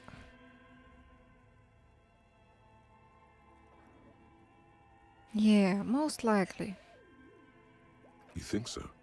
The web is comprised of radio stations, all lead back to one red heart, titled the Game Master Frequency. A note says, this one can listen in on any station it wants. Yeah, they have these weird radio games. And you need to call the operator for some reason. Wait, who's the game master? Someone very important. the leader of a massive on-air game built by these people. D&D. A conductor for the hundreds of story threads that pass through the game master's frequency. It's a game, then who's playing? Whoever decides to call in to a call-in station, it looks like. A list of names under the stations suggests people across 6 Isolas would be playing. Muindi, Insulinda, Kotla, Grad, Samara, and even Ilmara. All of this is gone, left unrealized. There's no way a little basement studio working here could pull anything like this off. My God, it's as if the less money they had, the more ambitious they Why'd you say that? The schedule. I know doom when I see it. The company was running out of What funding. else? Nothing. It's just lines on marble. An echo from times long gone. No one has used the fireplace in ages. Why does art inspire you so much? It does, yes, but what is art? No, art is for arrogant blowhards. Why am I getting this? Yeah, what is art? Excellent question. Art is a diverse range of visual, literary, auditory, and performative creativity. It's an expression of imagination and technical skill. Additionally, it's history, criticism, and pure enjoyment. In short, art is the highest form of human communication, representation, narrative, emotion, and agency intertwined. That's a good description.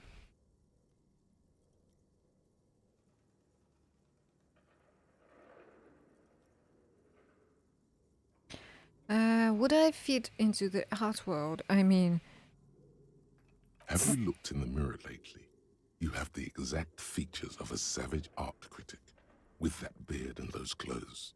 Disheveled and prophetic. Perhaps you should try to critique architecture too.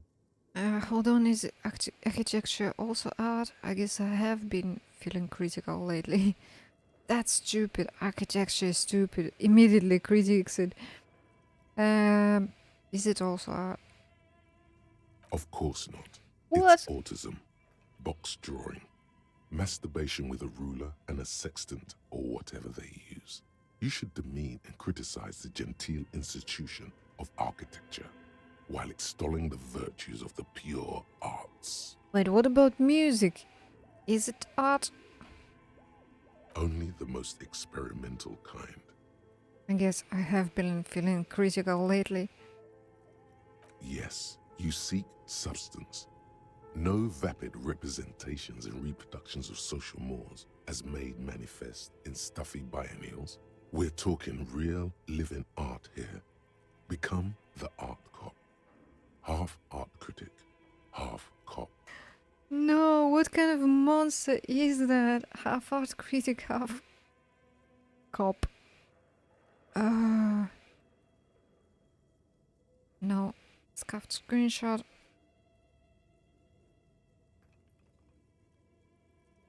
Wait, but don't I have to be 100% cop to get the case finished and all that? Okay, 50% art critic is what's needed to free me from raw repetition, so be it. So I can opt in. No, I cannot risk another cop or diversion at this point. Go away. Don't I have to be 100%? Quit being so indecisive. What are you going for here? Some kind of indecisive and camp aesthetic now? Strike a bold shape here. Go art or go home. I mean, I could still finish the case. Solve it. Hell yeah, opt in. Exactly. It's not only your duty to only catch the criminals off the street, you must also apprehend criminals of the printing press and the gallery, the trite and derivative artists and writers of the world. Okay, let's go. Let's criticize all the NFTs. I like the thought is actual art degree,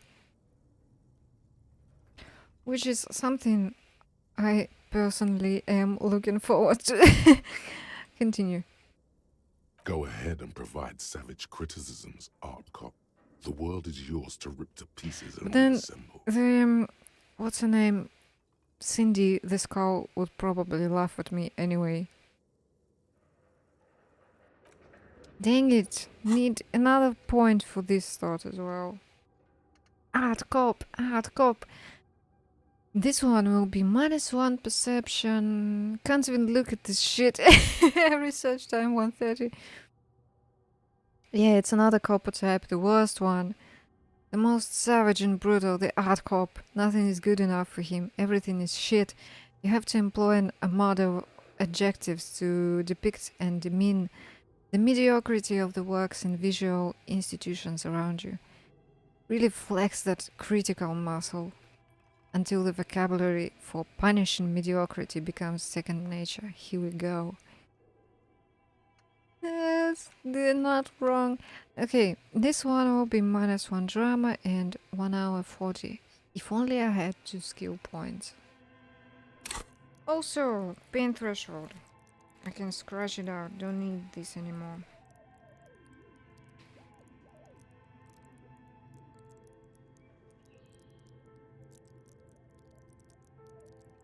I need composure.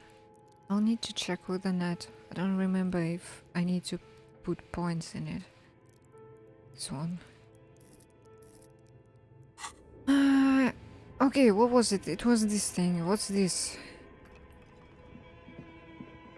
Your flashlight slides over an old green chalkboard covered in scribbles, sketches, and schemes like some ancient cave mural. Looks like an elf with a beard. Some of the writing has faded with age, but you can still make out sections here and there. Photos and drawings have been pinned to the board. Inspect the drawings. These lithe, pointy-eared creatures appear to be different types of welkins. You make out autumnal candle welkins, casting wax-based Wax-based magic.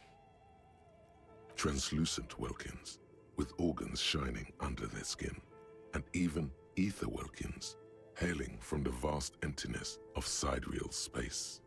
Who are all those creatures? Fantasies of a tortured, feverish mind? One of the welkins, towering among the rest, appears to be different, however. Examine the welkin. This is important. It's Vara Hamira, a high welkin, his face white and scarred like cracked marble. This is clearly a Welkin supremacist. The note says all non-Welkin races will be purged. Some kind of racist elf?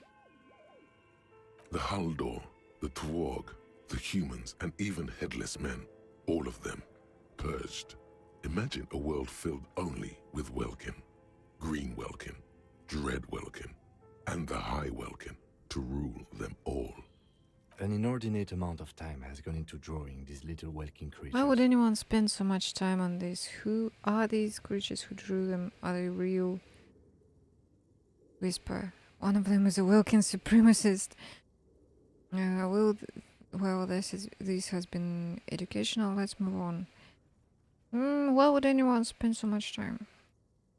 Some people really like building a world, I think. Even if it's just... This is so meta right now. Who are these creatures? This looks like concept art for a project. It's not really real. One of them is a supremacist. Mm-hmm. Political commentary. That one has a great beard, too. Okay. Just look at those details. So much effort. And for what? All gone. Inspect the photos. The photo collage depicts barren, icy landscapes wrapped in perpetual night. You see permafrost and glacial landforms, dead trees grown in under the snow. Entire oceans have been frozen from shore to shore. There are pictures of settlements on dried-up riverbeds, abandoned in a storm. Animal corpses in the dark, carcasses and bones. You see primitive oil rigs built into glaciers, boreal dvorg, yurts under the snow, great mammoth-like beasts of burden.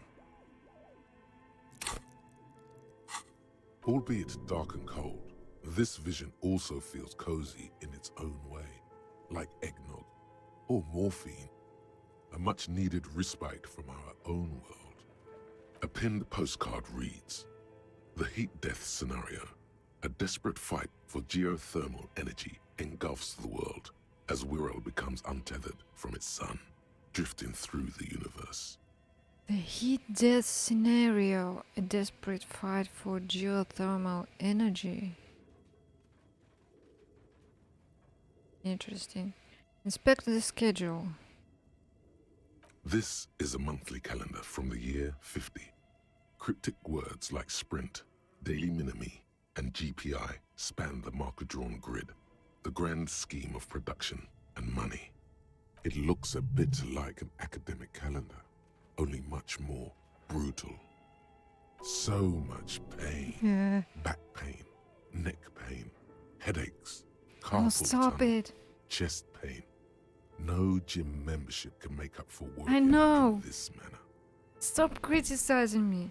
I mean, the fictional game developers. Minimi stands for a mini meeting. It's part of a bigger framework for managing work called RUN. Station 41 tried to implement it a few years ago, but failed. What happened? As time goes on, the numbers in the boxes grow rarer and rarer. The board becomes an empty snowfield in the final days. Only failure and regret dwell in this region. Looks like they didn't make it. That's upsetting. A note in the bottom left corner of the chalkboard says, "See the prod schedule filament for details." Inspect the notes. The handwriting is only partly legible, but you can still make out 3 slogans: "Call in, tune out," "Wirral untethered," and "Heat death of the universe." The full text reads, "Heat death of the universe is the new black." Another note says, "The biggest advancement in role-playing systems since the 30s." Okay, so Wirral Untethered is probably the password. Yes? Okay. What do you think is going on with that computer, chalkboard, and fireplace? Looks like an undercover intelligence program. It's just a failed business. The only question is, what the hell were they making? Yes, that is the question. He takes a step back, stippling his hands.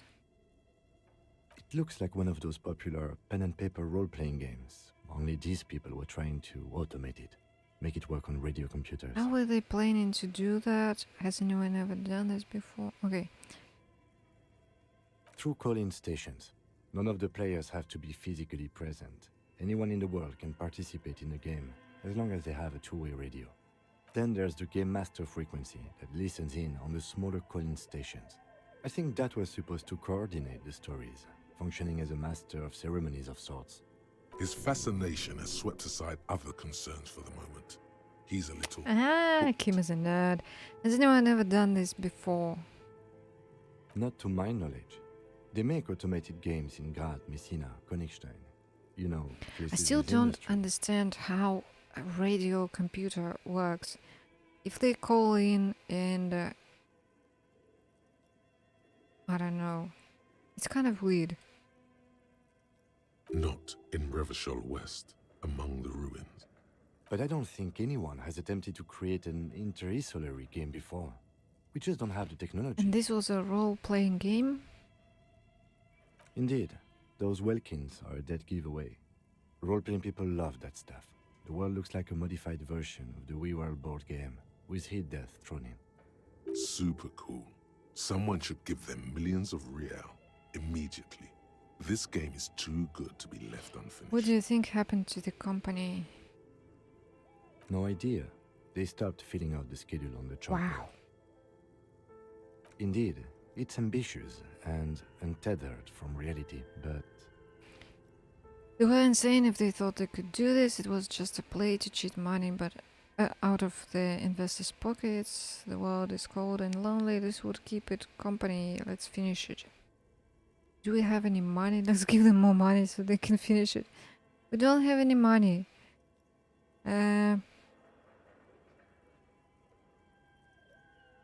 Cheat money out of pockets? No. This would keep it company to the world? Kind of weird.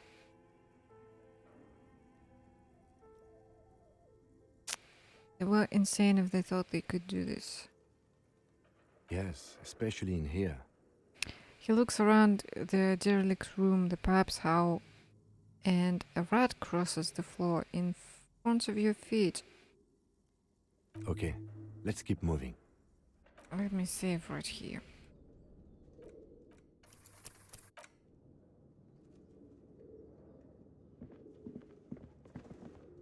Tiles on the cube are still smoldering, casting the framework in a soft glow.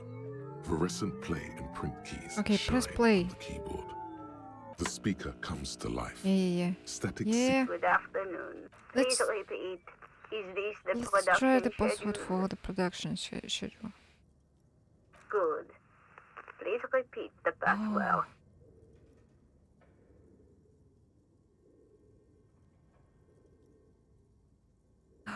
It's the same password that the guy in the church told us, but I thought it was for that computer. Good. I've unlocked the production schedule. After ending the call, please press print to access the Okay. Really? She just Yeah. used the same password? Maybe those radio computer guys aren't that smart after all.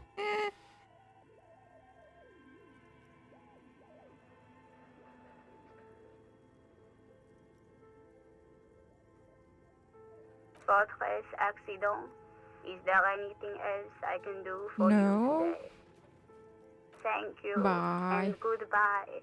Tiles on the cube are still smoldering, Press print. casting the framework. With a quiet determination, the printer starts printing, a piece of paper unfolding like a handheld fan.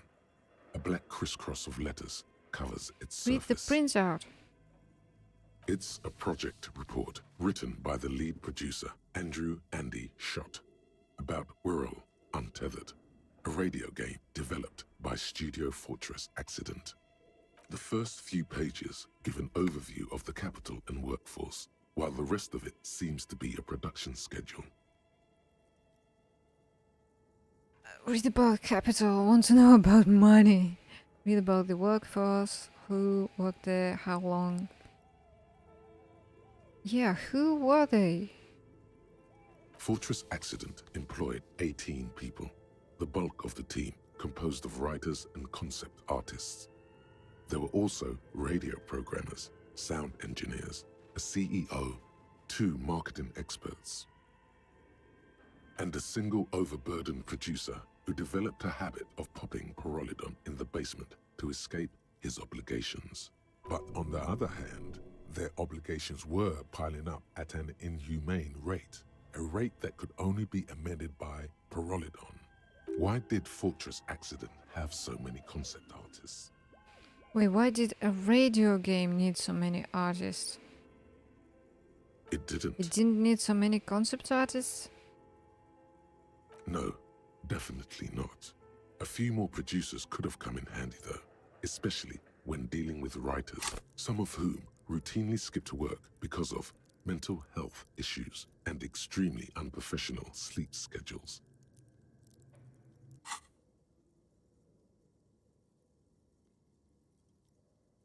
One of them even managed to steal some valuable company property before skipping town Read for about good. capital. In its short time of existence, Fortress Accident SCA managed to burn through truly insane amounts of money. The first tranche of seed financing brought in 150,000 Ria, but then came the delays. Eventually, the damage reached 400,000 real, with only half of the game finished. 400,000 real? Yo. These guys knew how to party. Yo.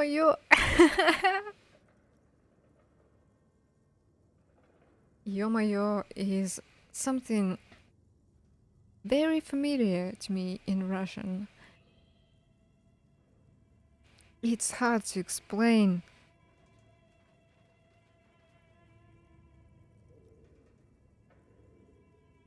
It's kind of like something you would cry out in desperation almost. Like, holy shit. Kind of like that. Gosh, where did they get all this money?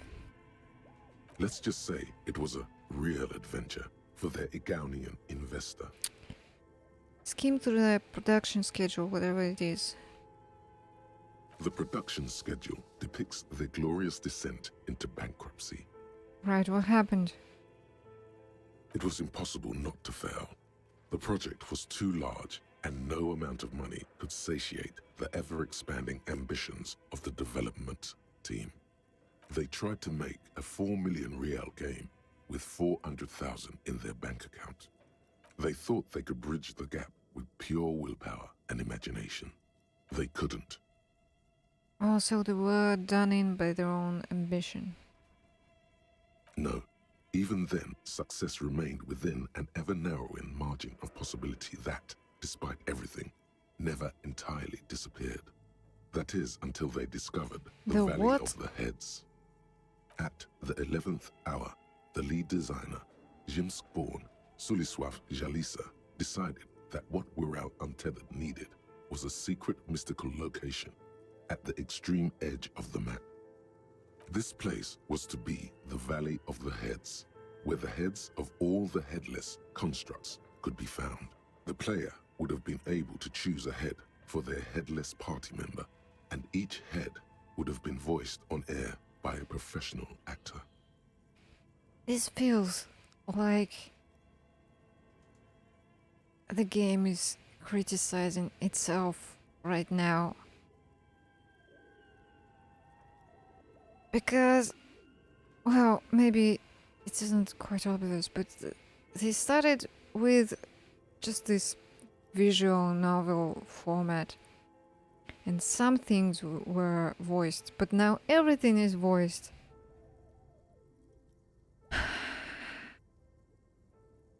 How many heads were there?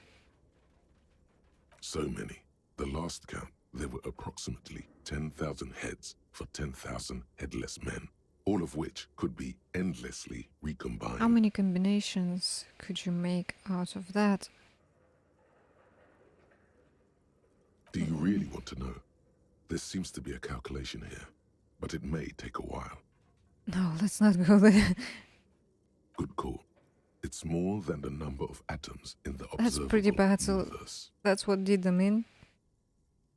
Well, yeah, that and the catastrophic what now? data loss. On the nature of the data loss, there's ominously little information in the production log. It comes at the very end, where things get fuzzy and dark, where tables and numbers seem to vanish into an eerie nothingness, before the Igaunian investors pulled the plug. What is clear is that one day, an unidentified numeric anomaly occurred on the East Insulindian Lintel front, just as the Wirral Untethered project was being compiled that day. And the anomaly caused all the data to get lost in the air. When the project was returned, it was completely blank. What if that voice on the number that we called, the one that repeated itself twice, the recording, what if that's one of those? The team spent weeks on the phone with Lintel, the service provider, but despite their diagnostics, they could never produce a satisfactory explanation or pay for the loss. Wasn't there a copy of a game, a copy of the game, a backup? Mysteriously enough, it seems that the off-site copy happened to be on-site when the catastrophic data loss occurred. It was the lead programmer's responsibility to oversee weekly maintenance of the off-site copy and, well, keep it off-site. An explanatory note from the lead programmer What does has it been say? attached. s02e09, the lead programmer of Fortress Accident. The off-site copy was on-site because there was no off-site anymore. Not for me, not after 8 months of crunch. I didn't have a home anymore, so I started keeping it in the basement in the ice bear refrigerator near where I went to sleep. It was perfectly safe there. The temperature conditions were optimal. It's not very convincing, is it? Seems like a perfectly reasonable explanation. Is there anything else from this lead programmer? That's Oh, not what her huh. colleagues thought. Anything else? The production schedule ends with a few random notes that seem to be added Read sometime notes at later. the end. 4 months later, by an unknown author.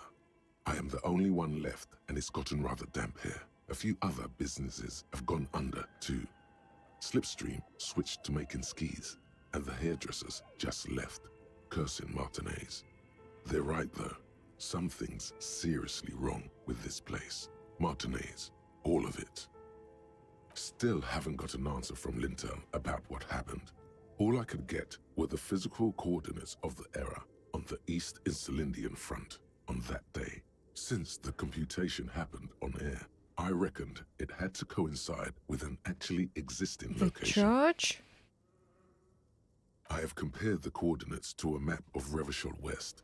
Turns out it's only 800 meters from here. The address is Saint-Brun 1147. I am going there to look this thing in It the is eye. the church. Did the church steal their entire game? Just the game was being sent on air and the church just did and the game was gone? I think the voice in the panel might be part of the game.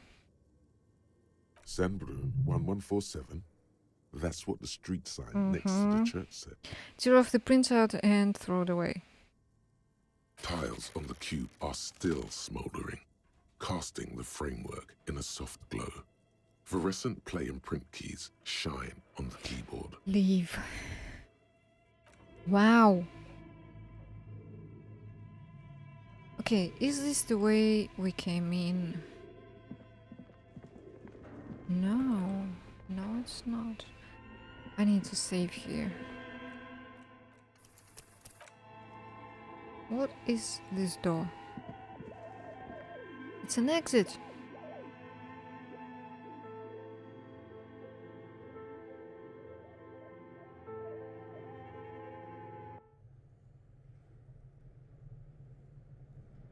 Whoa!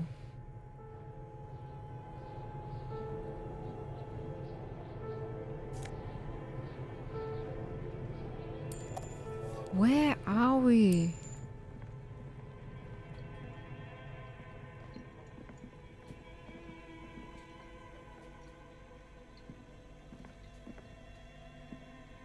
You see a terrifying ice bear with a strange compartment in its belly. The door is covered in frost, probably- and the bear's eyes are glowing It's red. the cellar. The bear looks oddly realistic. Is it taxidermy? What is this thing? It looks like a giant ice bear. The lieutenant doesn't answer. His eyes are glued to the animal. A sharp slice of light shines out from its mysterious Crack open belly the door. A gust of freezing cold air rushes to greet you. You hear a low grumble as the bear regulates itself. This is the inside of a refrigerator. The lieutenant takes a peek inside. His hand has found the holster of his gun. Look inside the refrigerator. The shelves are empty. All you see are crumpled ice cream wrappers with the brand name, Revachol Ice City. A handwritten note has been attached to the door. The fridge is huge. Take the note from the door.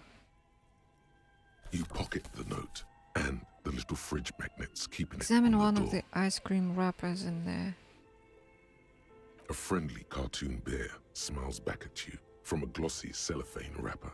It looks nothing like the fridge. The paper still smells of vanilla. What is a giant bear-shaped fridge doing in an abandoned cellar in the first place? Good question. It looks like an ice cream fridge. So they tried to sell ice cream from this hyper carnivore. I know. What an unfortunate marketing choice. What is even worse, the bear is still costing them money to this day. He points at the red snaky cable running from the fridge. The fridge buzzes with energy. The electricity bill on this thing must be Nobody turned it off. That's terrible. Oh yeah, what's on the slip? Or the note, whatever. Note from the fridge. The note is written with a blue pencil on a piece of lined office paper. The kitchen magnets have left spots on its surface. Does it say anything interesting? Leans closer to read the crumpled note over your shoulder. This is tangential at best, but the lieutenant's detective instinct is still active. Someone has scribbled, S. I can't believe the off-site copy is still here. The illiterate ginger kid keeps stealing stuff from the studio, so I had to hide it somewhere safe. Illiterate ginger kid. Is that Kuno? You'll find the filament memory with the off-site copy in the frozen ice cream maker. Please take it home, ASAP. It's important. I'd do it myself if I lived in a civilized place with a freezer. Take care, Sulislav. I wonder who wrote that note. Oh, it's Sulislav. Looks like someone from that radio game company upstairs. I'm a little surprised they just left their property lying here. Maybe they had to leave in a hurry? That's a plausible hypothesis. Probably not. Was a filament? It belongs inside a radio computer, storing its memory. It's like a tape. You listen to disco tapes, right? It's like one of your disco tapes. Only Do you for a have any computer. idea where the frozen ice cream maker could be? I don't know. I assume it's somewhere close to the Who's ice the illiterate ginger kid? Really? You don't have a single guess? You mean Kuno? Oh, I'm sure that child would love to get his hands on a filament memory. Even if he doesn't know what to do with it, he'd probably try to pawn it for speed, based on our encounter. Okay.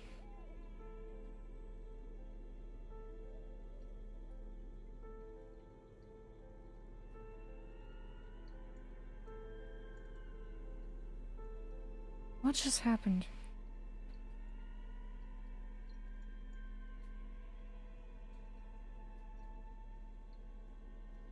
Did I go offline at any point?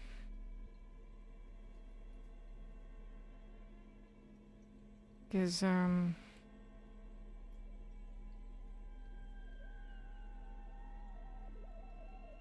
Gilded sent 2 notifications. One just now.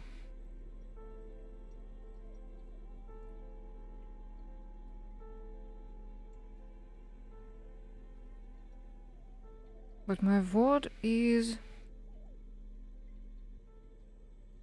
I don't know. My VOD is the same length as what it says in my OBS. Gilded, what's up with you? Kinda weird.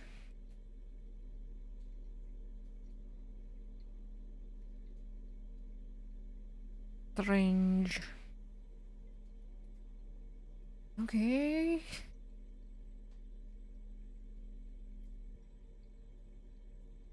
So, what else is here? An ice cream maker defrosted and unplugged. There's a lot of stuff in here.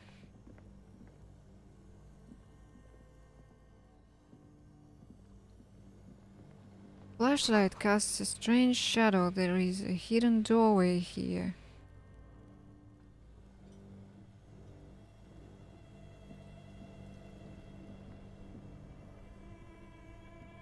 Frozen ice cream maker that's still running.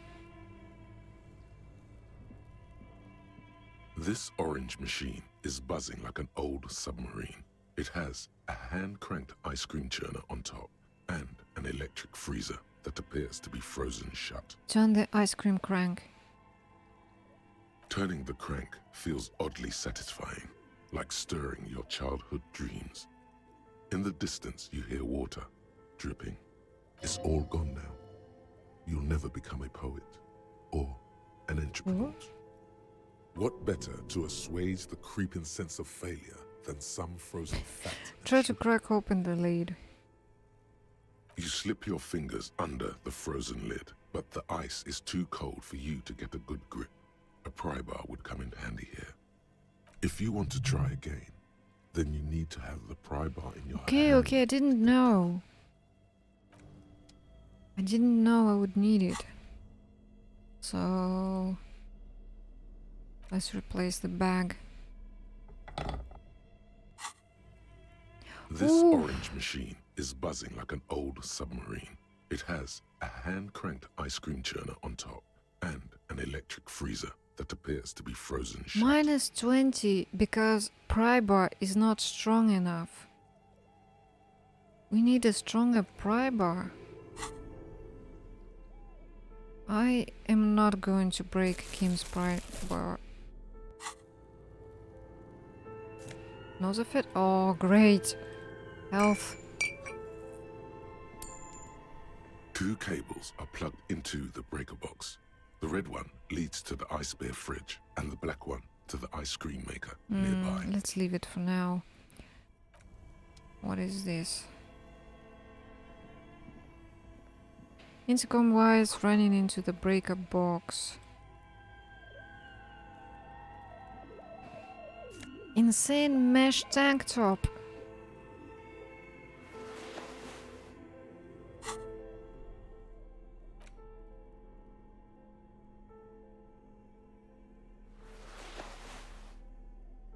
Wait, this goes instead of the shot, I guess.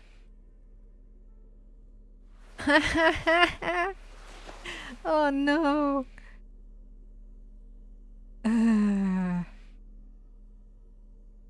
Terrible.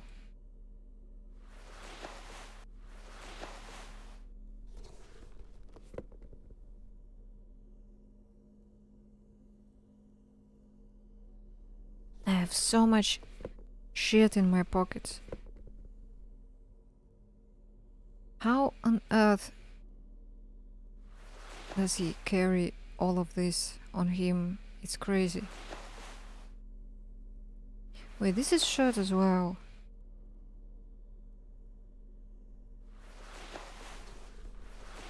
And this must be the shirt. Yeah.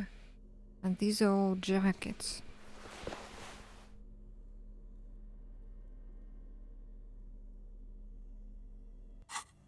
Oh, that's a door.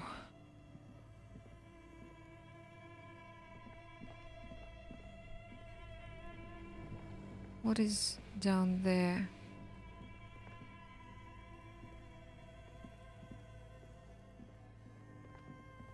Two rusty rifles are hidden above the pipe in the look inoperable. Rifles? Rifles? Rifles. Someone has stuck some busted guns beneath the ceiling. Guns? A few bricks have fallen off, revealing a compartment behind the wall. It's too dark to see in. Where are we? Look around the secret room. Look, there's a hole in the wall. Shine light. Where are we? Seems like an old bunker from the revolutionary period. Look at all those rifles. Must be an old weapons cache. There's a hole. There is, yes. And there also appears to be something inside the hole. Interesting. Do you want to take a look? Okay, I do. Your hand reaches deep into darkness and spiderwebs. Rummaging around, you find rusty rifles hidden away. Rifles, Kim. Are these any Inspect them. Most of them are rusty and inoperable, like the rest, but one catches your eye. a bolt-action model with a fine wood stock in better cosmetic order than the others. Take it. You're a police officer. Police officers This one looks carry nice. guns. That's a rare sight. Seems to no longer be functional, but still a beautiful thing in its own way. What does this mean, a rifle here? It means there are firearms, albeit inoperable, still lying around in Martinez. It's an interesting coincidence, I would say. Might come in useful in the future. He likes this find. Damn. Antique Bill McGrath rifle. A broken rifle from ages past. It's a 4-shot bolt-action military rifle with a wooden frame. Wow.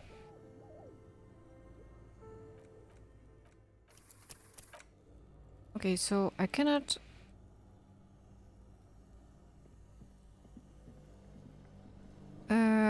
open this. Maybe did I look at wait. No. 2 cables are plugged. I didn't look at what was here, I think. No, I didn't. So red goes here. What is this? The wall collapsed. It's inaccessible now. A thick layer of coal dust covers the furnace, coloring it pitch black. Looks like this furnace has a face, and it's a face of agony.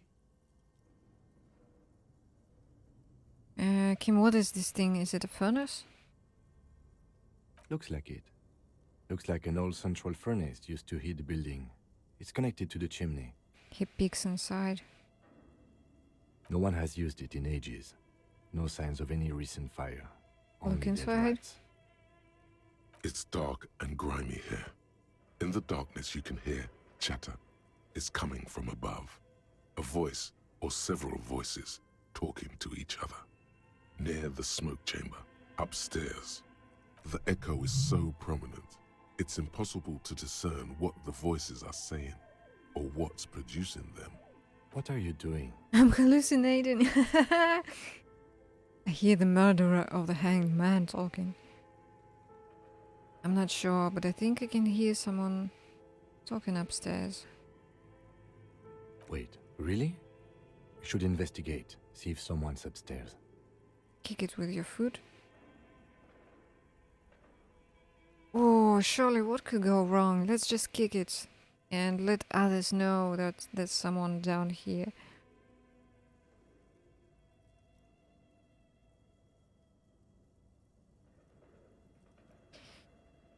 Smear your hands with coal. No. Yes. No. Did I get 1 point in boring cop now? No. So we're good. Red goes here, does white go into this box? Wonder what will happen if I turn it off. 2 cables are plugged into the breaker box.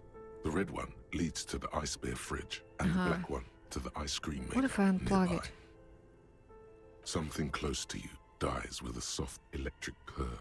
Why did you do that? It's black, it's not like it's the red one, because it's black, the color of unmeasurable cosmos. I don't know why I unplugged it. I do things without any reason. The lieutenant raises his brows, but doesn't say anything.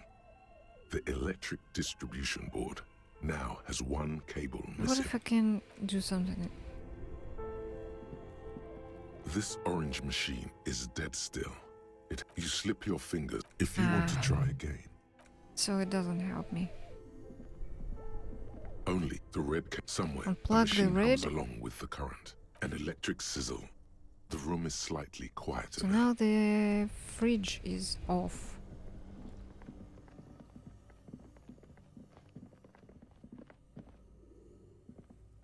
The beer's eyes are dead and empty. Ice inside the fridge slowly melting.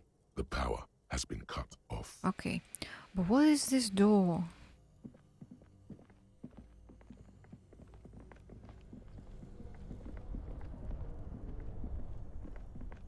It goes somewhere. This definitely feels like Fallout 3. Abandoned building. Many doors.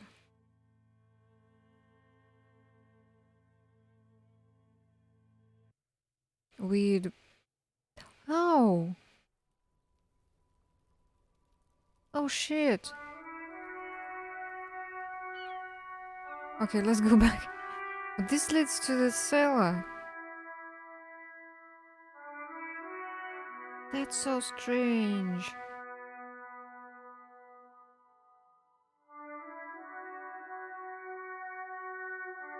The entrance from the street is to the cellar. And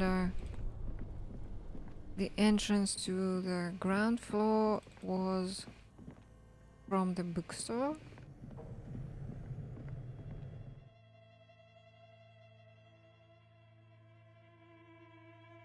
So the whole section was probably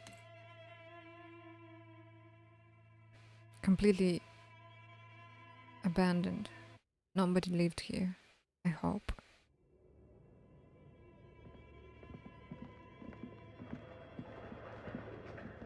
So what is around here?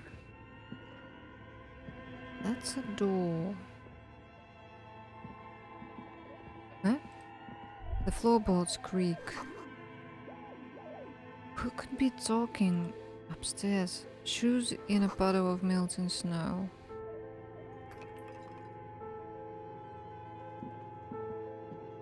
Postcard. La Delta. 51. The sunlight has made this postcard almost completely sepia-toned. There was sun in here. Midtown traffic passes overhead, the ghosts of skyscrapers. Wait, no. Midtown traffic passes overhead, the ghosts of skyscrapers disappear into a beige midday mist vaporizing from the delta on which the district was built. The postcard is prepaid. So this one was 08, this is 51, this is 33, 46.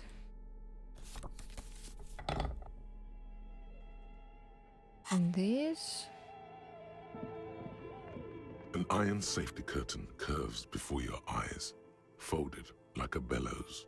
It covers half the room, blocking the way into a colossal industrial chimney. This is directly above the central furnace in the cellar. The voices probably Knock came on from it. here. What an odd thing to do. Knock Nothing harder. happens. Even Still harder. nothing. No one's... Those curtains prove to be surprisingly sturdy. Your fist hurts now.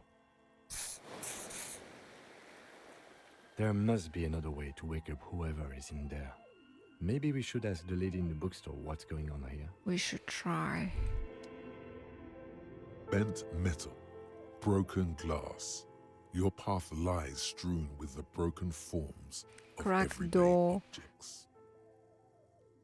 You are the destroyer, the bane of inanimate Gaze matter. upon me, stuff and despair. No, I'm just a disempowered individual trying to take my disempowerment out on everyday objects. Yeah, rip shit apart. No, first one, I like this. Kudos. Anti-object for task force. Oh, this will lower my pain threshold. Hurts. Take a look at your hands. See how bruised they are. See those little scars. This is Exhibit A. The material world is holding you back. Containers, mailboxes, doors, chairs. They are all your enemies. Always have been. Atoms themselves are in on the conspiracy. Forming shapes and structures that you hate. You are energy stuck in a body. You are spirit trapped in matter. Break free. Break up that lamppost. Let it know just how much objects suck. I wonder what this will give me. What bonuses? Anti-object. Task 4.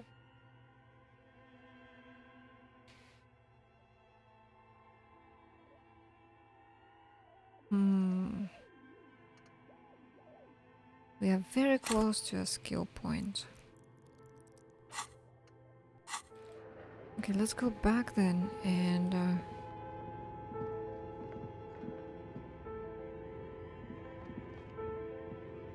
ask the bookstore keeper. A lady from the bookstore. There's no way here.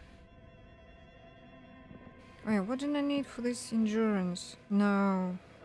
Endurance is for the corpse. What was this? Physical The instrument. barbell waits patiently on the floor, like a dog for its master.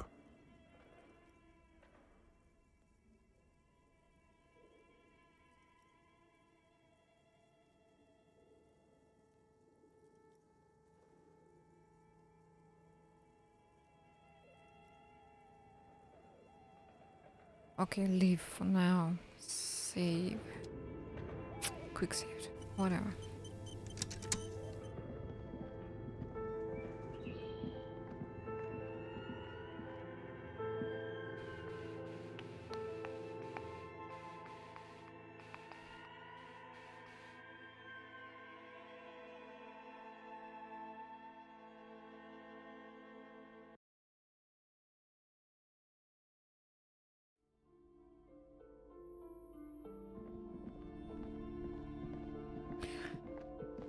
Okay, whew, that was an adventure.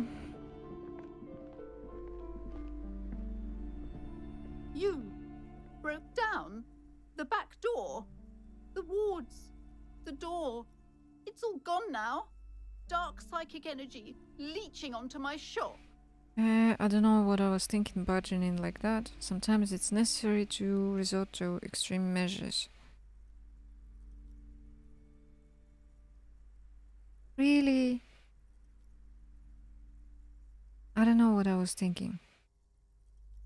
I suppose it's all over now. I guess What are you there's no talking about? escape. It's just a door. Just a door? This place is curse detective.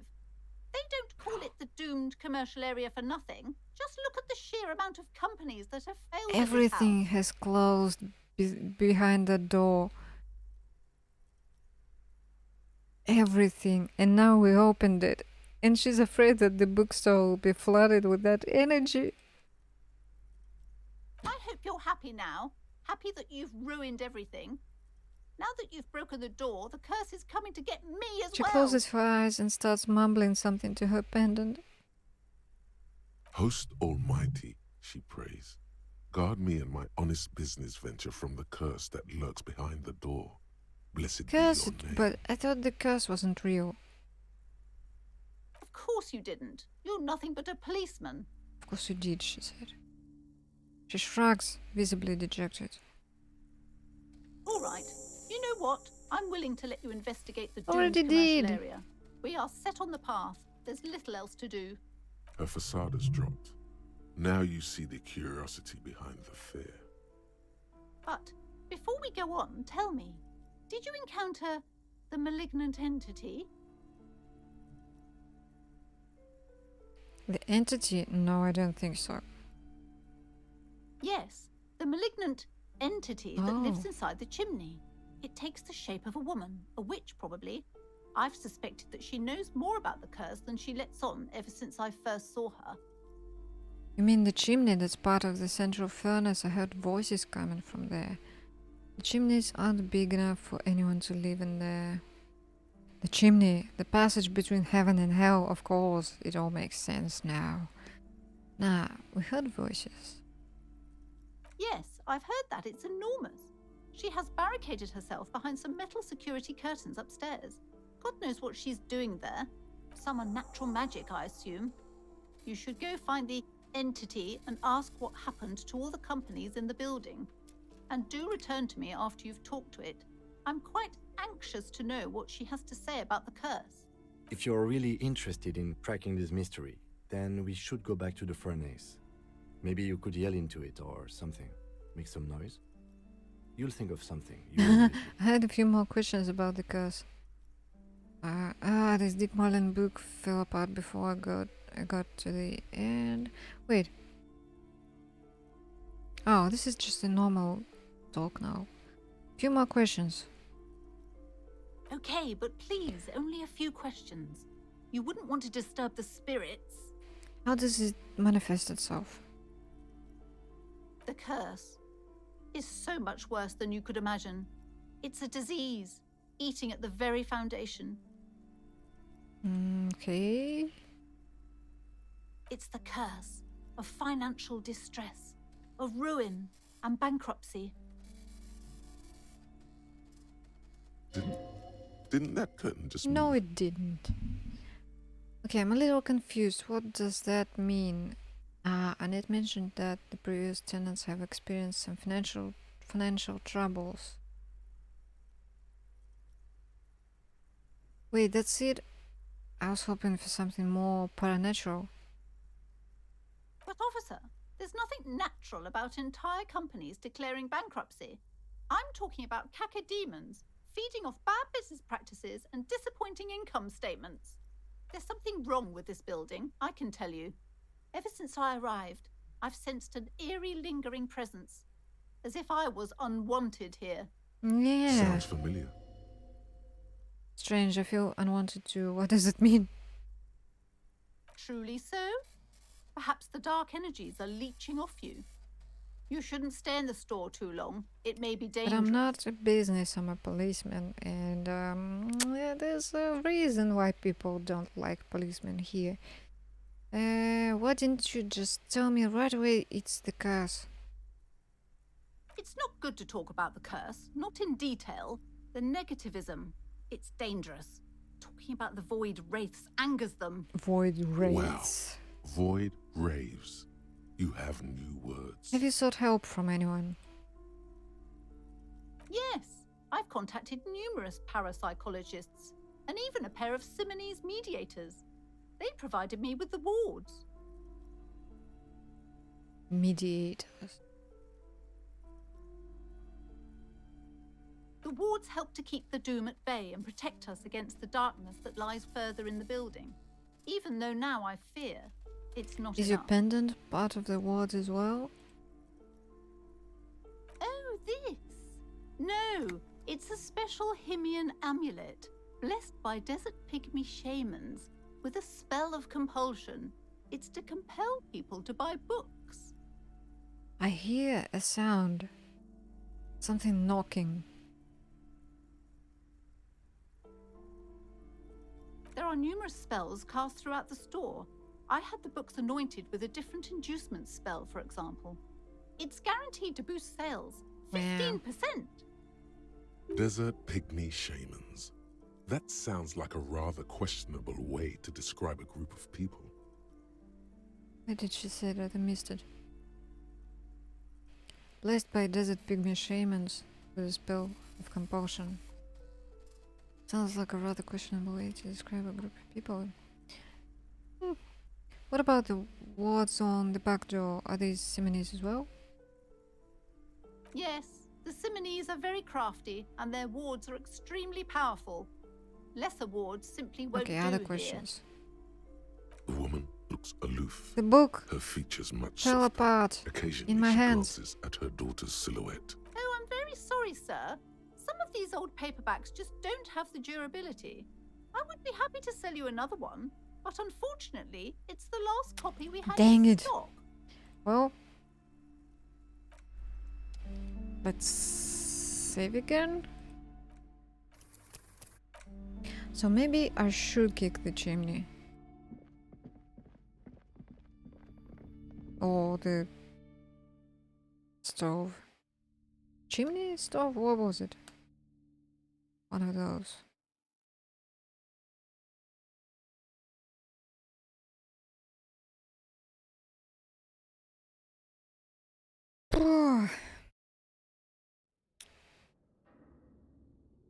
I'll try it, and this will be the last thing I do today.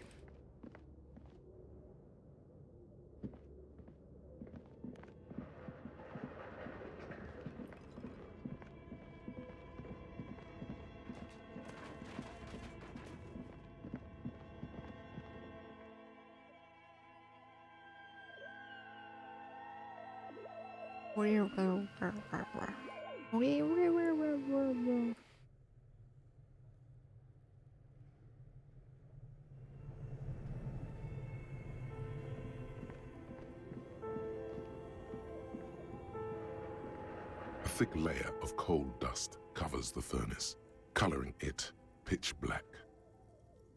Okay, let's check for now. Quickly. Physical instrument.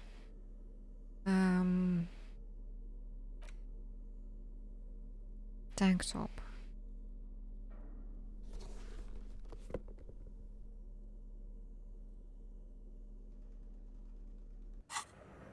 A thick layer of coal dust covers the furnace, coloring it pitch black. High probability, 72%. Let's go. Yelling hello into the furnace. Yes. Something breaks loose in you. A mighty bellow echoes throughout the chimney's depths. The chatter of tiny voices above suddenly cease. Then, The entity. awaken the This is the police. Who's there? Summon the ghost of this doomed commercial area. Answer me, spirit. Hello, are you there? Speak to me. I like the second one. Hello? Did you say anything? I can't hear you. Please come upstairs. There's a safety curtain on the second floor. Nice. Open it. You hear a low rumble upstairs, the sound of a curtain being pulled aside. After you, officer. Hell yeah. Let's go.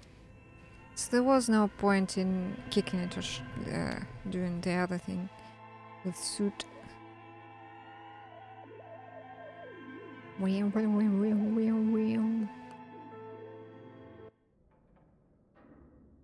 I wonder who it is. Could it be the woman that has a gun?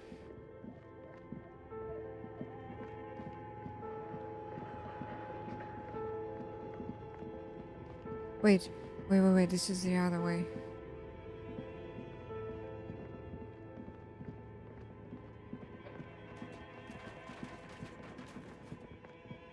Huh. Wow. Whoa. Could it be the same person that operates the other computer? This tree is full of dice, colorful polyhedral dice, hundreds of them. The candy dispenser has been repurposed to contain thousands of dice. Dice! Okay. Hello, I'm Nia. It's probably her from the church. A bird-like woman sits on a throne of tools with emerald light shining through her hair. Did you try knocking on my window? I must have missed you. I've been listening to my She music. taps on her headphones. So what kind of die are you looking for? Could this be the malicious entity? Perhaps it's wise to go along with this masquerade for now. She's got a direct view to the backyard. You should interrogate her about the lynching. Hold on, what do you mean by milieu? Yes, a milieu is like Milieu? a call-in station. You need a two-way radio to access one. That's why I have these. She pats the headphones on the table. Mostly, they just teach you to swear in different languages. But some of the stations can be quite interesting. I was so absorbed, I must have missed you knocking. You must have confused me with someone else. I haven't knocked on your window. Then how did you get inside? By the south entrance? You know what? It doesn't even matter. What matters is that you're finally here. Let's talk dice. Did you have How something did specific you get in mind? inside? What are you asking me? Why are you asking me about dice? I'm a novelty dice maker. Tell me the name of your role-playing system and I'll make the die you need. That's why you're here, yes? Role-playing games? You know the one made by Fortress Accident. Does that count? Sure, I like role-playing games and I need some dice. Maybe I'm not really sure why I'm here, honestly. No, I was looking for something else. Squint your eyes mysteriously. Answers. I'm not interested in buying dice right now. Oh, did I get a point? I did.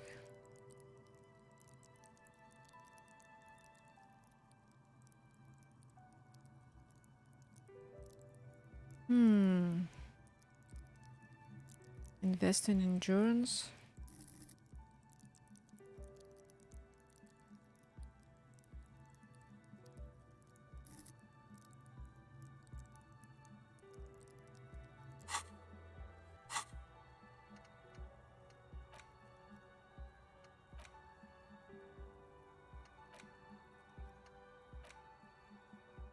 Okay, let's see what she has to say.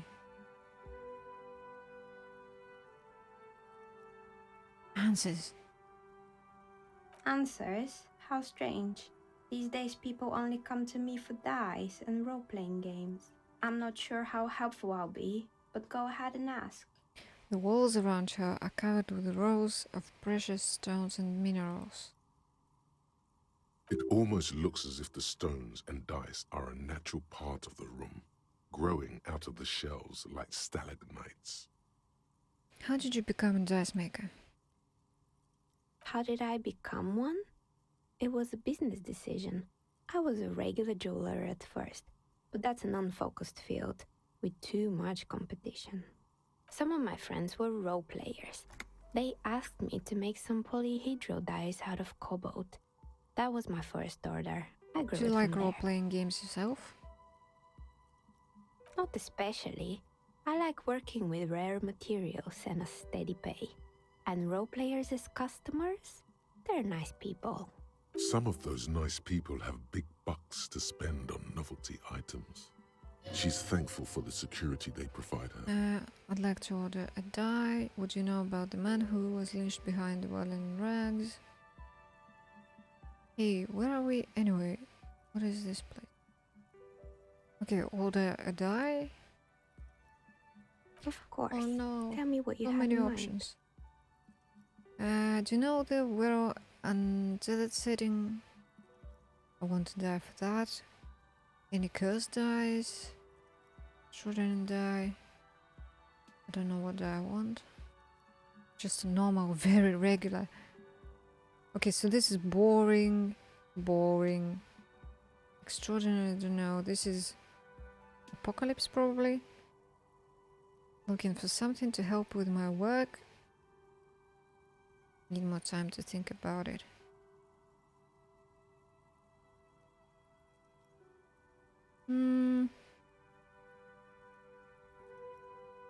We're all untethered.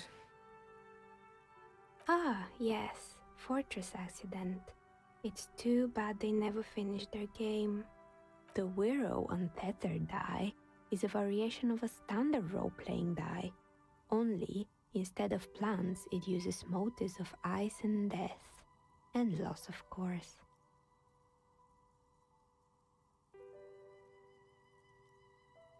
Ice, death, loss. Sounds like you. I'm thinking something made from alligator jawbone, cast in black resin. The reptile bone is as white as ice and dead as, well, death. For 7 real, I could have it ready in 8 hours. What's a standard role-playing die? It's an icosi tetrahedron, a 24-sided die that can produce results for 2-sided, 3-sided, 4-sided, 6-sided, and 12-sided die with a single roll. Technically, you can also use it for many other sizes, but you may need to reroll results. Loving it. So nifty. Why'd you need to cast it in resin? Untreated bone is porous and prone to chipping. Cast it in something hard like resin though, and voila, it's perfect. Maybe a different one. Maybe you have some other ideas for dice? Actually, I need more time to think about it. No need to rush. Take a look around, see if anything inspires you. Do you know anything about the man? Nothing really. I didn't know him. Who cares about the dead body? We might be dealing with a malignant entity here. The lieutenant looks at his notebook, then the woman under the large window. Your window looks directly onto the courtyard. You're saying you didn't see or hear anything unusual last Sunday evening? I'm sorry, detective, but as you know, I usually have my headphones on when I'm working. It shuts out most of the daily ruckus behind my window. What do you mean by the daily ruckus? And I suspect that's Kuno. Well, there's always something going on in the Whirling's backyard. During daytime, there are usually those kids. And lately, I've been seeing a lot of drunk workers hanging about. Must be because of the strike. But I never saw anyone during that fateful Sunday night, I'm afraid. And you never took your eyes off the work to look out of the window? I might have, but in this case, all I would have seen is my own reflection staring back from the darkness. It's really hard to make anything out in the yard when it's dark outside. Besides, I rarely get up to look out the window when I'm in Do the you zone. often work Sunday nights? It's an odd profession, making dice for people, but I like it, and I prefer doing this to sitting at home. She nods. Where Anything are we else, anyway? officer? What is this place? We're inside the chimney of an old central furnace. It's strange, I know. She looks at the ruddy bricks that make up the walls. Even though they've been repainted there, there are still signs of coal black soot here and there. But when I arrived here, all the other rooms were taken, so I had to build myself a makeshift home. Besides, I don't really have to pay any rent here, so that's a plus. She has a successful business going on. Plaisance was right. There's an entity living in the chimney. You should ask her about the curse. Creative. I've heard this place is cursed. Did you know that people call it a doomed commercial area? Do you know what happened to other tenants? Everyone else is gone. More or less. Are you interested in anyone specific? Oh. Oh, quite a lot of them spring to mind. What happened to the gym? It wasn't merely a gym, it was Artemitep's boxing club. A community project created to steer at-risk youth away from drugs and crime. Who's Artemitep? A kind man from Zemsk. I heard he had some trouble with the law when he was younger, and that's why he wanted to start the gym, as his way of giving back. Maybe that's what Kuno needs, community-centric boxing club.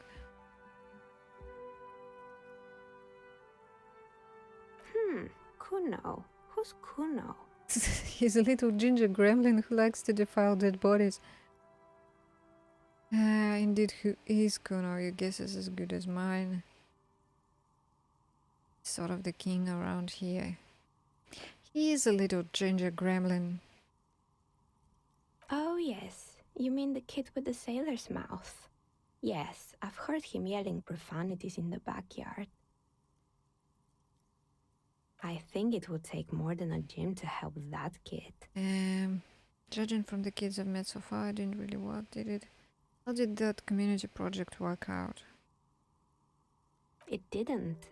If anything, it made the youth situation in Martinez even worse. At some point, someone started a rumor that the punching bag downstairs was full of amphetamines. You should have known it. It's not really full of that. No one would store their drugs like that. Eventually, the coalition took away the funding and the club went bankrupt. This was a few years ago. It's gotten much more peaceful around the plaza ever since.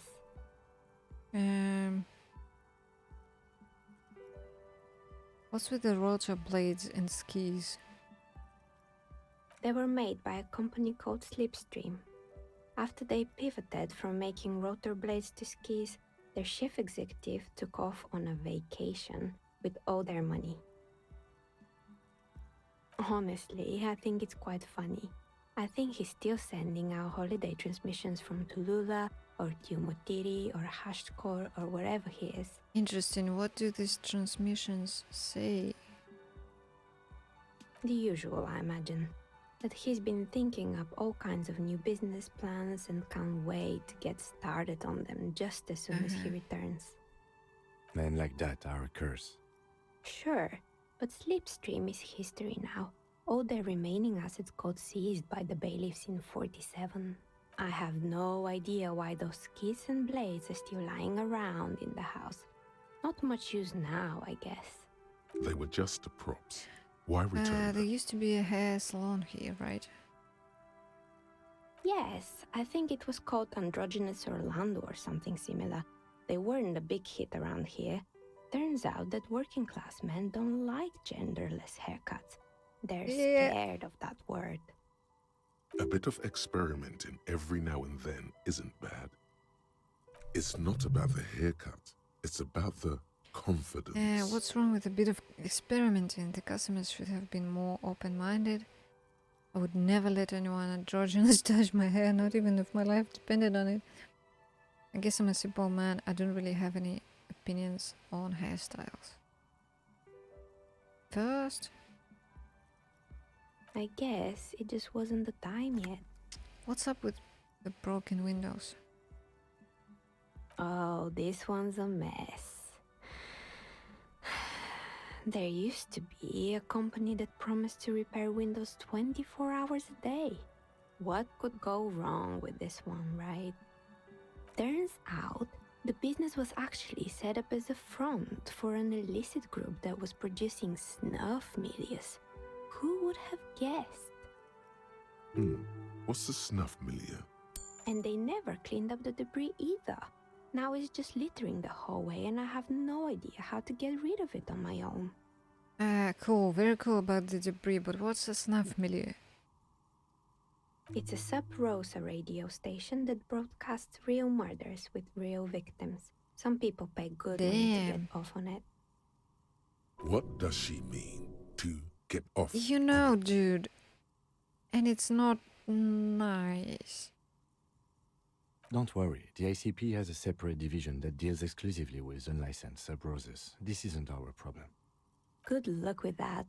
It's not easy catching those perpetrators. Someone he makes stuffed animals. I saw months lying around.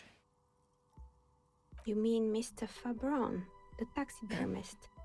No, he mostly just did drugs. But what drugs exactly? Let it pass.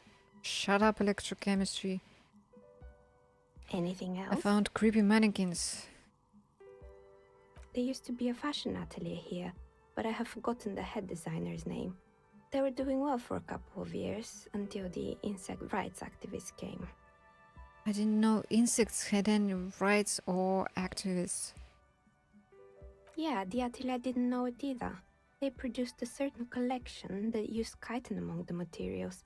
Apparently chitin is made in the Occident, where it's extracted from beetle wings. And you know how all kinds of political movements are big in the Occident. The activists shut down the biggest chitin supplier, which of course caused the price to skyrocket. And, naturally, all the most fashionable tastemakers refused to be seen in chitin from then on. The atelier went bankrupt before they could finish the collection. I'm glad that someone took care of the little guys. I like insects. Yeah, beetle protector. But insects don't have any brains or feelings. They got what they deserved. Making clothes out of beetle wings is a terrible idea. Do? Actually, insects do have brains. But yes, I understand what you're saying. I think the protesters took it a little too far. As she shifts around, you notice several dead flies on the windowsill in front of her. Legs up. They're not moving. Anything else? A strange machine. Terrifying accident. Bee in a cellar. Intercom.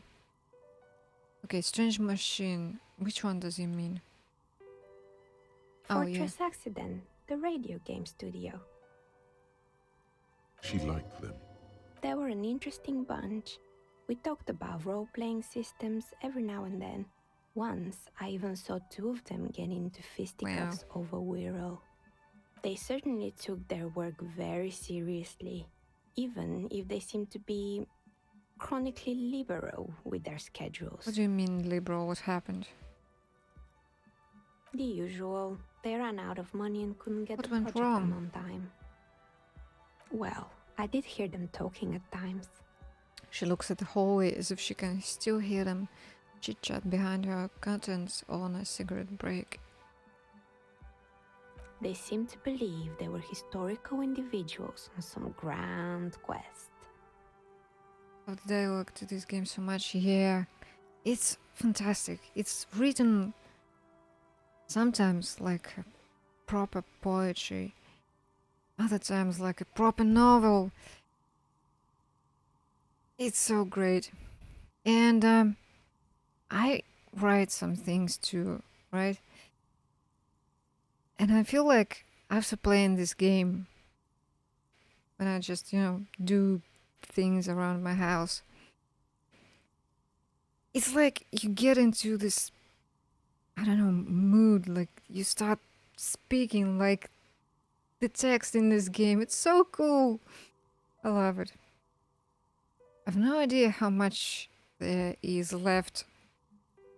It seems to be endless, and I don't want it to end. I'll probably start another playthrough right after this one, because I just want to know more. So, okay, what was she saying?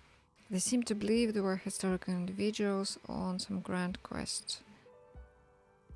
I don't even mind just sitting here and, just listening and clicking some options because it's very interesting. It isn't like, I don't know, like RPG where, like in MMOs sometimes they just dump information on you. And you're like, why did I need to know that? That was neither interesting nor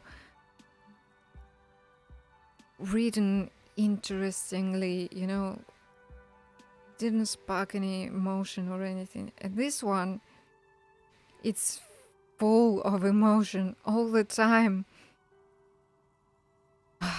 Fantastic game. So, from what I've seen so far, the project did look quite impressive.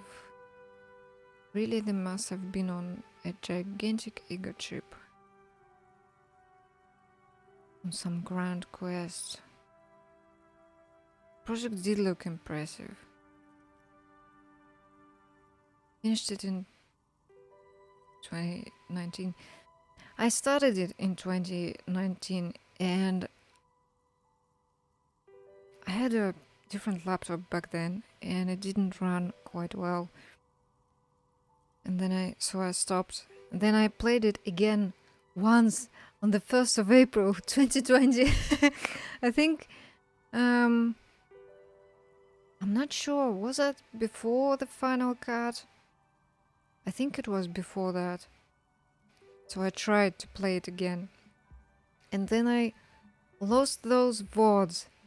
So if you look in my videos, there are 2 VODs, I think 2 from before the final cut. And then I restarted this on... I don't remember. In autumn 2021. So recently. So this is my 3rd attempt at playing it, and I decided not to stop and just play through the game and see what it brings. Yes, but when the money started to run out, they just began to complain a lot about capitalism. You know, how the markets are rigged to keep out new businesses and so on. And I'm playing a communist cop, and it's kind of almost even between sorry and boring one. I didn't really pick any... Well, I don't like the super stand apocalypse options all that much. So yeah. What was this complaining about capitalism? I think it's a little bit in the communist vein. I like it, but some things like, what was that thought? This one, the communist thought, the thought that gave me the communism, actually took away authority. And the other one,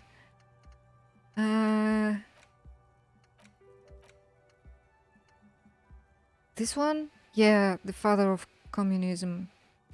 I want to internalize this one, but I don't know what it will bring. It takes away from one skill that I need to upgrade, actually.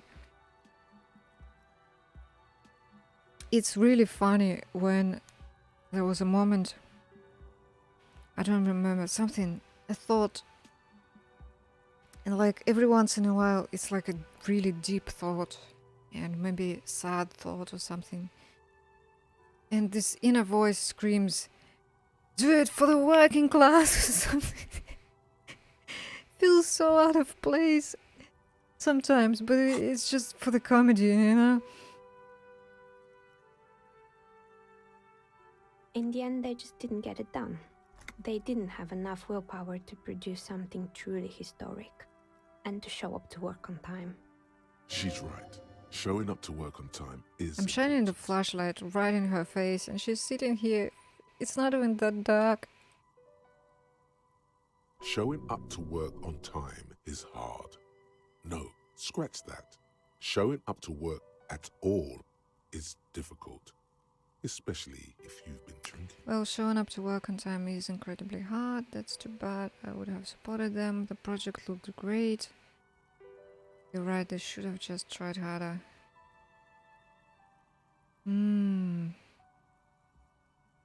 It really is hard.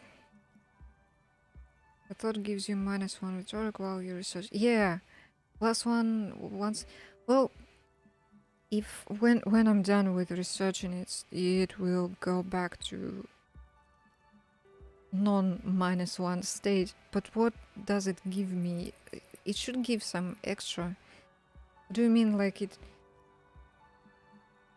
actually gives +1 upon finishing it? I don't know, I think I'll do it. I just need more points. I have 1 now, but I need it. I think I'll put some points in skills. I have my own ledger here on the desk. Because I write down stuff, it's hard to remember everything. There's some stuff that I need, which it doesn't seem like I can get it from clothes or thoughts. I want to use skill points for skills. And so it's producing something extraordinary. Guys wandered to the shelves full of their prototypes and discarded models. Well, she's not wrong. She is making things, but then she makes objects. And those guys were working on fiction and maybe some code. I'm still not sure how those radio computers work. So working with objects is easier. A little easier. And I know that because I am an artist and I've worked with physical, traditional art, and I make webcomics. And god damn it, why is making webcomics so much harder than just sitting down and drawing a thing on paper? So yeah, no wonder those guys failed. Something strains her face before she looks up again. Anything else? There was a terrifying taxidermed bear. Oh boy, the fabled Revo Show ICT. You're in for a treat here. She smiles and leans closer, hands on her knees, like a stand-up comedian ready to tell a story. The place was owned by 2 guys who had some rather innovative ideas about marketing. The bear was one of them. Now ask me about their other ideas. Indeed. What were the other ideas?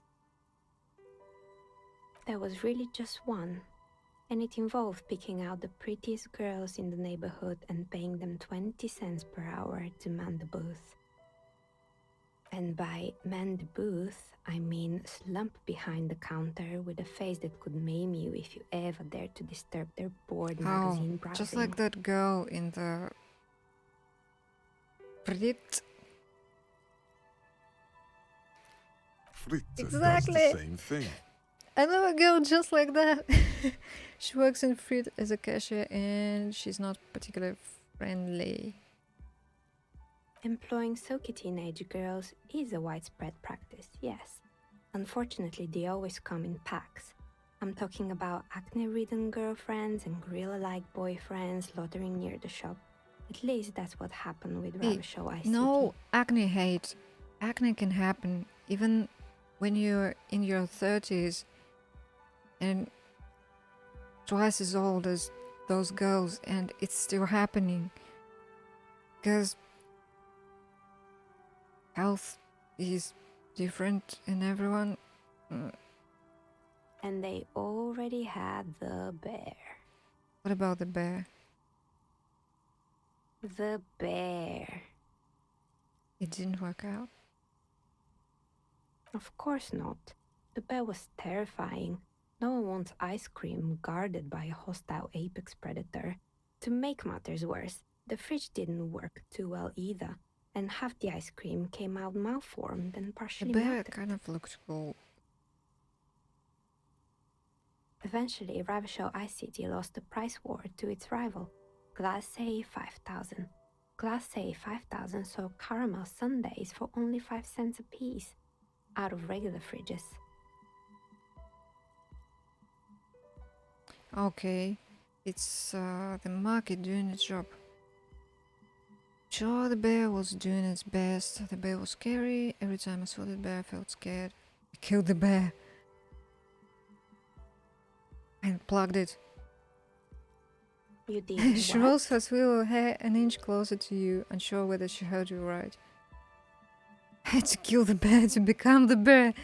I murdered it with my own bare hands. I laid it to rest. It's my trophy now. And plugged it. Ugh, of course they left it plugged in. Even in death, the bear is costing them money. The taxidermist who made it said it was his vision beast. He said he met his vision beast while high on desiccants. He called it Megatherion. Sounds cool. Megatherion. Megatherion, a mega wild beast. What's a mega wild beast? It's an imaginary beast that guides you through life. By telling you to do more drugs, mostly. A wise and noble beast, guiding you toward the land where the streets Shut are up, electrochemistry. paved with drugs. The horrific necktie tightens around your You neck, too. strangely excited.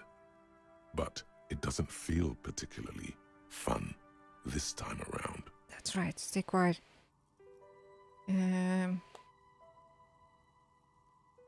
Not now, you beast. What?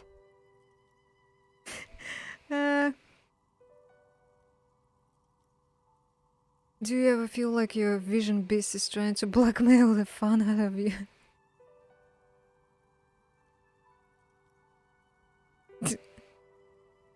No, officer. I don't have a vision beast.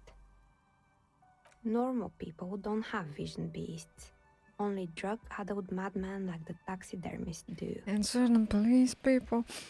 That was a hypothetical question. Of course they don't. I'm a normal person and I don't have vision beast. What about horrific neckties? Do normal people have horrific neckties? Neckties? I guess they do sometimes, officer. But I don't understand how it's relevant to our discussion. Anyway, now you know the story of the fallen ice cream empire.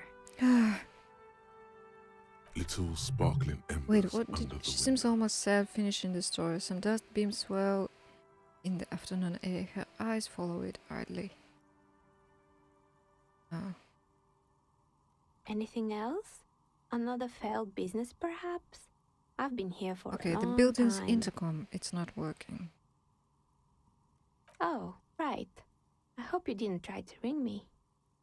I think none of those doorbells work, including mine. I'm still in the middle of connecting the wires. There was Sorry one about the button confusion. which wasn't connected to anything. The doorbell with the empty name card must Yes. belong to her then. So tell me that the doorbell with the empty name card was yours. Was wondering about the well in rags. Is it part of the same building complex? Oh, yeah. Okay, let's just ask her. That's right. I haven't even written my name there. As I said, it's quite useless right now. It doesn't work And yet. Welling? You could say so. Both houses were built at the same time and under the East Delta Commerce Center project.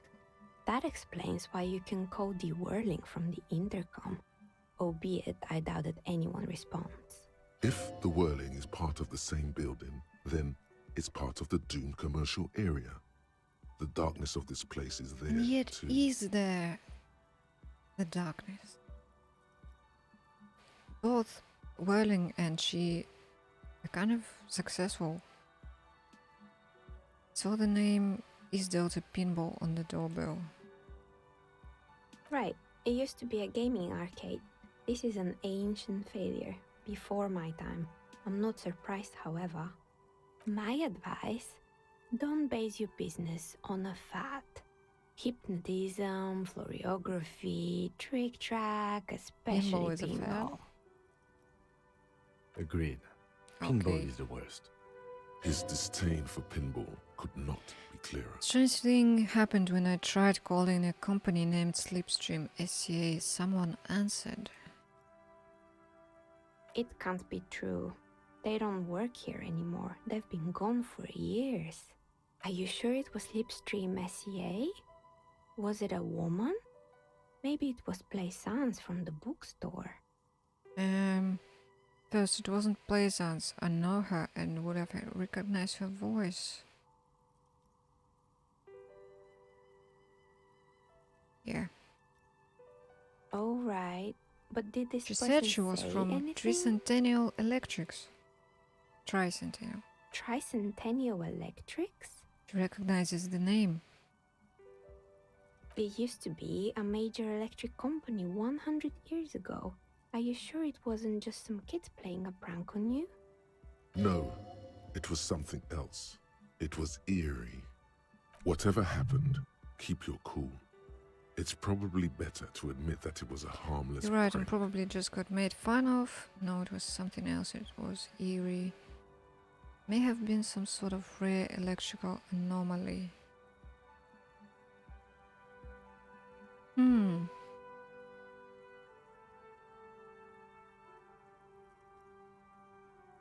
Rare anomaly?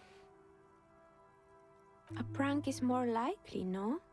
Oh, the kids these days. We were just one of them, and now they're terrorizing us. No A few more solidarity. questions about the building. Sure, I'm listening. Oh, so far to scroll. About the intercom? I'm pretty sure it still doesn't No. work, but sure. Nothing What, else? Sure, I'm Other listening. questions? Good. I hope it I've clarifies heard things this a bit. place is cursed. What Did else? you know that people call it the doomed commercial area? I've heard the stories, but I don't think those stories are true. How do you explain what happened to those businesses? It's just capitalism. We only hear about tales of success, so it's often surprising to realize how many ventures actually Plaisance fail. is the one who sent me. She's convinced that this place is swarming with malicious energies. Plaisance, the bookshop lady? I've heard that her business is doing rather well. Have the energies spared her somehow? She's a wise woman. She has so many trinkets protecting her against the curse. Actually, the bookstore isn't doing that well. There are hardly any customers and she has to exploit her own daughter to keep the company going. The curse is just biding its time before it strikes again. No, I don't like this. I don't know why the bookstore hasn't gone bankrupt yet. That's what I'm here to investigate. Second one, the truth. All right. But it's not just the bookstore that's still up and running. Exactly. What about the whirling in rags? Some people say it's part of the building complex. No, the wedding isn't doing well either. Its waitress just took off and customers have trouble paying bills. Well, that's just because of me. That's just because of me. What is he doing with that flashlight? Oh, it's going into the tube. Oh, that's so weird. Clipping through. You're right. The whirling doesn't really look like it's cursed. Exactly. And then there is me. She sighs, looking at her messy work table. All kinds of tools lie there scattered, from knives to carving files to wire cutters. I've been here for 14 years, selling novelty dice to role-playing enthusiasts. Not exactly a million-real business idea, yet somehow I've survived despite the talk of malicious energies. Strange, isn't it? Lessons thinks it's because you're the source of it. A malignant entity. It's because you're competent and dedicated to your craft. Curse doesn't affect people like you. The curse will get to you. I have no doubt. No, I don't want to say that. I'll be the first to admit there are many inconsistencies in this so-called curse. Yes. I was just about to ask, what do you think? Do you think the curse is real? Time has come to face the source. Fear not, for the forces of the universe are supporting you in this psychic quest. I think it still might be you that's causing this. Narrow your eyes, very misty. I'm starting to see that there is no curse, only business decisions and natural market fluctuations. Honestly, I'm still not sure. This world is a puzzling place. It's the second one. Exactly. Truth is always so disappointingly mundane and boring. But I'm glad we got this sorted out. Anything else I can help you with today? Shiva's legendary. Wow. I don't think I can pass this check at all. 14, holy shit.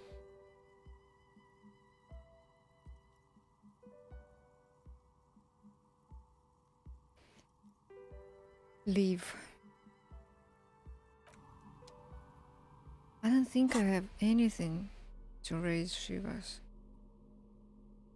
And I'm not really strong in whatever the red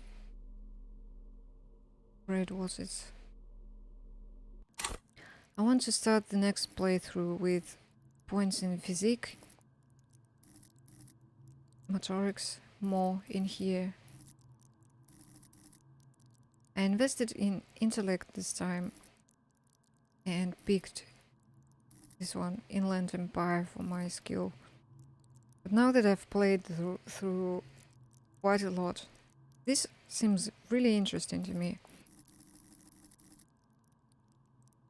Maybe like pick empathy as a signature skill, but have more points in here. That could be interesting. So my Shivas is at 2. Wait.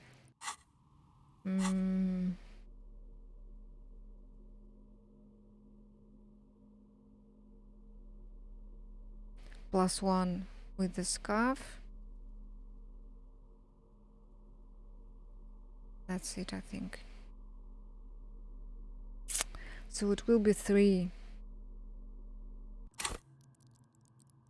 versus 14. That's not gonna work.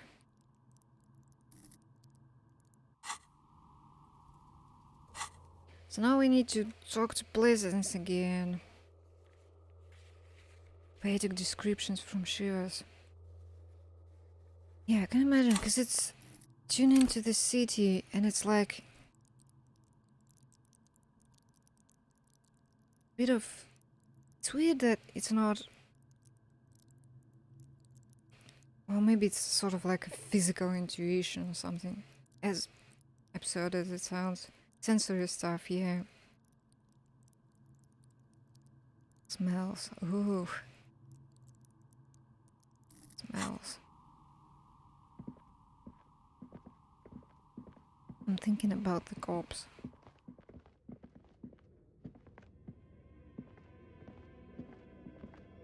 I wish he could run. Just pressed shift and he could run. I saw a mod for that. Maybe I should try to install it.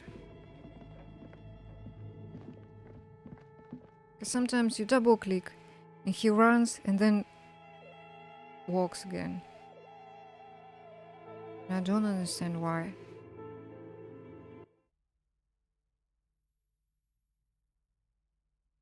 Pleasance. Dear Pleasance, who is a terrible parent. Let me put this in my inventory. Maybe she's not like terrible parent, but definitely not the best one. If you double click, he tries to run to the place you circled. Yeah, sometimes you double click and hold the second click down. You'll chase the mouse at run speed. Something happened a couple of streams ago. I didn't even click anything.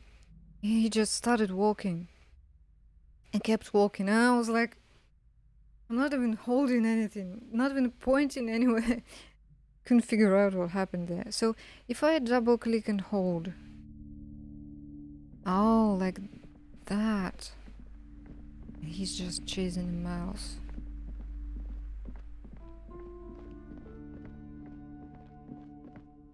Yeah, like possessed by the ghosts. Let me look up which clip was that. I made a clip.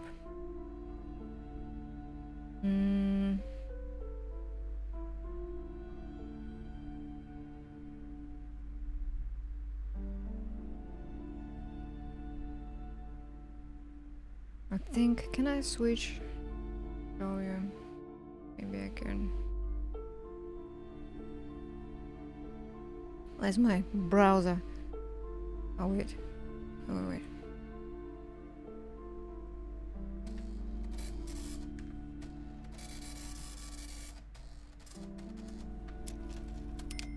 Pause, don't play.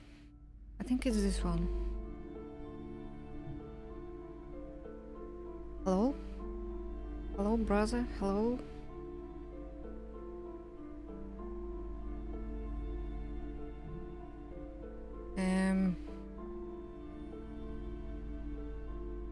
Oh, there. I think it was this one. Oh. Oh, can I even turn to face him? Why does he always turn away? Where am I going? I'm not pressing anything. He just kept walking. What the fuck? So that's what happened. And I really wasn't pressing anything. So I have only one screen. It takes a little bit of time to switch back to everything. I'm sorry. So if I press like this, right? I'm pressing. And if I let go and there's a arrow, not an arrow, but like a pointer on the ground. There was nothing there that time. And I didn't double click on top of those stairs, you know, for him to run. Something just happened. So I play with the keyboard. I wish there was a way to run with WASD and not press shift at the same time and hold it. What have you found? And also, do buy the books. There may be teachings in them. I wish the books taught you about, you know, how to be a better parent and, I don't know, some rational things. What's no use. I just remembered somebody who is exactly like her, and nothing works on that person. No amount of rational anything. And that person has 3 university degrees. It's terrible. I talked to the entity you told me about. Her name is Nia, was it Nia? And she's a novelty dice maker. A novelty dice maker? Well, spit it out. Why does she need the dice? For some kind of sorcery? Sometimes And they here use the comes ankle bones the of sheep. satanic panic. She's not a sorceress or some malicious entity. She's a businesswoman like you. No, ma'am, I have felt her aura. She's not the one to blame for this curse. No, this is just encouraging the delusion. She may be involved, but I don't have a way to question the malignant entity further. No. I don't understand. If it's not her, then where is the source of the doom? How did she explain the The curse? source of the doom is here. The narrative she's built herself, it does need tearing down. She's squeezing on the pendant too tight. A drop of blood in her palm. To hell with it. Perchance you ought to just lie, sire. You've come this far. You know how to end it. There is an entity behind the entity.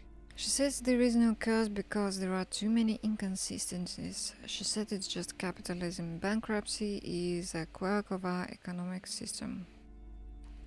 Lie.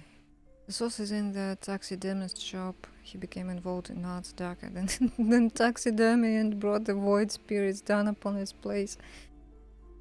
Honestly, I don't have an answer yet. There are still leads to be followed, like that strange radio computer thing. That has nothing to do with anything. There's another entity more malignant pulling the strings in matinees. Perhaps in my trials I will cross paths with it. What? It's capitalism. Capitalism is the entity. Wait, what? The entire economic system is cursed? That's what she takes away from that? This is a lot for her to pass. I'm afraid that only world revolution can help you. Yes, the system must be cleansed of immigrant labor. Ugh. Is this the fascist option? It's true, we live in a precarious world, nothing ever turns out right, you need to get used to chaos. That's, don't know what this one is. What I meant was, I found the source of the doom. Forget about the economy thing. Back off. Revolution? I like 1 and 3.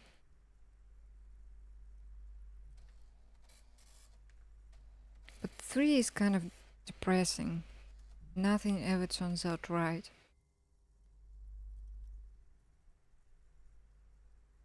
One I don't like because I'm not a fan of revolutions. And also, revolution. What's the moralist option? You pick the fascist options, the game pretty much tells you that you're stupid. Yeah. Oh, I'm always clicking the wrong buttons. But it's also kind of really obvious how stupid it is. You say something like, immigrant labor, and then there's it implies people like Kim, right? And he is Kim, and he's from Revachol. He isn't from somewhere else. But this kind of thinking always points fingers at people like Kim. So it's dumb. It's stupid. First one. I'm not sure sometimes which one is the ultra-liberal. The moralist one is always kind of like a centrist. Could this be the moralist one? There are only 3. And we can back out of this entire thing.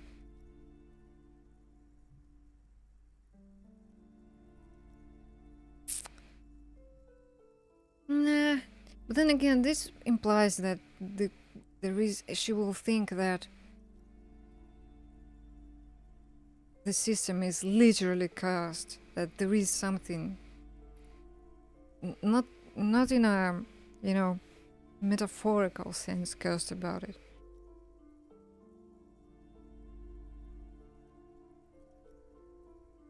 You need to get used to chaos. Does she need to get used to chaos? Do we need to get used to chaos? I don't like this one. Maybe this one will inspire her to do something at least. Some change in life. Another revolution? I understand what's going on here. You went in there, rummaged around, and accomplished nothing. And now you're telling me these intellectual things to cover up for it. Yeah, because you know what's intellect is pretty scary, right? When you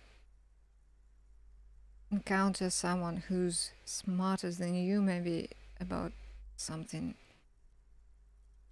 you have to attack that person and say that no, you're actually not that smart, you're very dumb, and you have accomplished nothing. It's okay. You don't have to. I was wrong to trust another person. I will manage this psychic calamity as I always have. Alone. Take back control. Pretend like you are in control. You are right. That's right. Nothing can crush your worldview. Oh my god, this is literally someone I know. Thank you for nothing. Please, do buy some books, or be on your way. I shall be on my way. Wow. Total psychic collapse between you two right now. There was never any other way this could have gone. She's just too far gone into her own mind. I am sorry we had to disappoint you, ma'am. Yeah. Can we go now? Bye. Okay, so this is over. We've done it. Done it. 2 skill points.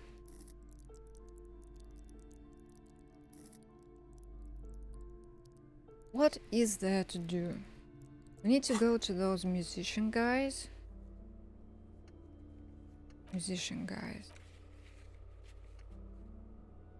And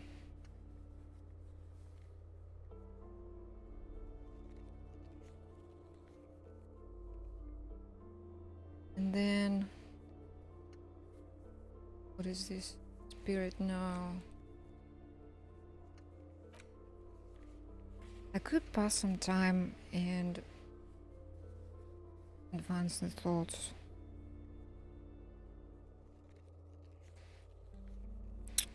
So I need some authority, that's for sure.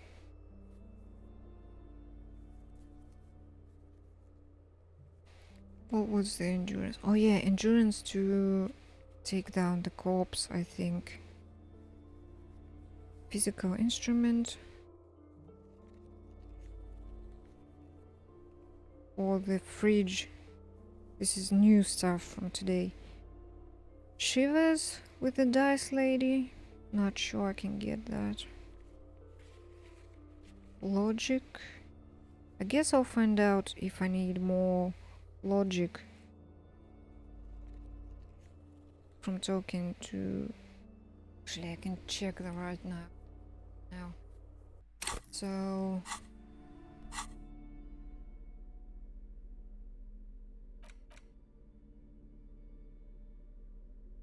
This hat gives me 2 logic.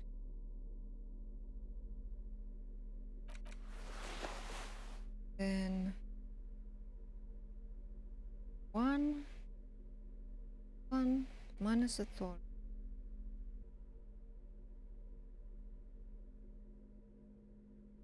Drama... Blue. Blue. Okay, this jacket is +1 logic. And this one, none.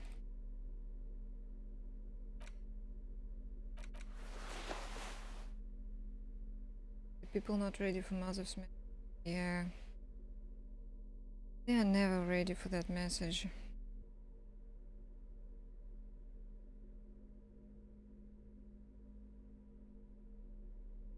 But then again, was there something about him? Something. All he has managed to do is make himself sad. Was it about him? Yeah. He's starting to suspect Krasmazov fucked him over. Oh wait, this is about who? Who is this about?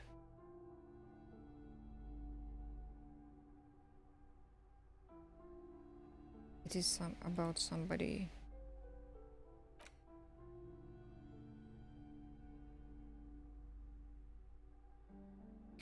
These scroll bars are terrible. How many times do I need to scroll this wheel?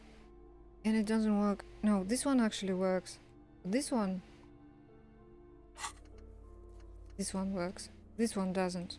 What is this? Why does it do this? Terrible. So,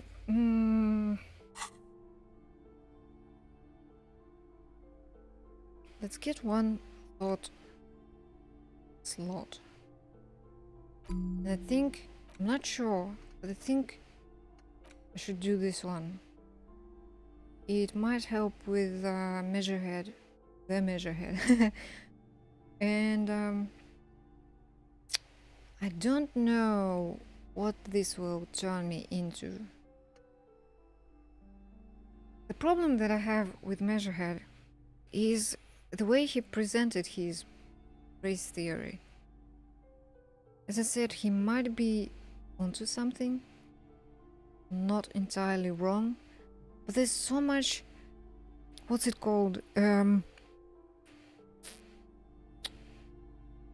He uses weird terminology, something about genes and such, to describe people, which does feel like it's a very racist race theory.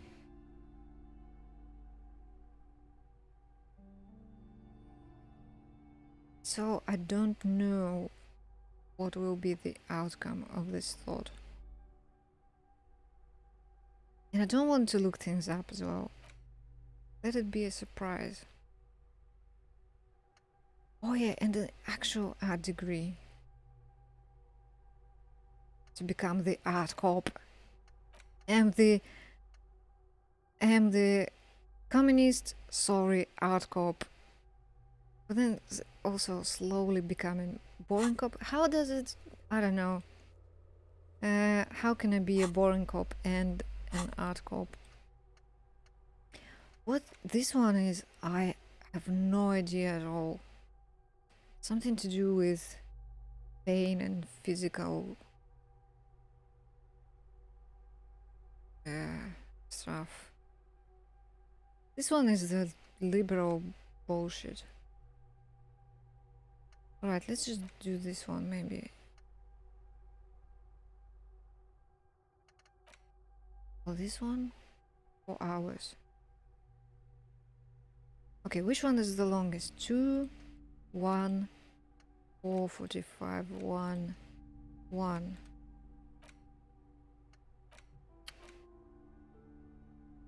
Oh yeah, there it says. Possible to avoid becoming racist if you don't like the idea. Yeah, but like, does this, if I internalize this, does it mean that I am agreeing with it? Or is it just a process to think about stuff and he comes up with his own, you know? What's the mechanics here? What's the mechanics of the brain? This one. The father of scientific communism. Yeah, okay, that's the description of him. Shot himself in the mouth and died one day in his cabinet as things were collapsing around him. Just gave up. That's not good propaganda, is it? Be a communist, shoot yourself in the mouth. Something about this irks you. It does. I want to think this one.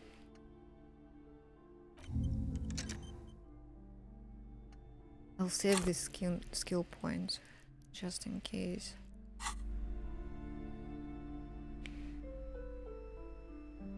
That one will definitely lead to some conclusions. I need to check how much composure I need. Oh yeah, I didn't finish with items.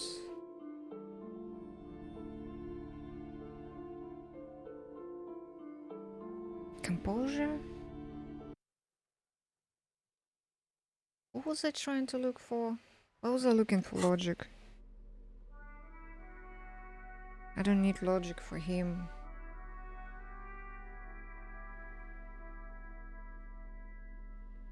I need composure.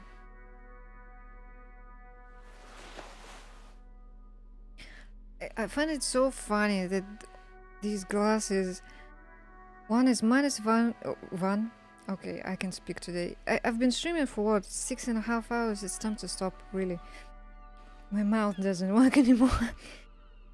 One of the reasons why I didn't continue streaming this before the final cut was because it was so hard to read everything. Jesus Christ. So, glasses, -1 to visual calculus, because you can't see anything. -1 to perception. Another one with -1 to perception. -1 to logic for some reason, don't know why. They look cool. And then these ones, -1 to authority, because they look silly. Hard to sight read. Yeah, no, I don't know. It was much harder when you also needed to read all the replies as well. Much easier now.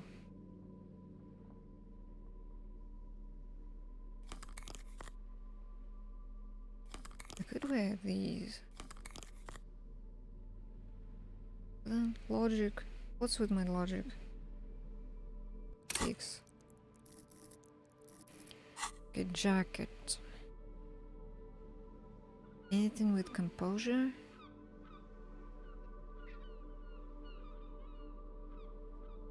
I'll just put this one on. Nice to read. It is. And I wish more people played it, but you know, everyone is like, oh no, this will ruin my stream. No one will watch it. It's not a stream game. And I don't think I care at this point.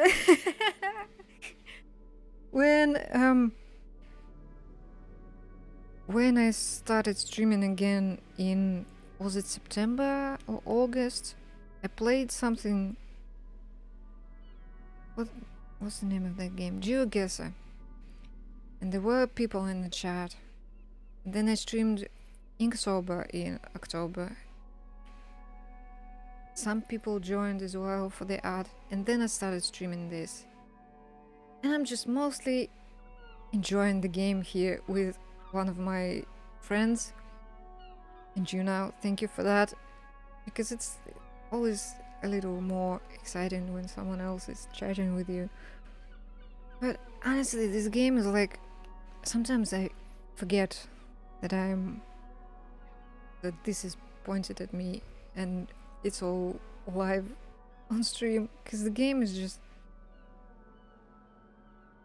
it gets into your brain with the texts and everything, with the music. I started listening to this band Sea Power. They used to be British Sea Power, but they renamed themselves to just Sea Power recently, and they are fucking awesome. They have a song which was, it's been stuck in my head for a few days now, and I was like, why do I like that song? Why? What in this song speaks to me? And I looked up the lyrics today, and there was a music video, and the video is about a girl biking. She just rides a bicycle, and I realized the song is about, it's from the point of view of a bicycle, and it's called Machineries of Joy. It's fantastic. And I just bought a bicycle a few months ago, and it really is a joy. It brings joy to my life. So next time I get a chance to ride it, I'm definitely listening to this band on my bicycle. This guy, I have suspicions about this guy. Hi again, Chandar. Thank you for the follow. And that he was Keanu Reeves laughing, by the way. So, composure. 14. There is a chance. But my god. Is it low?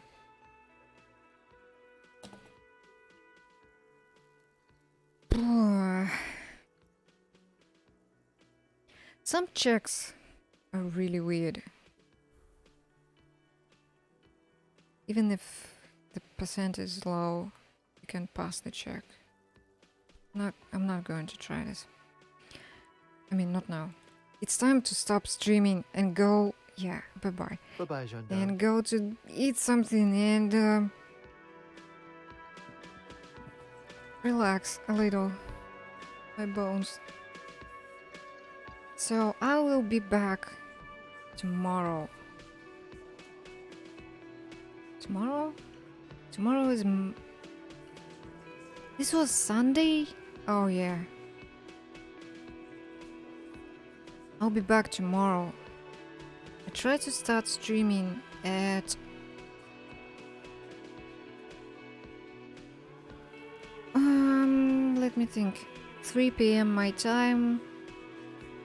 It also saved me.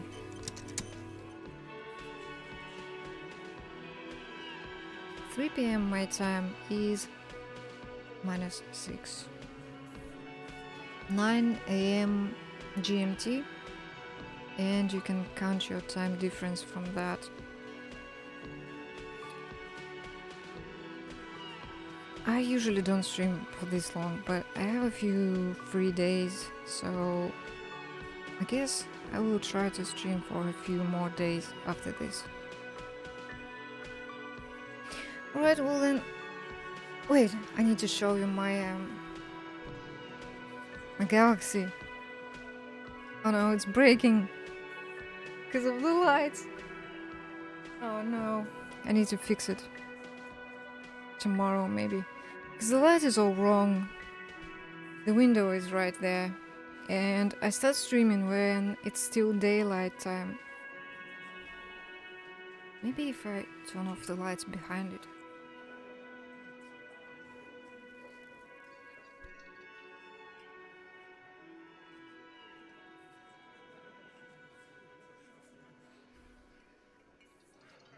Now I am trying to disappear, huh? Or maybe not. Maybe not. Everything on the stream is built, it's put together with shit and sticks because I'm from Russia and this is how we do things in Russia, you know, just it kind of works. So that's nice. Well then, let's pick a song for the end of the stream. Another Berlin and rock song? Maybe. It's slightly different from the game one. Right, well then, see you next time. Thank you for stopping by and chatting and following. Wow, the end stream, what are they called? Credits don't work. Well then, stream elements, thanks for nothing. I thought this would work someday, but it doesn't. Maybe next time.